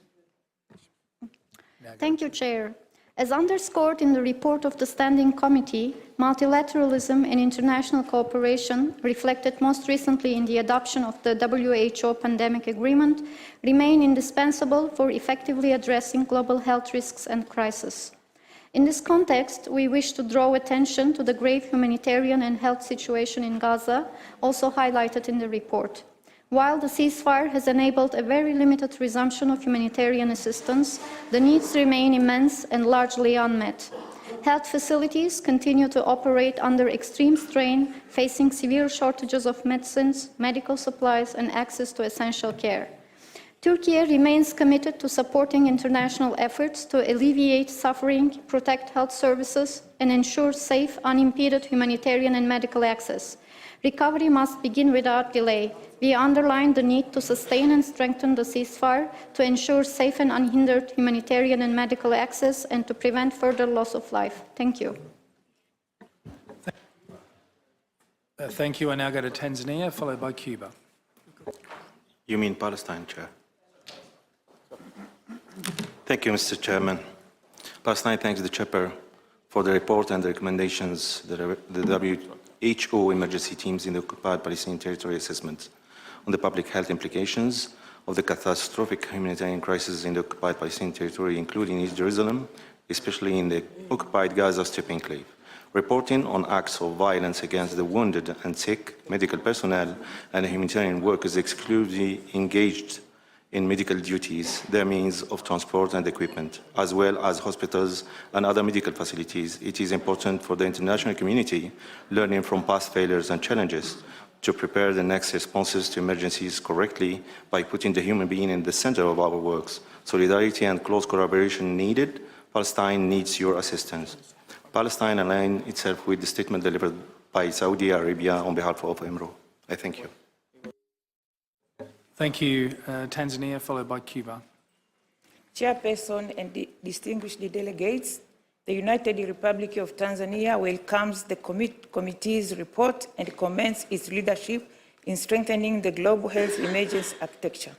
At the national level, Tanzania has embedded emergency preparedness within health system, strengthening, guided by primary health care, community engagement, digital innovations in a One Health approach. We continue to invest in surveillance, laboratory capacity, emergency coordination, and community-centered response models, ensuring that no outbreaks goes undetected and no community is left behind. Prepared communities are the first line of defense, and therefore, through an integrated community health workers program, Tanzania is placing preparedness directly in the hands of its people. We strongly support the implementation of the WHO agreement and echo the calls for sustained political commitment and predictable financing. Tanzania urges the global community to translate commitments into action by strengthening country ownership and prioritization of public where risks are greatest and reinforcing equity and solidarity. Thank you. Thank you. I'll now go to Cuba, followed by Uruguay. Thank you, Chair. The report of the committee clearly reflects the growing complexity of the global landscape, marked by continued disease outbreaks, an increase in inequalities, climate change, and significant global cuts in overseas development aid. That's why we need to strengthen the capacity of the multilateral system for health, with WHO at its very heart, in order to ensure better conditions for facing current and future diseases. We take note of with great concern of the catastrophic health situation in the occupied Palestinian territories. And we also agree that we need to strengthen national surveillance, preparedness and response capacities. Cuba believes it's vital in this process that principle should see better international cooperation and adequate financial and technical support for developing countries, ensuring that they have timely and equitable access to knowledge and resources and technologies that are necessary in order to rise to these challenges. We take note of the recommendation of the committee to carry out a comprehensive review of the growing number of supervisory mechanisms, including the standing committee itself, in order to avoid overlaps and ensure that they are complementary. Thank you. Thank you. Uruguay, then China. Gracias, señor. Thank you, Chair. And Uruguay wishes to thank the Standing Committee for its report and indeed for the work that's been done to respond to all of these health emergencies. We welcome the comprehensive approach dealing with current emergencies and structural issues connected with the global preparedness and response framework, governance and financing. And we think that balance between operational emergencies and capacity building for the long term is essential if we are to build more resilient health systems. And we agree with the importance of strengthening universal health care as the basis for the response, and the need to promote effective international cooperation, avoiding institutional overlaps and ensuring equitable participation of all member states. With regard to complex emergencies, we reiterate the importance of a technical humanitarian approach focusing on access to health services and the protection of the civilian population. Uruguay reiterates a commitment to a global response to health emergencies. Thank you. I now give the floor to China. Thank you, Chair. China thanks the DG for the report. We appreciate the Standing Committee's investigation and evaluation work. We acknowledge the recommendation in the report regarding events such as polio and mpox. We concur with the determination that mpox outbreak no longer constitutes a fake, and the vital importance of strengthening the global framework for health emergency preparedness, response, and resilience. China supports WHO's leadership and coordinating role in global health governance.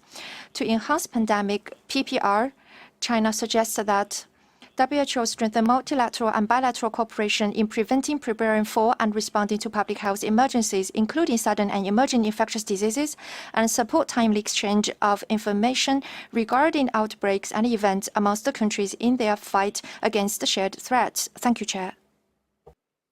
Thank you. I now give the floor to the Russian Federation. Thank you, Chair. We're grateful for the report of the Standing Committee on Health Emergency Prevention, Preparedness and Response. This committee was created as a mechanism for transparency and openness in the organisation vis-à-vis the public, countering fake information and being able to effectively respond in health emergency situations. And the meetings are an important means of communication with member states on important health emergencies. We believe the coordinating role of the committee should be strengthened, as is the case with our budgetary committee. We could consider their agenda in advance at the Executive Board and the World Health Assembly. Thank you very much. Thank you. I now give the floor to the Dominican Republic. Thank you. The Dominican Republic welcomes the report and reiterates its commitment, which it has shown to prevention, preparedness and response to health emergencies, underscoring the need to ensure a balance between immediate response and sustained investments in public health systems. As a middle-income country, we believe that it's important to have a differentiated approach, strengthened regional cooperation and sustained financing for WHO, and effective multilateralism in order to ensure global health security. Similarly, we advocate for the prioritization and restructuring processes to define actions to preserve staff in critical areas of the health emergencies programs so as to be prepared for future emergencies. Thank you. Thank you very much. So I'm not sure, it's unclear whose seat is. Was Mexico, was that coming in or not? At this stage anyway, I'm in a position, I think there are no other member states seeking the floor, so I see if others, including observers, UN and IGOs, wish to take the floor. The system seems to be popping things in and out. If you do want to take the floor, okay.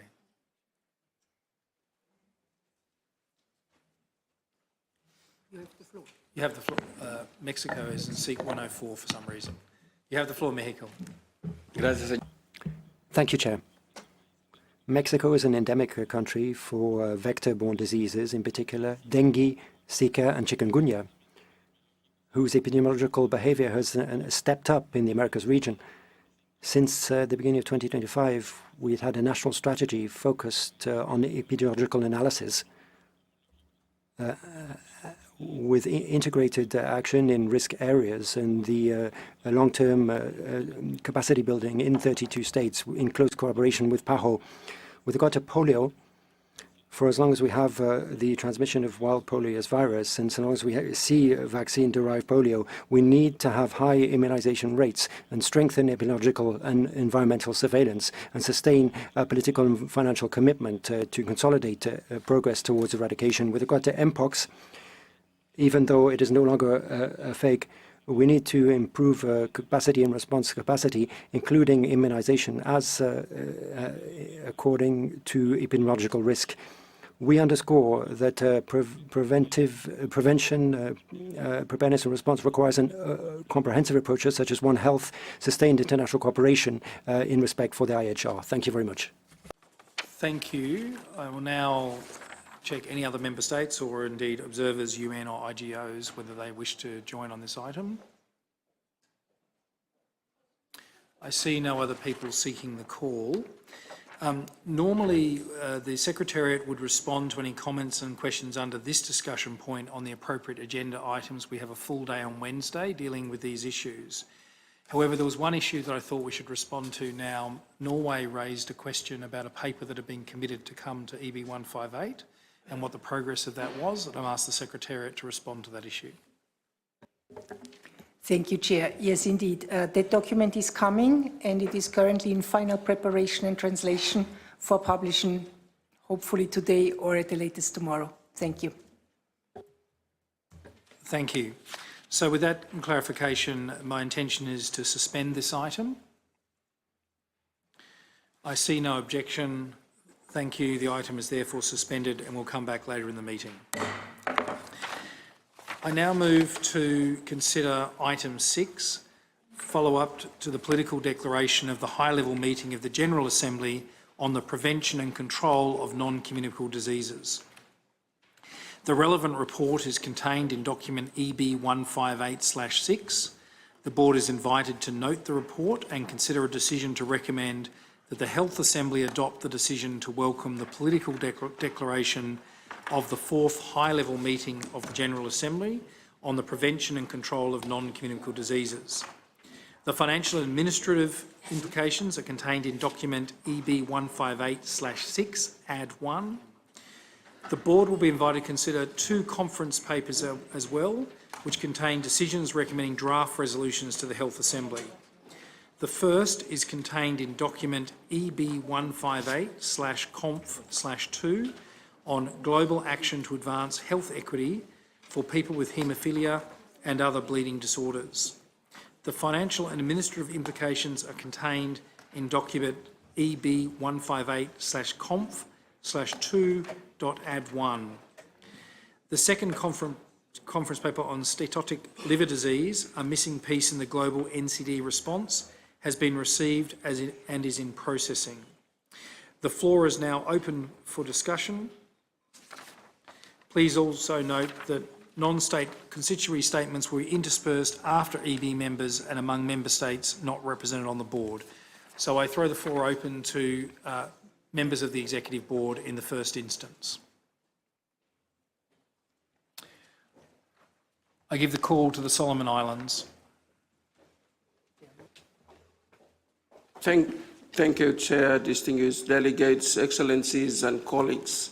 On behalf of the Western Pacific region, I extend my profound respect to member states, international organizations, non-state actors, and all relevant organizations. It is an honor to address this WIPRO group statement on the shared structural challenge of non-communicable diseases and mental health and well-being.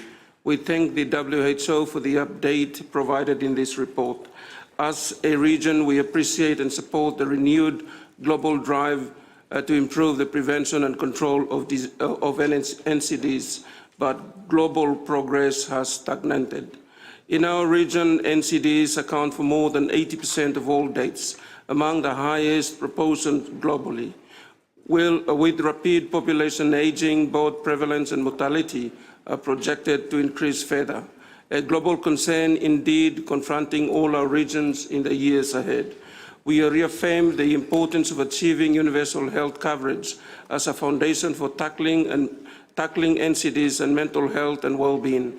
Our shared agenda is to accelerate the development of seamless continuum of care, anchored in strong, high-quality and equitable primary health care through cost-effective interventions that result in the greatest health impact. As highlighted in the Secretariat report, the high burden of oral diseases and their shared risk factors with NCDs makes oral health a cross-cutting issue for both NCDs and health aging. Guided by the WHO Global Oral Health Strategy and Action Plan 2023 to 2030 and the Bangkok Declaration in 2024, we are advancing a regional implementation plan to strengthen policies, integrate oral health with PHC and UHC, expand workforce capacity and scale up prevention. Furthermore, advancing NCD and mental health and well-being responses requires sustained systems capable of delivering continuous care based on sustainable and resilient health financing. Therefore, we welcome the initiatives of the UHC Knowledge Hub by WHO and the World Bank, which was established last year. Addressing the rising future demand associated with population aging, strong collaboration between the health and finance sectors is indeed to strongly allocated limited resource towards strong PHC. Finally, we join others that will be speaking later in welcoming the adoption of the political declaration of the high-level meeting of the General Assembly on the NCD's mental health and well-being. We particularly welcome the inclusion of mental health alongside NCD and the recognition of the indigenous people for the first time since the first political declaration on the NCDs was adopted in 2011. Under the Western Pacific Regional Vision of waiving health, strengthening the health of families, communities, and societies, we will continue to advance measurable progress with solidarity and transparency, together with partners within and beyond our region. We look forward to ongoing knowledge sharing. Thank you, Solomon Islands. I now go to Norway and then Barbados. Thank you, Chair. Norway recognizes the serious challenges of non-communicable diseases, as well as the opportunities of working together through the multilateral system. The report shows progress, but the results remain mixed, especially in low-income countries, where high out-of-pocket expenses limit access. Strengthening health systems and integrating NCD into primary care is essential to improve services and reverse slowing trends. Progress on physical activity is still slow and uneven. Better monitoring and wider use of objective measurements are needed. These challenges highlight the importance of following up the UN high-level meeting commitments on NCDs and mental health, and investing in evidence-based measures such as strong tobacco control and restrictions on marketing unhealthy products. Norway would have preferred a more ambitious UN declaration, but welcomes the global targets and will continue to support progress. On the resolutions, Norway is careful about the disease-specific resolutions because they can affect prioritization and create fragmentation. We support the approach in the current resolutions, which connect this work to WHO's broader NCD activities and reporting.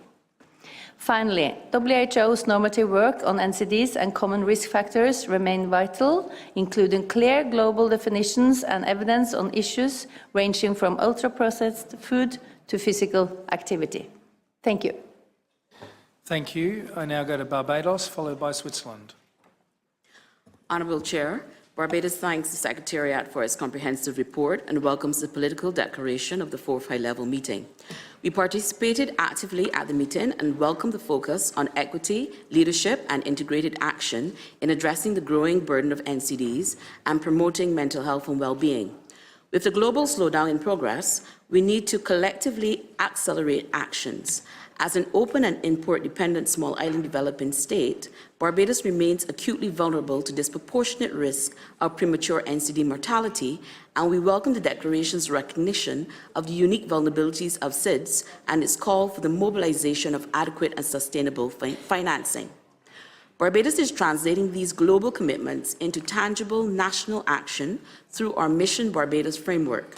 We are pioneering innovative financing through the Health Services Resilience Program, a Debt for Health swap that creates the fiscal space to invest US $120 million in strengthening primary health care, expanding geriatric services, and enhancing early detection and management of NCDs.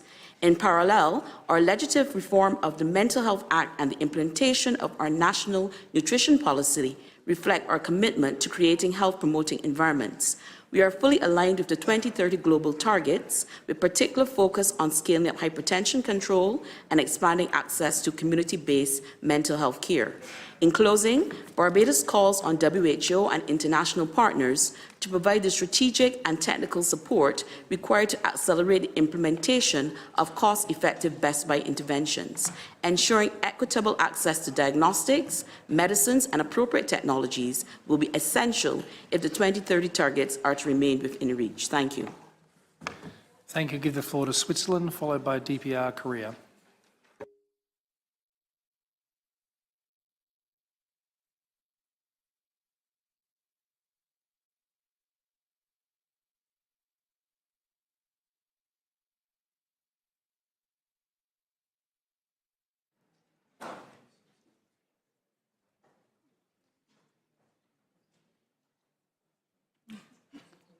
No, so we go to DPR Korea first, and then we'll go back to Switzerland, which for some reason has dropped down the list. So DPR Korea, please continue.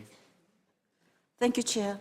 DPR Korea welcomed the political declaration of the first high-level meeting of General Assembly on the NCD, including 3 global outcome targets for 2030 and 5 system-level targets.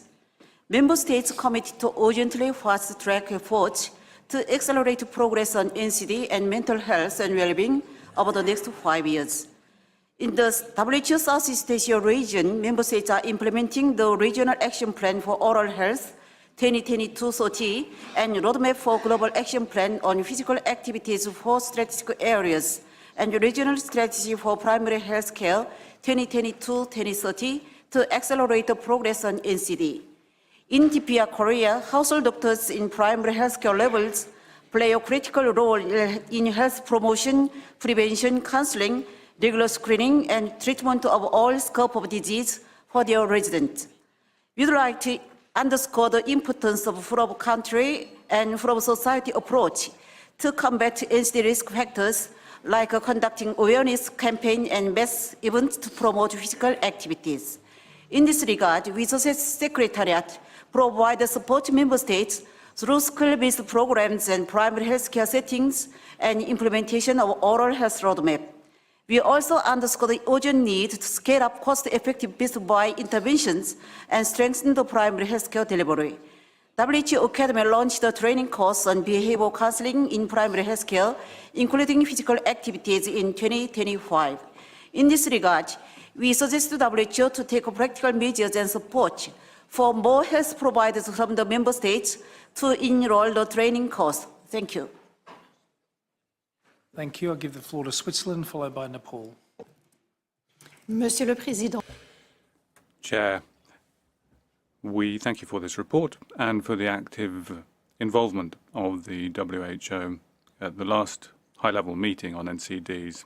We welcome the political declaration, which reaffirms our collective engagement for implementation of Goal 3.4 of the SDGs on the basis of an integrated intersectoral approach. We also welcome the importance given to mental health, the reference to health determinants, and the willingness to include all actors, especially civil society, despite the fact that it was necessary to vote to adopt the declaration. It reaffirms the importance of multilateralism and international cooperation in responding to global health challenges. In our multilateral work, we need to leverage our acquired expertise and avoid duplication between various forums. We reaffirm the role played by the WHO, a central role to guide member states and provide the necessary regulatory framework.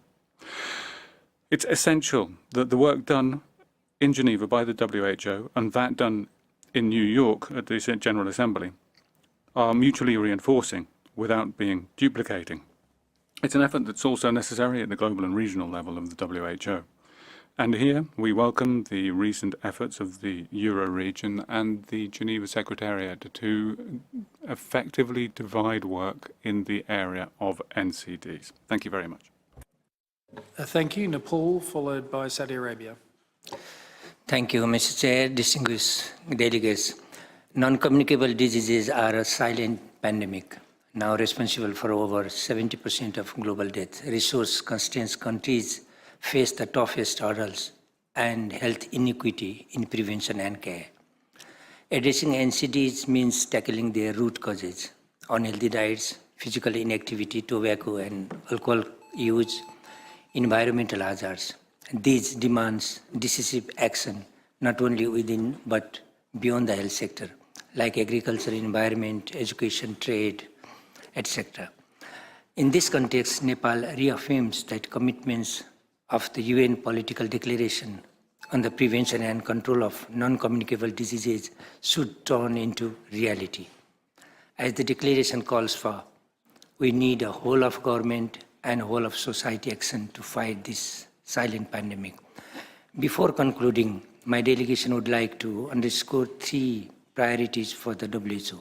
First, the need to accelerate the implementation of cost-effective, population-level NCD interventions, the best buys, with stronger technical and strategic support to member states.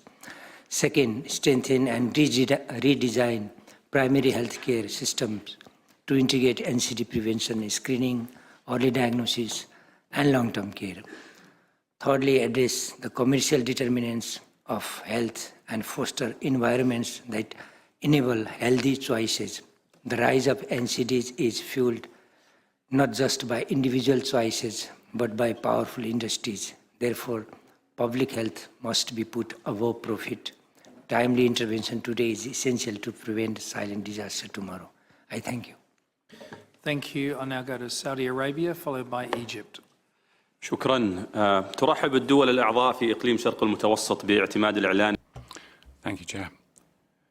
The countries of the Emirate region welcomed the adoption of the political declaration of the fourth high-level meeting of the General Assembly of the United Nations. It's an achievement which reaffirms our commitment to equity, integration, and resilience.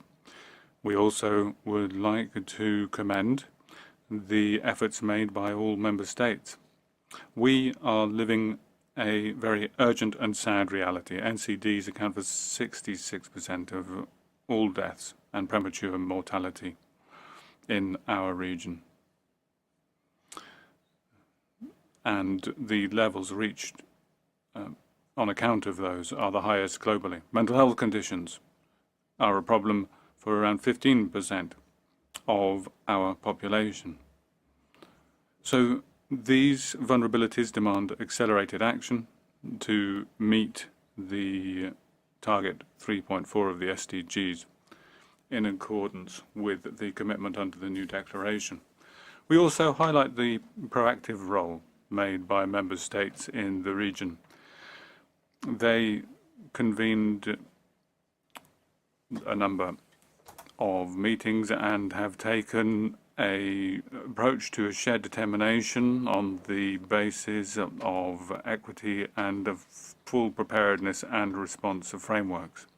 We want to emphasize sustainable financing as that, and also primary healthcare, as that is the basis of addressing NCDs, and also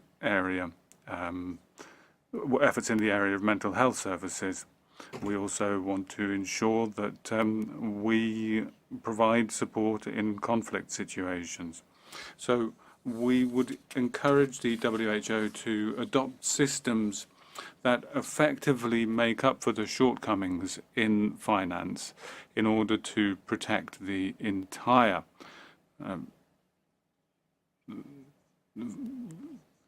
anti-NCD efforts, which is key in developing the response and surveillance networks. So the region calls for following up action and operationalization of all of these commitments.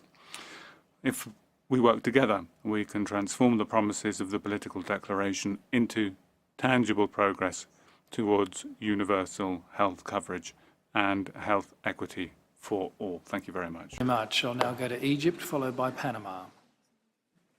Chair, Egypt aligns itself with the statement delivered by the Kingdom of Saudi Arabia on behalf of the Eastern Mediterranean region and appreciates the comprehensive report presented under Agenda Item 6 and welcomes the continued follow-up on the political declaration of the fourth high-level meeting on the prevention and control of non-communicable diseases. The report clearly demonstrates that while progress has been achieved in some areas, the global response to NCDs is off track, with widening inequities and worrying rise in the mortality from conditions such as diabetes, liver cirrhosis, and liver cancers. These trends underscore the urgent need to broaden and strengthen the global NCD response through more integrated, forward-looking approaches. In this context, Egypt seeks to highlight steatotic liver disease, which is increasingly important yet under-recognized public health concern. Current evidence indicates that more than 1.7 billion people worldwide are affected by steatotic liver disease, driven by metabolic risk factors, unhealthy diets, and physical inactivity. Without decisive action, this burden risks evolving into a silent global pandemic with profound implications for health systems, productivity, and sustainable development. Recognizing this urgent reality, Egypt is honored to sponsor a draft resolution on steatotic liver disease with co-sponsorship from 12 countries, The resolution calls for the formal recognition of steatotic liver disease and for its systematic integration into the global NCD response, including surveillance systems, prevention strategies, primary healthcare-based management, and national NCD plans. Such integration is essential to strengthen health system resilience, promote equity, and address shared risk factors through coordinated multi-sectoral action. Egypt is also honored to co-sponsor the resolution led by Armenia on hemophilia, which addresses the health inequities faced by the patients in the bleeding disorders community worldwide. Egypt reaffirms its commitment to working closely with the WHO member states and partners to advance an equitable, integrated, and evidence-based NCD response and looks forward to constructive engagement toward the adoption and implementation of the proposed resolution. Thank you very much. Thank you. I now go to Panama, followed by Qatar. Gracias, Presidente. Panamá agradece. Thank you. Panama welcomes the report on the follow-up to the political declaration on the prevention and control of NCDs. We welcome its strategic value in a period of slowdown and the building of inequalities. Incorporating health determinants and mental health in this agenda is a progress and important as we move towards equity, social cohesion and sustainable development. We need a high-impact strategy identifying key public policies to impact the social determinants of health and reduce gaps.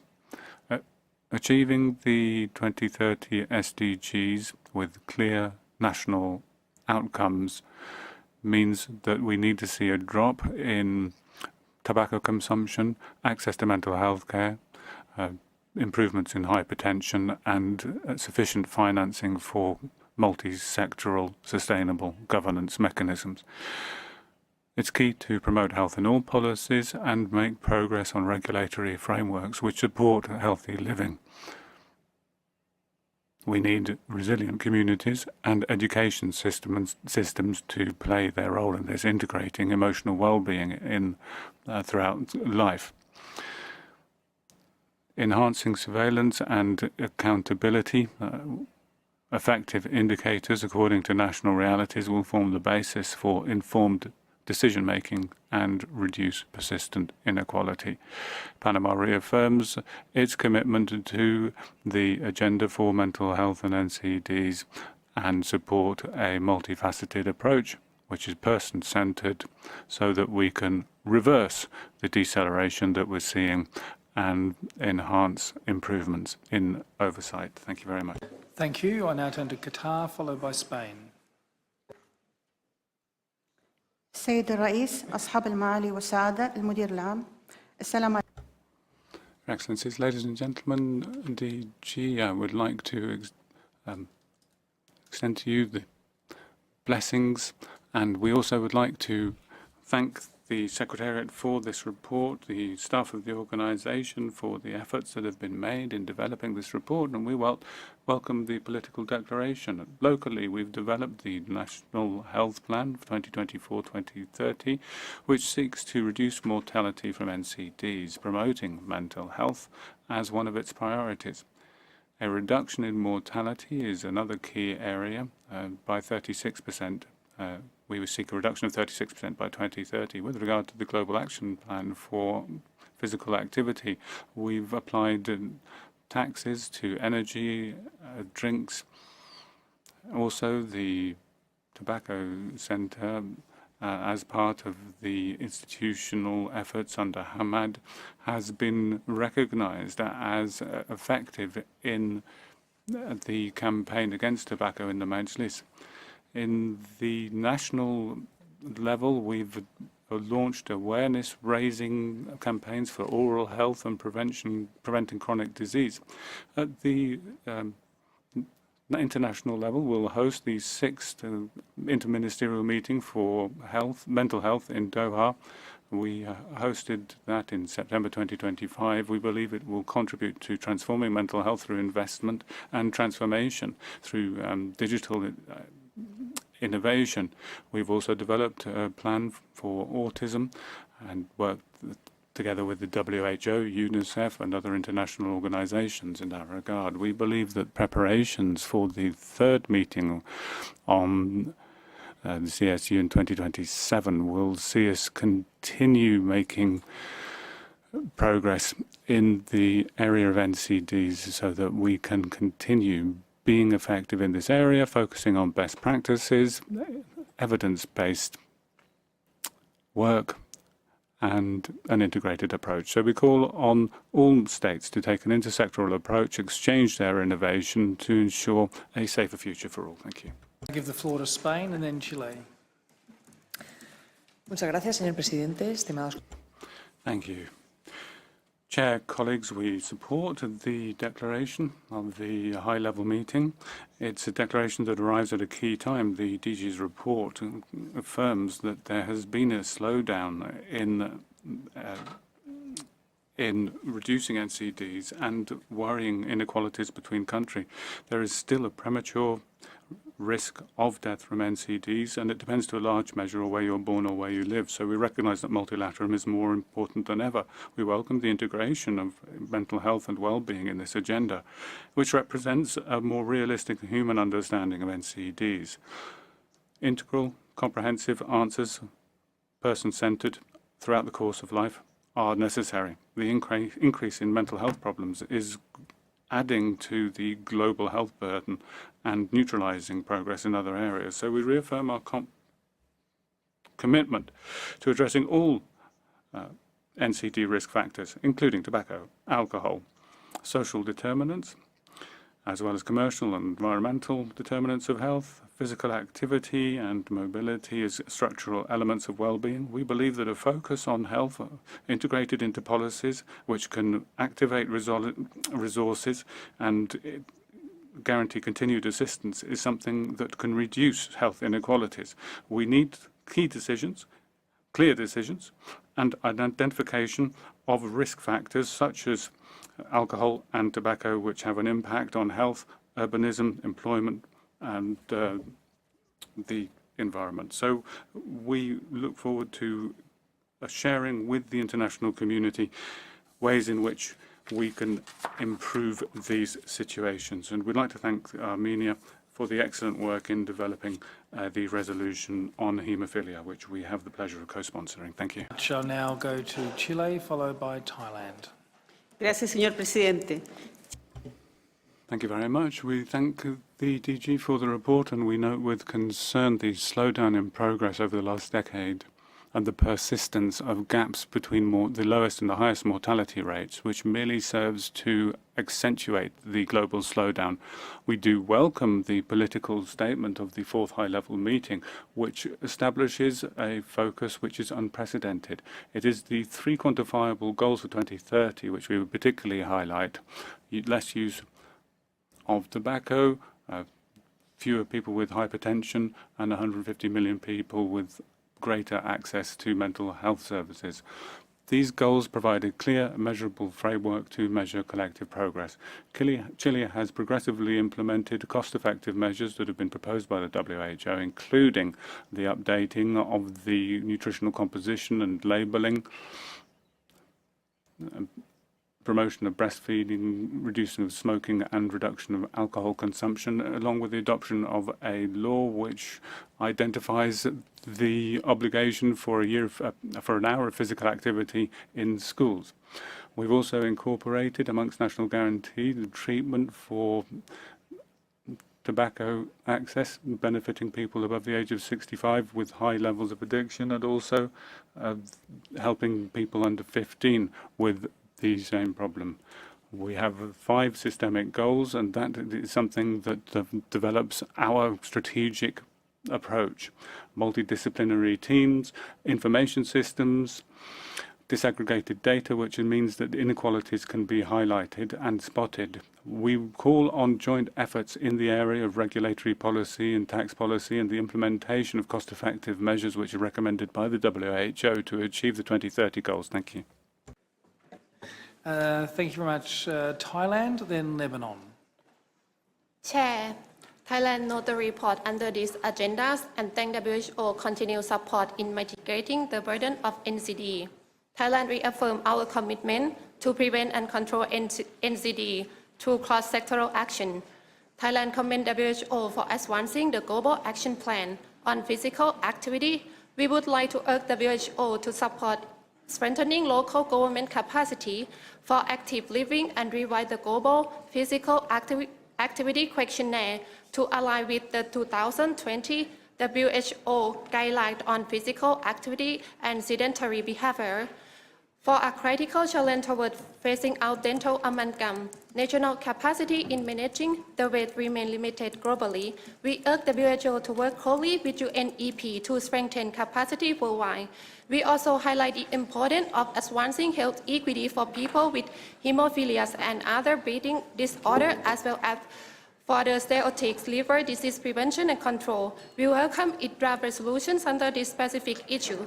Finally, Thailand supports the draft decision regarding political declaration of the first UN high-level meeting on NCD and mental health, since it significantly focuses on equity, integrated approaches, and health system strengthening to accelerate progress toward SDG target 3.4.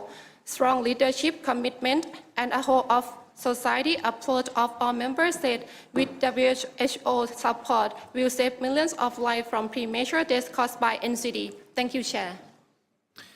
Thank you. I now call Lebanon, followed by Cabo Verde. Esteemed Chair, distinguished delegates, Lebanon aligns itself with the statement delivered by Saudi Arabia on behalf of the EM region and thank the Director General's report on that topic. NCDs account for 55% of total deaths in Lebanon, and 37% of NCD deaths are premature. The NCD risk factors present scary figures. Only 1.4% of the population doesn't have any NCD risk factor. 52.1% are current smokers. Fruit and vegetable consumption remains critically low. Salt intake is almost double the WHO recommended levels. 32% of the adult population is obese, 34% have hypertension, and 36% of adults are physically inactive. We are aware that intensive work on curbing risk factors should be strengthened. Not only awareness campaigns on the importance of healthy diets and physical activity, but also the early detection of cancer and the amendment of the tobacco control law are a must. The inclusion of new products such as e-cigarettes and heated tobacco is believed to have a strong effect on smoking prevalence, especially among the youth. Yet we believe that innovative efforts are still needed to accelerate the work towards 2030. We call for integrating artificial intelligence into NCD prevention and early detection, such as predictive analytics for early detection using certain biomarkers and individualized risk scores, as well as smart foot scanners to help make healthier choices. We welcome the political declaration promoting the fast-track efforts to accelerate progress over the next 5 years, and we support the enclosed decision and the related decisions on stoichiotic liver disease and hemophilia. Thank you. Thank you. I'll now call Cabo Verde, followed by Haiti.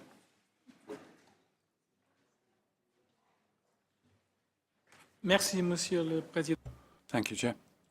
Ladies and gentlemen, members of the Executive Board, we'd like to thank the Secretariat for the report on the follow-up to the political declaration of the high-level meeting of the General Assembly on the prevention and control of NCDs, which are today the main cause of morbidity and mortality in our country. It's a major challenge for public health, sustainable development, and our healthcare system resilience. Their impact is exacerbated by social inequalities,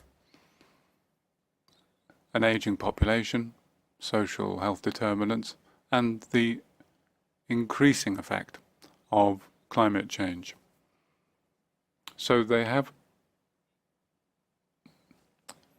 call on us to effectively identify means for prevention and control. And we welcome the progress made by the implementation of international commitments in the area of reducing risk factors, promoting healthy lifestyles, and integrating NCDs in primary healthcare in the area of universal health coverage. However, there are still huge challenges, particularly with regard to sustainable financing, effective multisectoral approaches, early prevention, and equitable access to diagnosis. We would particularly emphasize the importance of strengthening public health intersectoral policies based on the approach of health in all policy, investing more in prevention, particularly amongst young people and vulnerable groups, guaranteeing affordable access to key medicines, health technology, and services of care for NCDs, and also consolidate follow-up surveillance and data collection systems in order to effectively understand the decision-making process in developing policies. We reaffirm our commitment. Thank you, Haiti. I'll now call Poland and then Somalia. It's Haiti. Haiti. You have to call. It was covered. Oh, sorry, Haiti first. Sorry, apologies. Haiti and then Poland.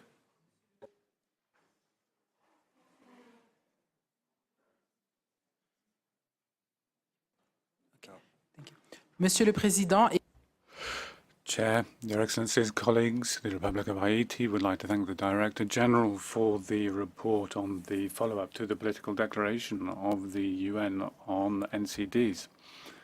Despite the progress that has been made, progress is unequal, and particularly for countries having limited resources. NCDs continue to be a heavy burden on health systems and exacerbate inequalities, hampering the achievement of the SDGs. As we face humanitarian, economic and health challenges, the NCD burden is increasing, disproportionately affecting vulnerable populations. That requires a holistic response based on primary health care, prevention and early detection. We welcome the priorities of fighting, or rather on tobacco control, hypertension and access to mental health services.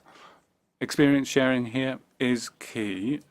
Certain integrated approach to diabetes and cervical cancer strategies, which are based on effective care and vaccination, show the importance of evidence-based policy on the basis of global health cooperation. We emphasize the importance of significant participation of all partners who have useful expertise to contribute to public health.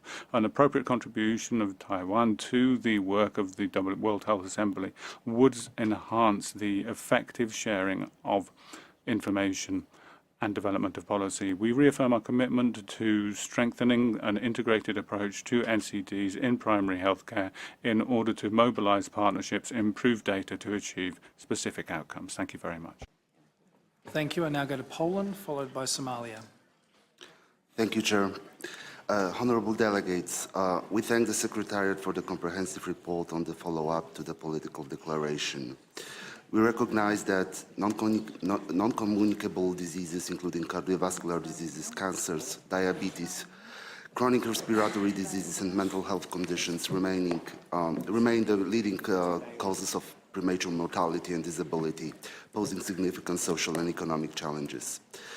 In Poland, cardiovascular diseases and cancers continue to account for the largest share of avoidable deaths, while rising levels of overweight and obesity and persistent exposure to risk factors require sustained and multisectoral action. At the same time, Poland underscores that mental health is an integral component of the NCD agenda. The COVID-19 pandemic, the consequences of the war in Ukraine, the broader socio-economical pressures have significantly increased mental health needs, particularly among children, adolescents, and older persons. We welcome the emphasis in the document EB 158/6 on integrated person-centered approaches and strengthened primary health care.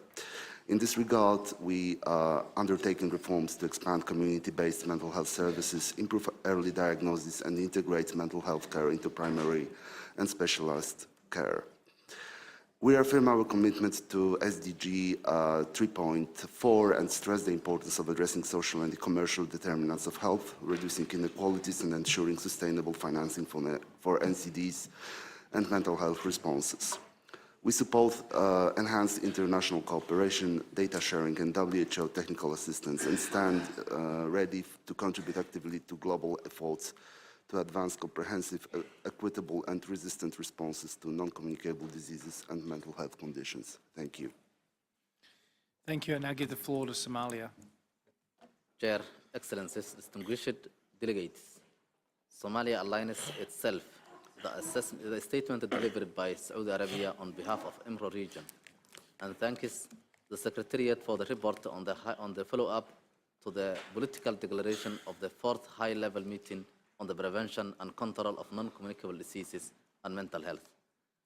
This executive board session marks an important moment to translate fourth high-level meeting commitments into country-level action, particularly in fragile and conflict-affected settings. In Somalia, non-communicable diseases now coexist with protracted humanitarian emergencies, climate shocks, and displacement, contributing significantly to premature mortality, catastrophic health expenditure, and reduced productivity. Non-communicable diseases and mental health conditions are no longer peripheral. They are central to our universal health coverage agenda.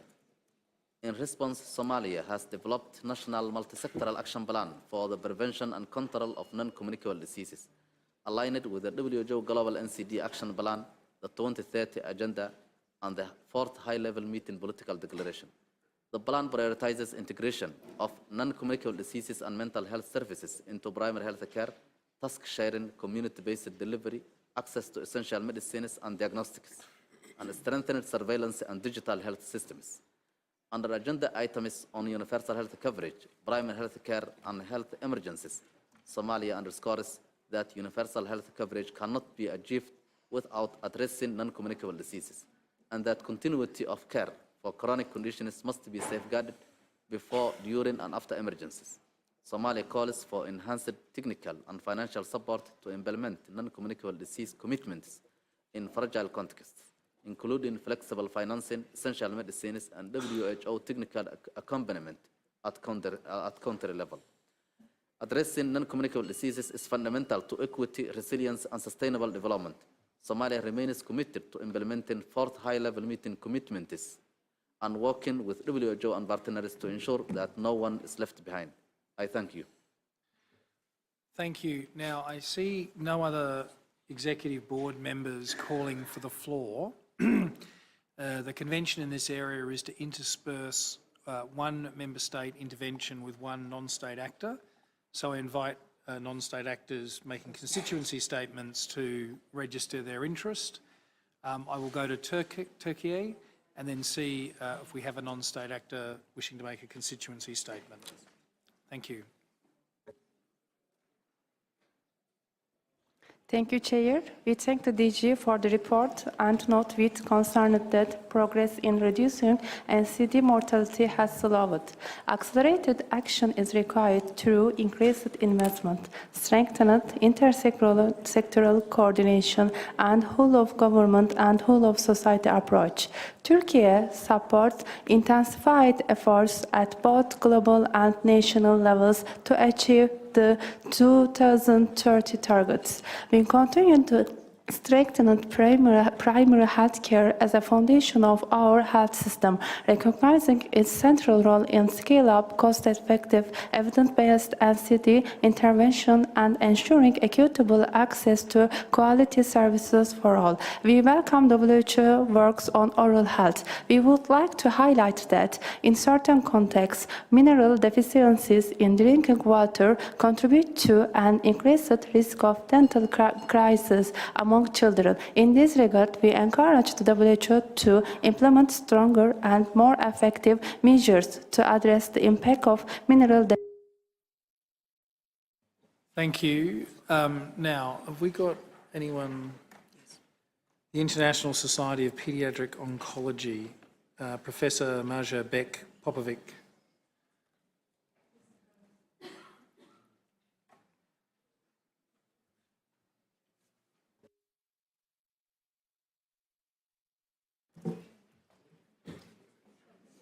Yes, now. Okay. This constituency statement has been organized by the International Society of Pediatric Oncology with the participation of Childhood Cancer International, European Association for Injury Prevention and Safety Promotion, International Agency for the Prevention of Blindness, International Association for Dental Research, International Association for Hospice and Palliative Care, International Council of Nurses, International Pediatric Association, International Psycho-Oncology Society, International Society of Radiology, World Federation of Nuclear Medicine and Biology, World Federation of Societies of Anesthesiologists. Distinguished Chair and delegates, non-communicable diseases affect over 130 million children worldwide, particularly in low and middle-income countries. This includes rare life-threatening NCDs with high global toll and injury risk, such as childhood cancers. The political declaration of the UN Fourth High-Level Meeting on NCDs and mental health included the global initiative for childhood cancer target of at least 60% survival worldwide by 2030. This milestone also builds momentum for other childhood NCDs. The WHO recognizes childhood cancer diagnosis and treatment as cost-effective NCD interventions.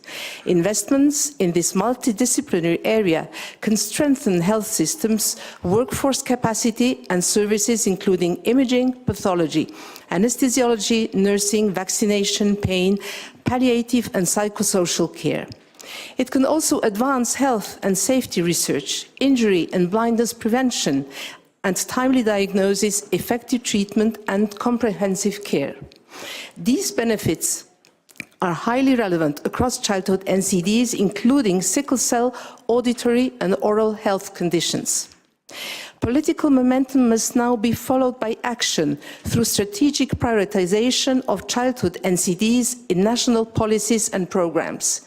A safe, well-resourced and trained health workforce is essential alongside robust surveillance and monitoring to ensure effective reporting and accountability. We urge Member States to decisively build on the UN's landmark commitment to NCD control, with emphasis on childhood cancer to enhance survival, quality of life, safety and equity for all children. Thank you. Thank you. I'm advised we actually take 2 to 3 countries between constituencies, so we'll take Oman, followed by Armenia. شكرا سيد الرئيس. تتقدم سلطنة عمان بخالص الشكر والتقدير إلى المدير العام على التقرير. Thank you very much indeed, Chair, and the Sultanate of Oman wishes to thank the Director General for the report on the follow-up to the political declaration on the prevention and control of NCDs. It reflects the progress that's been made and invites us to translate promises into action. We welcome the fact that the political declaration focuses on transformation and guides us to a long-term approach to strengthen health systems, ensures complementarity in policies. Oman, as we read in the report, wishes to reiterate that NCDs are not just a health challenge, but an issue for development more generally, undermining sustainability in production if not dealt with properly. And that's why you need a comprehensive approach, and that's reflected in our national strategy in order to incorporate NCDs in all of our policies, providing a good environment for health. Thank you. I'll now go to Armenia, followed by Cuba. Thank you, Chair. Armenia is honored to introduce the resolution on hemophilia and other inherited bleeding disorders. Our initiative is rooted in a fundamental commitment to universal health equity and the core mandate of leaving no one behind. Armenia extends its sincere gratitude to the WHO Secretariat, all member states for their constructive engagement, which allowed us to reach consensus through an extensive, months-long consultative process. This resolution addresses a critical global gap: the systematic underdiagnosis and historical lack of prioritization afforded to hemophilia and other inherited bleeding disorders. It establishes a pioneering framework designed to bridge the gap in access to essential treatment and care. By adopting this life-saving resolution, we unite in our effort to ensure that geography and gender will no longer determine a person's right to health. Concurrently, we wish to affirm our support for the resolution on liver disease as submitted by Egypt. Thank you. Thank you. I now turn to Cuba. Gracias, señor presidente. Thank you, Chair. Chair, NCDs continue to cause more than 43 million deaths a year, 18 million of which are premature. And this has a huge human and economic cost. And we're very concerned by the significant decrease in financial support for programs and projects. And that applies for international cooperation more generally in the health sector, and as absolute priority to reverse that trend. We welcome the results of the fourth high-level meeting of the GA on the prevention and control of NCDs. Cuba engaged very actively in that. We have a national strategy which focuses on primary healthcare, prevention, and promoting healthy lifestyles and universal free access to healthcare. In spite of the fact that the United States continues with its deliberate attempt to undermine the Cuban economy, imposing tremendous barriers for our development and growth. More than 60% of its medicines are unavailable, which was been the case for many years. We fully support the draft decision which has been submitted to follow up to the political declaration of the high-level meeting. Thank you. Thank you. I now turn to the next non-state actor, the NCD Alliance, represented by Mina Pico-Demiel. You have the floor.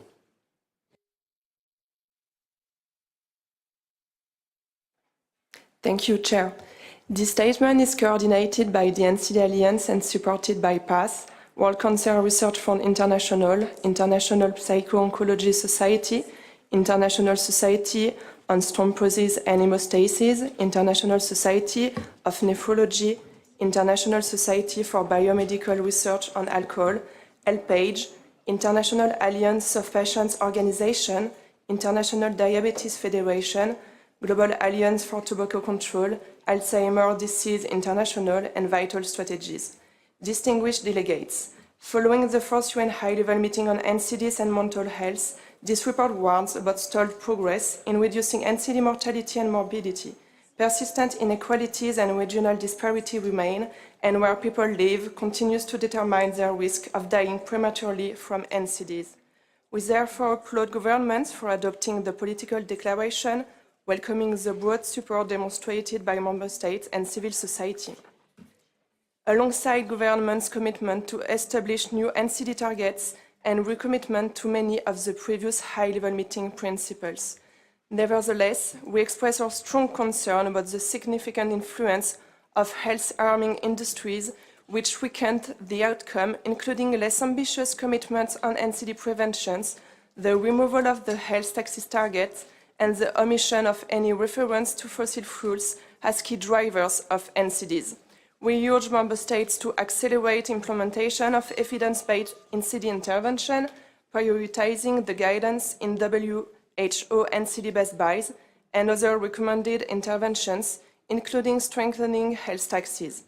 Break down silos by establishing whole-of-government accountability for NCDs through national plans that place NCDs at the center of health agendas, enable cross-government coordination and address links with other health priorities, mobilize and sustain investment for NCD services, aligning resources with national disease burdens, ensuring that all NCD strategies are fully costed, as well as increasing domestic resource mobilization, including through fiscal policies and leveraging international resources for catalytic investments. Deliver accountability, supporting the update of the global NCD monitoring framework, engage communities in the development, implementation, and evaluation of NCD responses. Thank you. Thank you very much. I'll now go to Senegal, followed by Georgia and Brazil. Je vous remercie. Thank you, Chair. And Senegal supports the statement delivered on behalf of the African region. In order to curb NCDs, Senegal calls upon the international community to increase financing for NCDs proportional to their real cost, and in particular increase funding for prevention in health, promote the integration of services, and indeed strengthen cooperation for technology transfer and the local production of medicines and the digitalization of health systems. Fourth, support African countries in intersectoral action on social determinants and environmental determinants through the implementation of the One Health approach. And finally, Senegal reiterates its determination to accelerate prevention and response and capacity building so that nobody is left behind. Thank you. Thank you, Georgia, followed by Brazil. Distinguished Chair and delegates, Georgia welcomes the political declaration of the first high-level meeting on NCDs and mental health and aligns with its focus on equity, integration and accelerated action. Georgia strengthens its response to non-communicable diseases through primary health care reform, prioritizing prevention, early detection and continuity of care via increased benefit package and results-based financing. In recent years, in the pharmaceutical sector, we introduced reference pricing and managed entry agreements for innovative cancer medicines, leading around 40% decrease in medicines prices. As a result, we removed annual limits on chronic diseases and cancer medicines, significantly improving access for patients. Georgia supports global targets on tobacco control, hypertension management and mental health, and underscores the importance of strong primary health care, sustainable financing and robust data systems. We thank WHO for its technical assistance throughout designing primary health care reform and look forward to continued support in translating commitment into measurable impact. Thank you. Thank you. I now give the floor to Brazil. Thank you, Chair. We recognize that non-communicable disease disproportionately affect vulnerable populations due to structural inequalities and social determinants of health. In this sense, Brazil welcomes the adoption of the 2025 Political Declaration on Non-Communicable Disease by the United Nations General Assembly last December. We engaged in good faith and with constructive flexibility in its negotiation in New York through the G77 in the spirit of multilateralism. The ambitious targets of the political declaration will require whole-of-government action and the strengthening of primary health care. You can count on Brazil in this regard. We also commend the Declaration's intersectoral approach and reaffirm our commitment to implementing evidence-based interventions, ensuring equitable health systems and leaving no one behind in our collective response to NCDs. Thank you very much. Thank you very much. We would have gone to another constituency statement, but they're not in the room at the moment. So we'll proceed with member states until such time as they arrive. I now give the floor to Sri Lanka. Thank you, Mr. Chair. Sri Lanka takes note of the report by Director General. Sri Lanka insists that early investment in prevention and treatment measures on NCD should be continued and delivery of quality primary health care should be further strengthened. We emphasize that awareness and outreach, including through education on physical activity and oral health, should be expanded among communities for better understanding on the importance of well-being.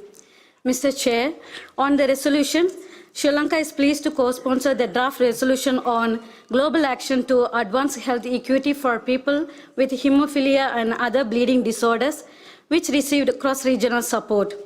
We acknowledge that at present, there is no definite care for hemophilia and significant innovations are introduced to treat them. The lack of diagnosis and lack of data poses challenges in identifying and taking necessary measures to treat the people with hemophilia and other bleeding disorders. Sri Lanka joins with others and requests the Executive Board to endorse these important resolutions by consensus with the view to advancing the health equity for people with hemophilia and other bleeding disorders. Thank you. I now go to Ecuador, followed by Zambia. Thank you, Chair. And Ecuador expresses thanks for the report on the follow-up to the political declaration on the prevention and control of NCDs.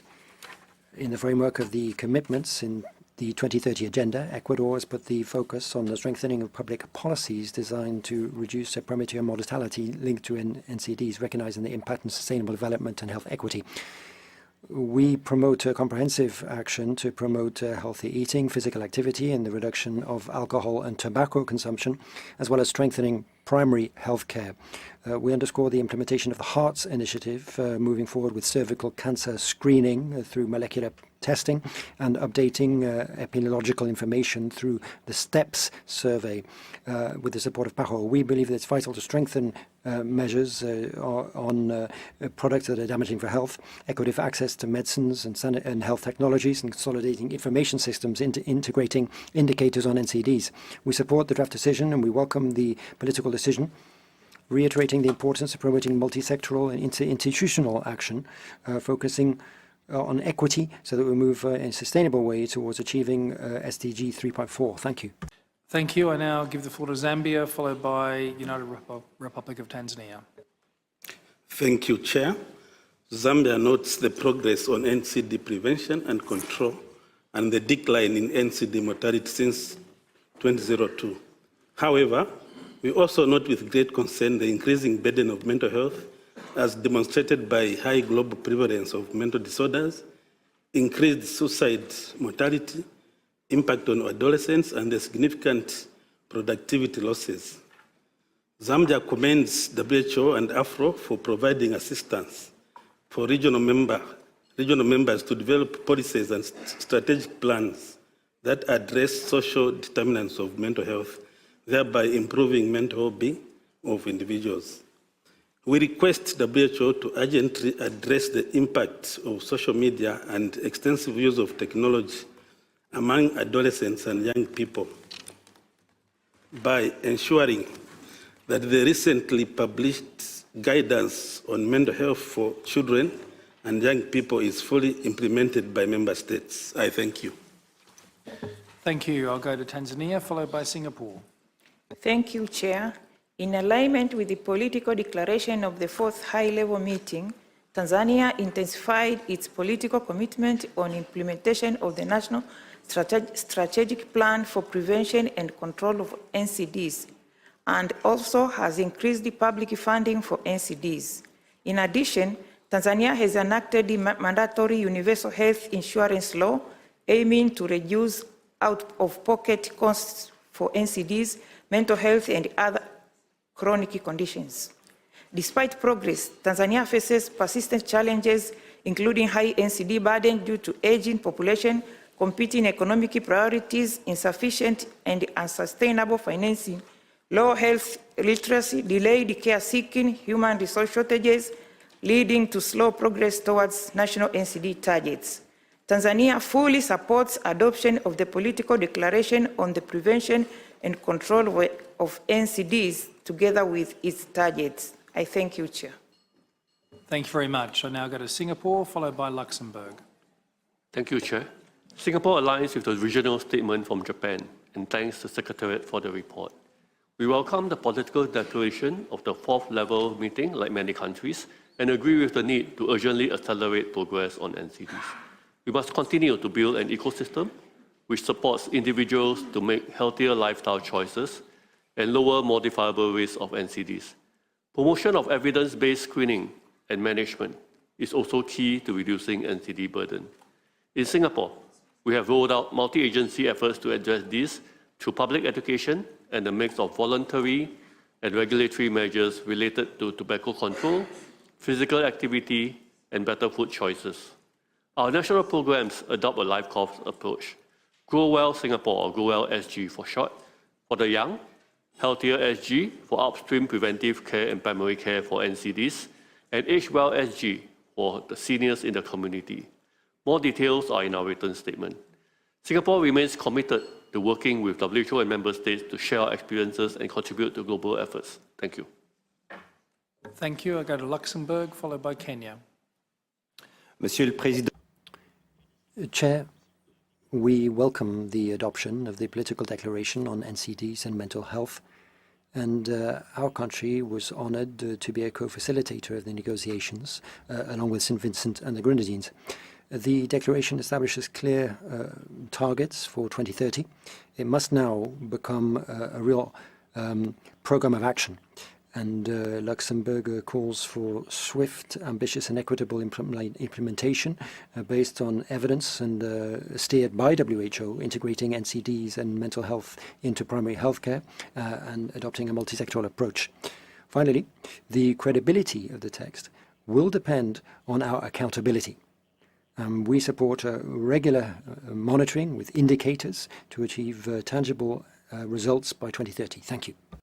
Thank you very much. We'll now go to Kenya, followed by Mexico. Thank you, Chair. Kenya thanks the Director General for the report and recognizes that non-communicable diseases and mental health conditions are an urgent and ever-growing public health challenge. NCDs already account for a substantial share of our mortality and morbidity in our country, driven by cardiovascular diseases, diabetes, cancer, and mental health conditions on the increase. If unaddressed, we know that this burden threatens our progress towards the 2030 agenda and the achievement of SDG target 3.4. We therefore welcome the political declaration, particularly its ambitious commitments towards tobacco control, hypertension management, and expanded access to healthcare services, mental health care services. Kenya supports a whole-of-government and whole-of-society approach that prioritizes prevention, early detection, and continuity of care. We therefore, at a national level, as Kenya strengthen our integrated communicable diseases management into our universal health care reforms. We highlight the need for strong data systems, a well-capacitated health workforce, and meaningful community engagement. We remain committed to national, regional, and global cooperation. Thank you, Chair. Thank you. I now give the floor to Mexico, followed by China. Thank you, Chair. Mexico sees a reduction in a slowdown in the reduction of mortality linked to NCDs because of overweight and obesity in particular in vulnerable populations. Moving towards SDG target 3.4 requires stepping up cost-effective measures with primary healthcare and equity as our focus. Primary healthcare must be strengthened as a strategic platform to ensure that early warning and detection and control of NCDs takes place with a whole-of-government approach, focusing on healthy eating, on labeling, which is also a key area which requires support, technical support from WHO, free of commercial interference. Mexico supports stepping up acceleration of the plan on physical activity and the phasing out of dental amalgam in accordance with the Minamata Convention, strengthening prevention and sustainability of health systems. Finally, we welcome the political declaration adopted in 2025. Thank you. Thank you. I now give the floor to China, followed by Botswana. Mr. Chair, China has two comments on the DG's report. First, the report shows that there are significant regional variations. To reverse the slowdown, we urgently needed to expand cost-effective best-buy interventions to enhance PHC and UHC coverage and reduce regional variations. Second, following the implementation of WHO Resolution 71.6 in 2021, the report points out the prominent issue remains slow and uneven progress. China endorses targeted training and support for specific regions and countries. We should continue enhancing cross-sector cooperation to reduce physical inactivity. As co-sponsor, China actively supports both the resolutions of steatotic liver disease and hemophilia. Thank you. I'll now go to Botswana, followed by Colombia. Thank you, Chair. Botswana aligns itself with the Africa Region Statement. Chair, while NCD mortality declined in most countries between 2001 and 2019, we note with concern that in sub-Saharan Africa and in many LMICs, NCD mortality rates are still rising or stagnating. In Botswana, cardiovascular diseases account for an estimated 18% of all deaths. As part of our national response, Botswana developed a national multi-sectoral strategy for the prevention and control of NCDs, which is currently under review and update. We have also established treatment protocols for major cancers and a national cancer registry. To conclude, we should note the report and recommend integrating NCD and mental health services into primary health care, including oral health. The 2025 high-level political declaration on NCDs and mental health provides a critical opportunity to accelerate progress toward agreed global targets for 2030. I thank you. Thank you. I now give the floor to Colombia and then Indonesia. Gracias, señor presidente. Thank you very much, Chair. We welcome the report, which notes a slowdown in reduction of early mortality from NCDs. We emphasize the importance of accelerating cost-effective interventions and elevating primary healthcare in a context of an aging population, dropping fertility. The country is making advance on regulatory and fiscal measures, such as implementing the Tobacco Control Framework Agreement and the need to re-implement policies for palliative care and reducing NCD early mortality. We believe that it's necessary to take steps that are based on monitoring, surveillance and a sectoral approach. We emphasize the importance of progress reports are enhanced by cooperation. We need to factor in aging and disability as we take our approach to NCDs. Thank you. Indonesia, followed by Peru. Chair, NCD mortality reduction is slowing down, and in many settings, earlier gains have stalled or reversed. Inequality in outcomes between countries remains wide, and many countries are off track for SDG 3.4. Commitments alone are not enough. The next 5 years must be about delivery at scale and accountability for results. The priorities now should be expanding proven NCD-based buys through integrated primary health care with access to essential medicines, diagnostics, and services. NCD action must also tackle socioeconomic determinants of health, such as poverty, education, employment, and living condition, backed by stronger multi-sectoral policies. Collaborations with WHO and other key partners is also critical. Countries will benefit from timely access to financial and technical resources, including to build stronger data system and monitoring framework and robust policy guidance that reflect latest evidence. Thank you. Thank you, Indonesia, and I apologise if our discussion was captured in the microphone that might have been distracting, but thank you for the intervention. Peru. Buenas tardes, señor presidente. Thank you, Chair. The delegation of Peru would like to thank the Secretariat for the report on the follow-up to the political declaration on our high-level meeting on prevention and control of non-communicable diseases. We recognise the high burden represented by these diseases, including cancer and mental health issues, and we would emphasise the importance of improving access to quality comprehensive services. Peru is continuing to strengthen primary health care through expanding mental health centres at the community level, around 300 of them to date, specialised services providing social support, and national policies oriented towards cancer control and improved detection. Accordingly, we support the draft decision because of its contribution to national and regional objectives. Thank you very much. Thank you, Germany. Thank you, Chair. Germany supports the political declaration as a unique opportunity to reaffirm our global commitment and drive meaningful progress in the prevention, treatment, and diagnosis of NCDs. We especially welcome the inclusion of mental health in the scope of the declaration. Mental health is essential to overall well-being and must be addressed with the same urgency and dedication as physical health. Populations already facing systemic marginalization are often disproportionately affected by NCDs. For this reason, preventing and managing NCDs must also address the social, economic, and environmental determinants of health. We emphasize the particularly severe threat of climate change to human health and resulting impact on NCDs. Thank you. Thank you. I now call the Philippines, followed by the Dominican Republic. Thank you, Chair. The Philippines welcomes the Director General's report and reaffirms that a primary healthcare-oriented health system anchored in strong financing and an adequate health workforce remains the most equitable and effective pathway to achieving UHC. The Philippines fully supports the adoption of the political declaration, having delivered the ASEAN Health Sector Statement on the prevention and control of non-communicable diseases and the promotion of mental health and well-being at the last UN high-level meeting.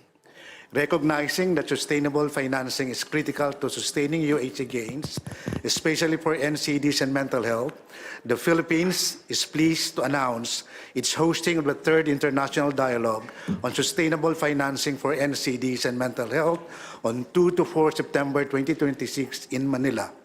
We see this as a key platform to mobilize political commitment, share innovative financing approaches, and strengthen country action in support of UHC. As we look forward toward the 2027 high-level meeting on UHC, the Philippines encourages continued WHO support in strengthening primary health care, financial protection, and health work. Thank you, Dominic. Thank you. I'll now move to the Dominican Republic and then followed by the Russian Federation. Muchas gracias. Thank you very much. The Dominican Republic welcomes the report of the WHO and supports its conclusion on prevention and control of NCDs. We recognise the progress that has been made, but we also note the persistent challenges, such as the slowdown in progress of reducing mortality by NCDs and inequalities between countries and population groups. Accordingly, we reaffirm our commitment with SDG 3.4 and the need to drive policies based on evidence, strengthening primary health care and promoting healthy environments.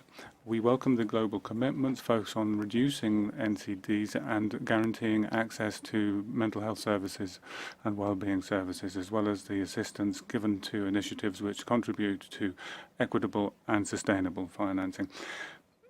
We would continue working on strengthening governance, vigilance, and technical cooperation in the WHO, ensuring that no one is left behind in fighting NCDs. Thank you very much indeed. Thank you. I now call the Russian Federation, followed by Burundi. Thank you very much.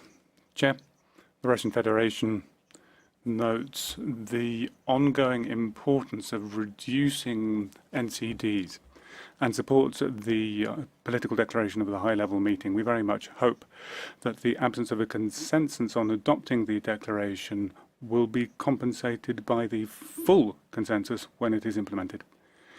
We thank the WHO for the cooperation with the UN task force, which is a basis for multi-sectoral work for developing political declarations. And we support the development of the Armenia-Morocco statement on haemophilia and the decision on liver disease, and we thank you for your attention. Thank you. I now call on Burundi. No, Morocco? Sorry, Morocco. Merci, Monsieur le Président. Le roi... Thank you very much indeed. The Kingdom of Morocco would like to align itself with the regional statement made by Saudi Arabia. We thank the Secretariat for the document that has been introduced, which gives a pertinent overview of the persistent challenges and the progress made in the fight against NCDs. The guidance and notes that exist in the report are fully in line with Morocco's national position, which is very much based on its national plan 2019 to 2029 for NCDs, which is based on the promotion of healthy lifestyles, strengthening of primary health care, good governance and surveillance systems. We welcome the presentation of the draft resolution from Armenia to promote equity for people with haemophilia and is consistent with our own commitment to the generalization of social protection and universal health coverage. We also reaffirm our commitment to strengthening the prevention of risk factors, multi-sectoral cooperation, the appropriate regulatory and fiscal policies, and the role of the WHO in sustainable partnerships. And we would express our full support for this draft resolution. Thank you very much indeed. So I suspect Burundi pushed the button with excitement to come in. So we'll bring Burundi back to the top of the list, and then after Burundi, we'll go to Belgium. Monsieur le Président. Thank you very much indeed. Burundi is facing an increase in NCDs, particularly hypertension, diabetes, cardiovascular disease, and cancer, which have high levels of occurrence throughout the country.